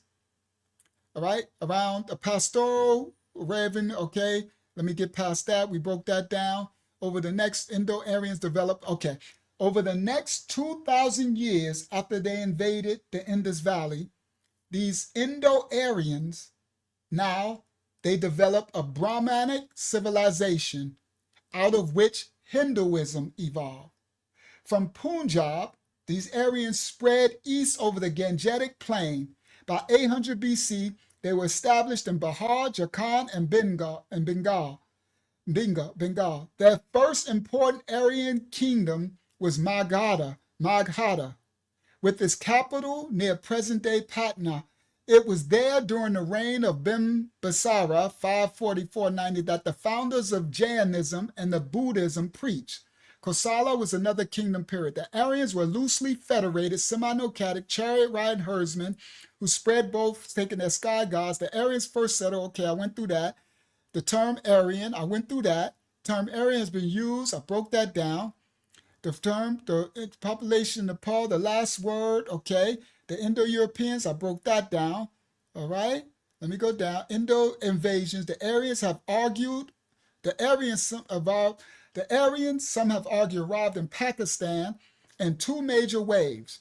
They came in one around 2000 BC and a large one around 1400 BC after they were displaced by people from Iran. In Pakistan, they were based mostly in Punjab. Over time, they migrated to Gandhara. This is considered to date, okay? The Aryan migration theses, calling themselves Aryan noble ones, okay? The Vedas, I'm going, all right, I'm scrolling, all right, I broke that down. Literary Vedas, all right, the Vedas, I'm going to get to Aryan's purity. According to the Encyclopedia of World Cultures, although the term Aryans, we broke that down, about Aryan race from those people taking it. The idea that there were once pure populations, I broke that down. The theory of the North German tribe, I broke that down. Argued had outward dominated an area stretched Moscow. The propagandists used it, okay. Yet DNA, the blue-eyed guys coming, all right. Some archaeologists uncomfortable when geneticists draw bold arrows across maps of Europe. This kind of simplicity leads back to Cassina, German archaeologists. It calls back old demons of blonde, blue-eyed guys coming back somehow out of the hell where they were sent after World War II. I guess they're talking about that little dude, all right, with the mustache. The impact of Aryans, let's see. Paul Hawkins wrote in the Encyclopedia of World Cultures, Aryans introduced the Indo-Gangetic plain, the horse-drawn chariot, the Brahmanic religion still known to us, the four sacred books called the Vedas. I did not know that these Aryans did this. The earlier Indus Valley civilization, in all probability not Aryan in its language, was already being destroyed or moribund by the time of their arrival. Archaeologically, their early presence in India is marked by the distribution of the painted greywares. The lands they occupied were Ayurveda and are dealt with in the oldest Sanskrit literature. For many centuries after the arrival, the Aryans lived as horsemen, cattle. Let me get past that. Only with the start of the Iron Age, the Aryan tides emerged. There have been speculation about the subsequent Aryans' further colonization of the subcontinent. they between them and the conquered Dasas of Dasayu, meaning slaves, and probably referring to the remnants of the early Indian civilization during the Vedic period. Let me get to the Dravidians. All right, that's okay. Let me get straight to the Dravidians, because this when they did their mess. When the Aryans arrived in India, they found people with an advanced civilization living there. Of course they did. These people were called the Dravidians. These are what you people now they be calling these people Indians and stuff. The original people called themselves Dravidians. They probably had another tongue for that. They lived in towns and they grew crops. The Aryans gradually conquered the Dravidians and they drove them, some of them, southward. Eventually, the Aryans extended their rule over the whole of India except for the south. The Dravidian is the name given to a linguistically related group of people from India. They are said to be the first original settlers of ancient India. Dravidian culture is very diverse, with some groups maintaining more traditional customs such as totemism and matrilinealism, while others have developed the lifestyles of a modern technological society. Dravidians are thought of as the descendants of the earliest known inhabitants of India. They include the primitive Bahil and Gond tribes of the central and western hill forests and the Tamils of the south. The earliest Dravidians were hunters and cattle herders. It is not known what language they spoke. Some scholars believe the Indus people of Harappa and Madara, an ancient civilization that lasted from 3300 to 1500 BC, spoke a language that belongs to the Dravidian family. This language is believed to have diffused through Maharashtra to the south, especially after 1000 BC, along with horse and iron. Dravidian language has remained relatively intact despite a considerable amount of contact and intermarriage with other people in the Indian subcontinent. Today, with more than 170 million speakers, the Dravidians make up the fourth largest linguistic group in the world.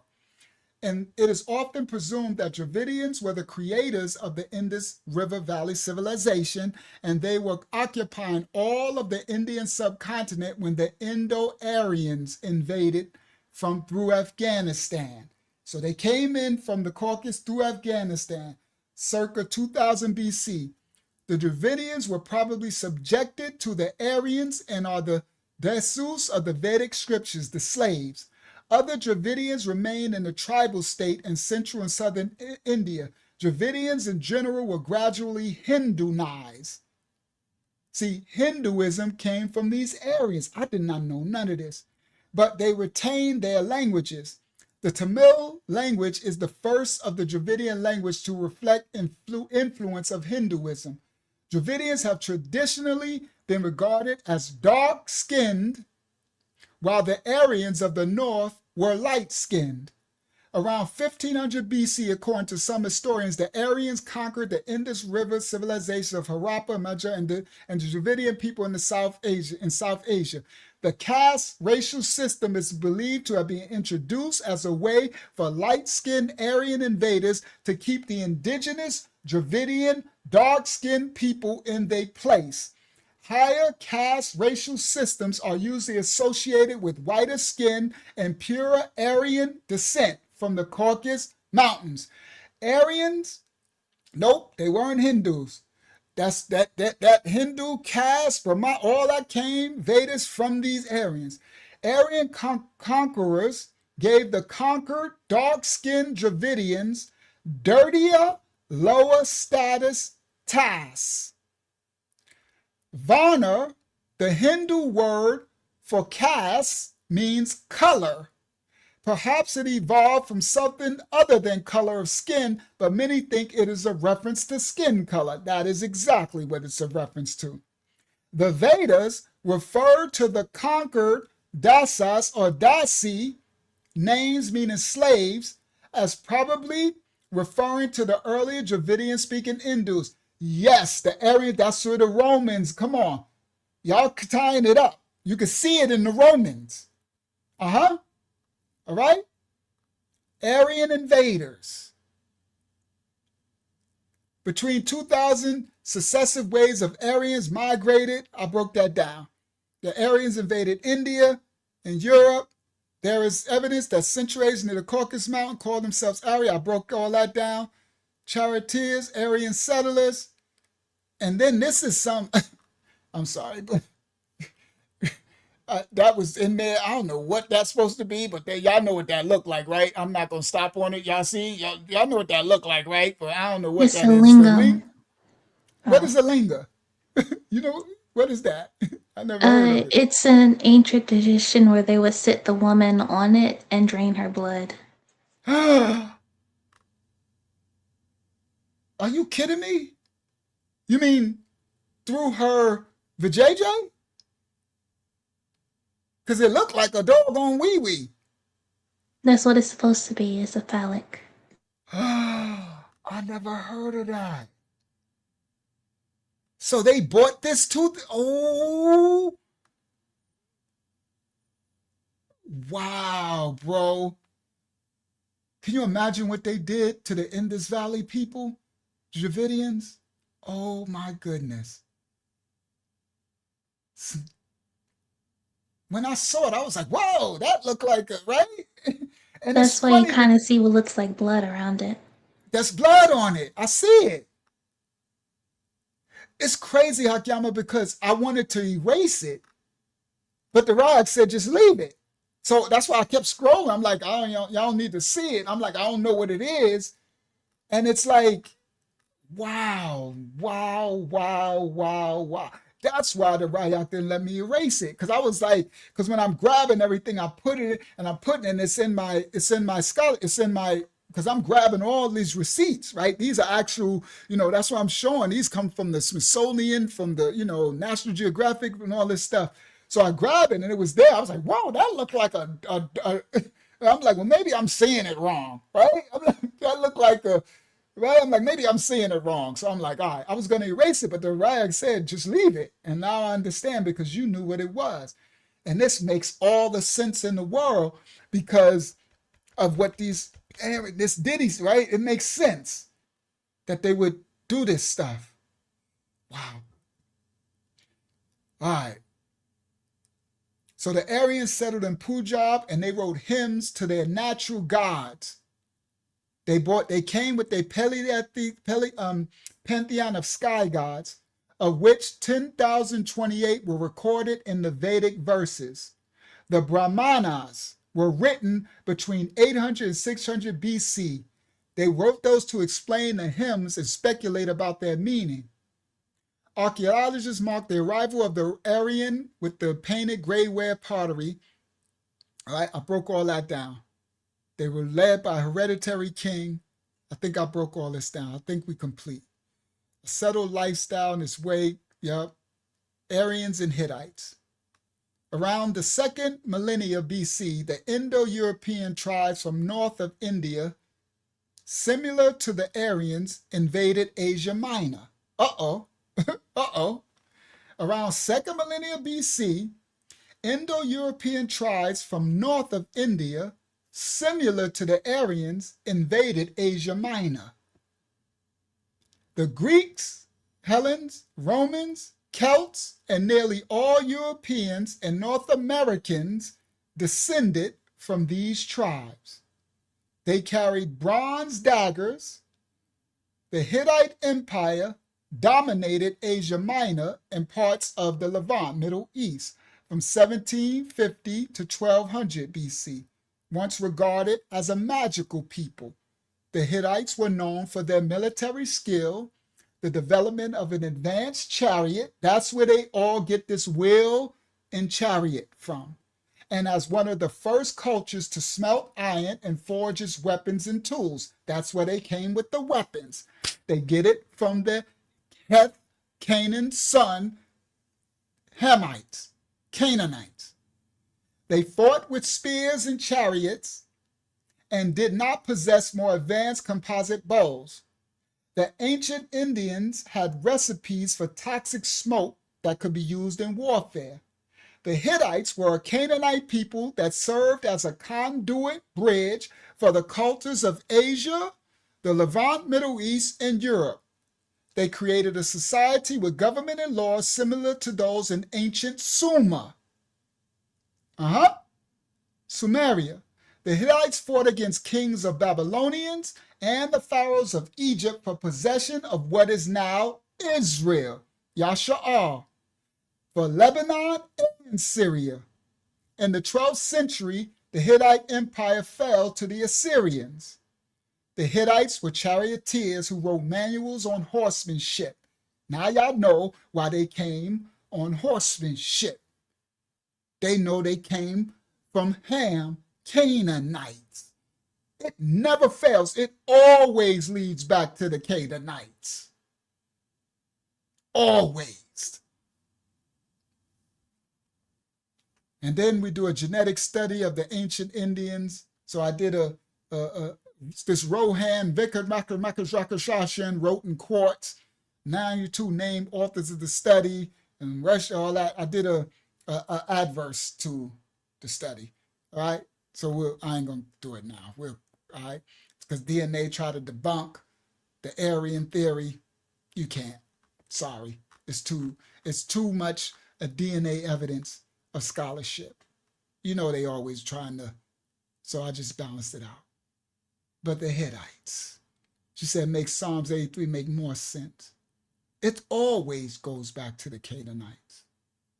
So, the closeout.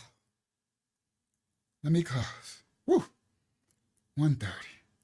This is I always do a lot of work. It'd be a lot of work, guys. It'd be 10, 15 hours putting it together, and then I do like 5 hours straight just teaching it. It's like a mighty work. Praise the Most High for his remnant that want to feed y'all's children, to put that labor in. And I thank y'all all who support. I humbly, and Dunola and Avila, it's others. I got to start writing down, because it'll be people who send donations. Let me do it, right? And I don't get to say thank you. And to Yalana, after this, I'm gonna write you. I think I found out what to do, Yalana. All right, I didn't forget about you. All right, and because sometimes it be people, they'll just show up on the PayPal, and I don't know them, and I want to start thanking them, because I'm really humbled and thankful for anybody that feel in their heart to help out, because the labor it's just, I can't even explain. And praise y'all, I did get sleep yesterday. He allowed me to get 10 hours, and I'm so thankful. But today I got 3. So it's like, but I'm thankful for the 10. We ain't about, right? I got 10 yesterday, and my eyes stopped jumping. It almost healed. And praise y'all. I'm like, oh, thank you. I was thanking him so much. All right. So, oh, that's Avila. Oh, thank you, Avila. Victoria's Yaron. I think that's Marawa Yah. Brother Jerry, there's some new people too. Yadon, everybody from the ministry, y'all know who y'all are. Sharla, Sister Miss She haven't been here. It's Miss She left a donation too. Miss She, shout out to Miss She. I think her name is Sharice. And yeah, it was another sister, some new people. Adunola, Sister Adunola, and Hadassah, another sister, Hadassah True. Shout out to Hadassah True. And the regulars, you know, all y'all, your regulars, Yaron, Hakyama, and everybody. And Brother Elwood, thank you. And so just thank you. I just want to take the time. I got to start writing it down, because they don't allow you. I wish they could allow you to say thank you on the PayPal and stuff. So I thank y'all for those who help. I really humbly receive. All right, so let me stop. I did stop share screen. I know I'm greasy. I'm on the screen. I know I look crazy. Share screen. I know I look crazy. I just fought a war. Like when I finish, I'll be so exhausted. I just fought a war. I just went to war. You heard that part? It is serious business. Bang. But it's work for our Father, his kingdom. We're unveiling all the truth in every area. The Bible says in the end times, all truth will be revealed. This is the lesson, how Japheth became Caucasian. Now y'all see the tie-in? Japheth, so the Caucasian part is that some of Japheth's descendants went into the Caucasus Mountains. Those are those, right? But then Japheth is mixed with Ham a lot, Canaan, and a little bit of Shem through the Levant. And Japheth mixed his with the other, the hunter-gatherers, the first one, the blacks with the blue eyes. And I don't know if they're Shemitic or Hamitic, but they came in through the Levant. So they could be Shemitic, we don't know. But those were the first that Japheth mixed his seed. Now, when Japheth went into his land that he got promised, it was Neanderthals were there, Nephilim. Just like when we, when everybody went to the land, Nephilim was, so Japheth, and then they mixed their seed with them Nephilim, right? So now, so remember, so Japheth, so this is the part. Japheth is light-skinned, right? From Ham, Shem, and Japheth, right? He's a red bone. He's a light-skinned descendant, right? He's not albino. Nyack was albino, right? His dad was albino, but Japheth was really light-skinned. Now, this one you see on the screen, these aboriginals from the what you call a Kibu line, Africa wasn't there yet, that came over, the ones with black and light eyes, black skin and blue eyes, right? They were the first ones to go in there. So I'm not sure if when they got there, Japheth was already there, or if Japheth came later, but the Most High gave him that region, right? So when he got there, he apparently mixed with these people, but these people also mixed with the Neanderthal. So there's Neanderthal mix, there's Japheth, and this set of people, we don't know if they're Ham, Shem, or Japhetic. These were the hunter-gatherers, the original ones. They say about 40,000 years. I don't know about the time frame. But then you get the Hittites. They come later, and they really spread their genes, and that's Ham. That's Canaanite. That's Canaan's grandson. All right, Heth. Those are Hethites. All right, those are Heth's descendants. That's Cain's grandson. It's Canaanites. So they really spread their seed, and then later, from an area now called Russia and Ukraine, the Yamnaya people, Japhetic. These are the modern day Russians. They came, and they were the ones who balanced it out. They were the ones who learned, all right? Didn't you say they were Jacobites? Who Elder Tamayah? Who? He'll write it. Who were Jacobite? Who? Now, of course, we don't got all of the pieces, but praise Yah that he's put in a lot of the pieces together. What we did find out was who the Aryans were. Okay? Yeah. And Japheth, also, Lu went up to Japheth land. That's what Naya'al reminded me. Shemitic. So that's what Japheth mixed with Lu, because Shem got the land of the Levant region, right?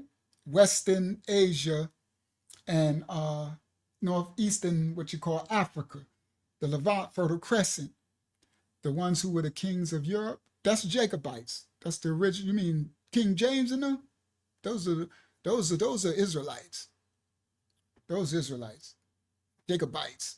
That was Yasharal. That come from when they went into Europe from the exile, Babylonian captivity, and then Dan was already there, and then they met up on the African coast with the Moors, and the Moors they was helping each other, and then Dan took the Moors and the children of Yasharal, Judah, and them in, and Dan protected them from the savage nomads, and then they flourished, the Moors and the Hebrews, and that became the Jacobite line. Yeah, those are Israelites. All right, but anyway, What was I back at? I lost my train of thought. I was somewhere. Where, Hakiyama, you remember what I was just saying? I was somewhere. I know she tired. She's like, I don't remember. I'm watching the chat. I'm sorry. I know you're tired. I'm tired too. I'm closing out. I was saying something too. It was important. But anyway, so Japheth, right? Now we know the Aryans and this mixture of Europe. Oh, I was talking about Lud.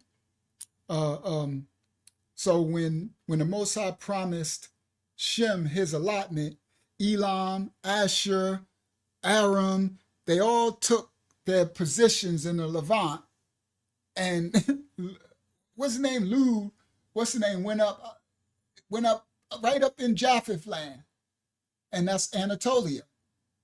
Lud went right up in the part of what they call in Anatolia now, Turkey, that area in the Aegean region, right?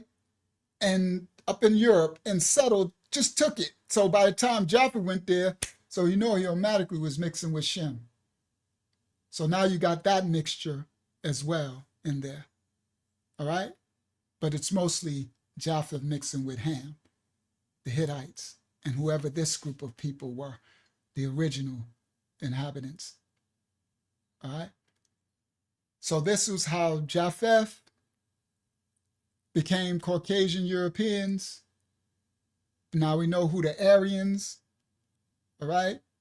This is how, and we know I put in the white because people mix white with Caucasian. When this white terminology came about, when was that, the 1800s and something, 60, when we did that lesson, when these Europeans came and built, was doing this America, killed all the indigenous here and was building, right? And they made this the caste system. So that's probably descendants of Aryans, or they learned from it, okay? So you could tell people got that Aryan blood because they do that racism thing. This is how you can tell through genealogy. Remember, the Mosai said, and the Mashiach said, you know them by their fruit. You can tell where some people might genetically have in their DNA from what's in there, like what their normalcy is. Like some people is just prone to racism. You know what I mean? They just gotta have a caste system, racism. That if you know how to exegete history and study, you would understand that's Aryan, because they were the main separatists of history. And so the Romans followed after it. You could see the generations of people who probably had a lot of that blood, that lineage. All right.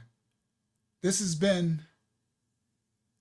how Japheth became Caucasian Europeans, history exposed, with a little bit of the crack era at the beginning broken down. Thank you, Yasharallah, for helping me out with that breakdown at the beginning. Thank you, Hakyama, for assisting me. Thank you, Elder Tamayah. Thank you, Young Yasha, and everybody in the ministry and everybody that welcomed the new people from all over the world.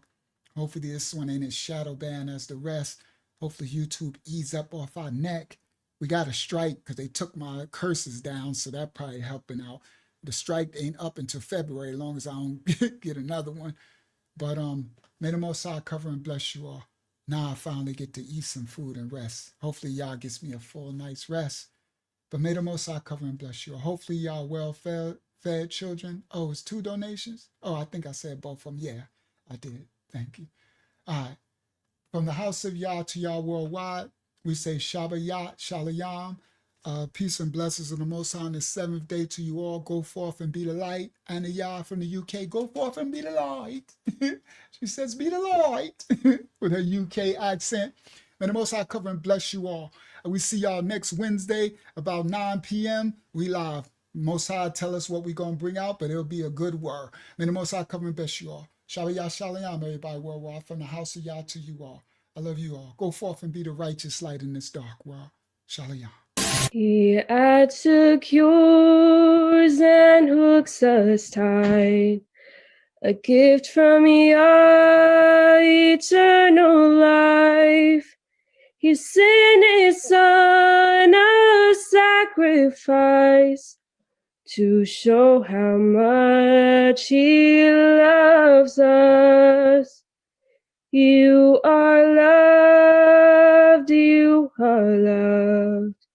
You are loved, you are loved. You are loved, oh, you are loved. You are loved by Yahuwah. Praise Yah. Praise Yah. Hallelujah. Hallelujah. Bible study every Tuesday, 8 p.m. We having a Zoom Bible study. I'm gonna put email me for the link. I'm a lion of the tribe of Judah.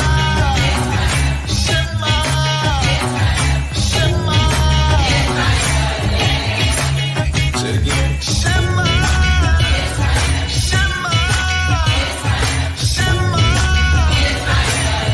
You are the precious chosen people of the Most High.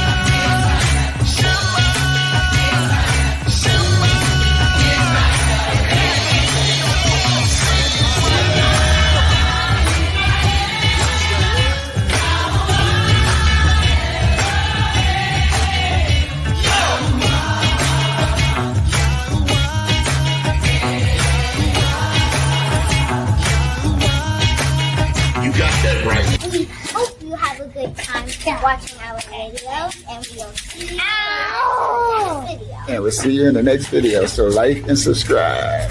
Our channel. Yeah. We are the true Hebrews. We are the true ones that fulfill Bible prophecy and scripture.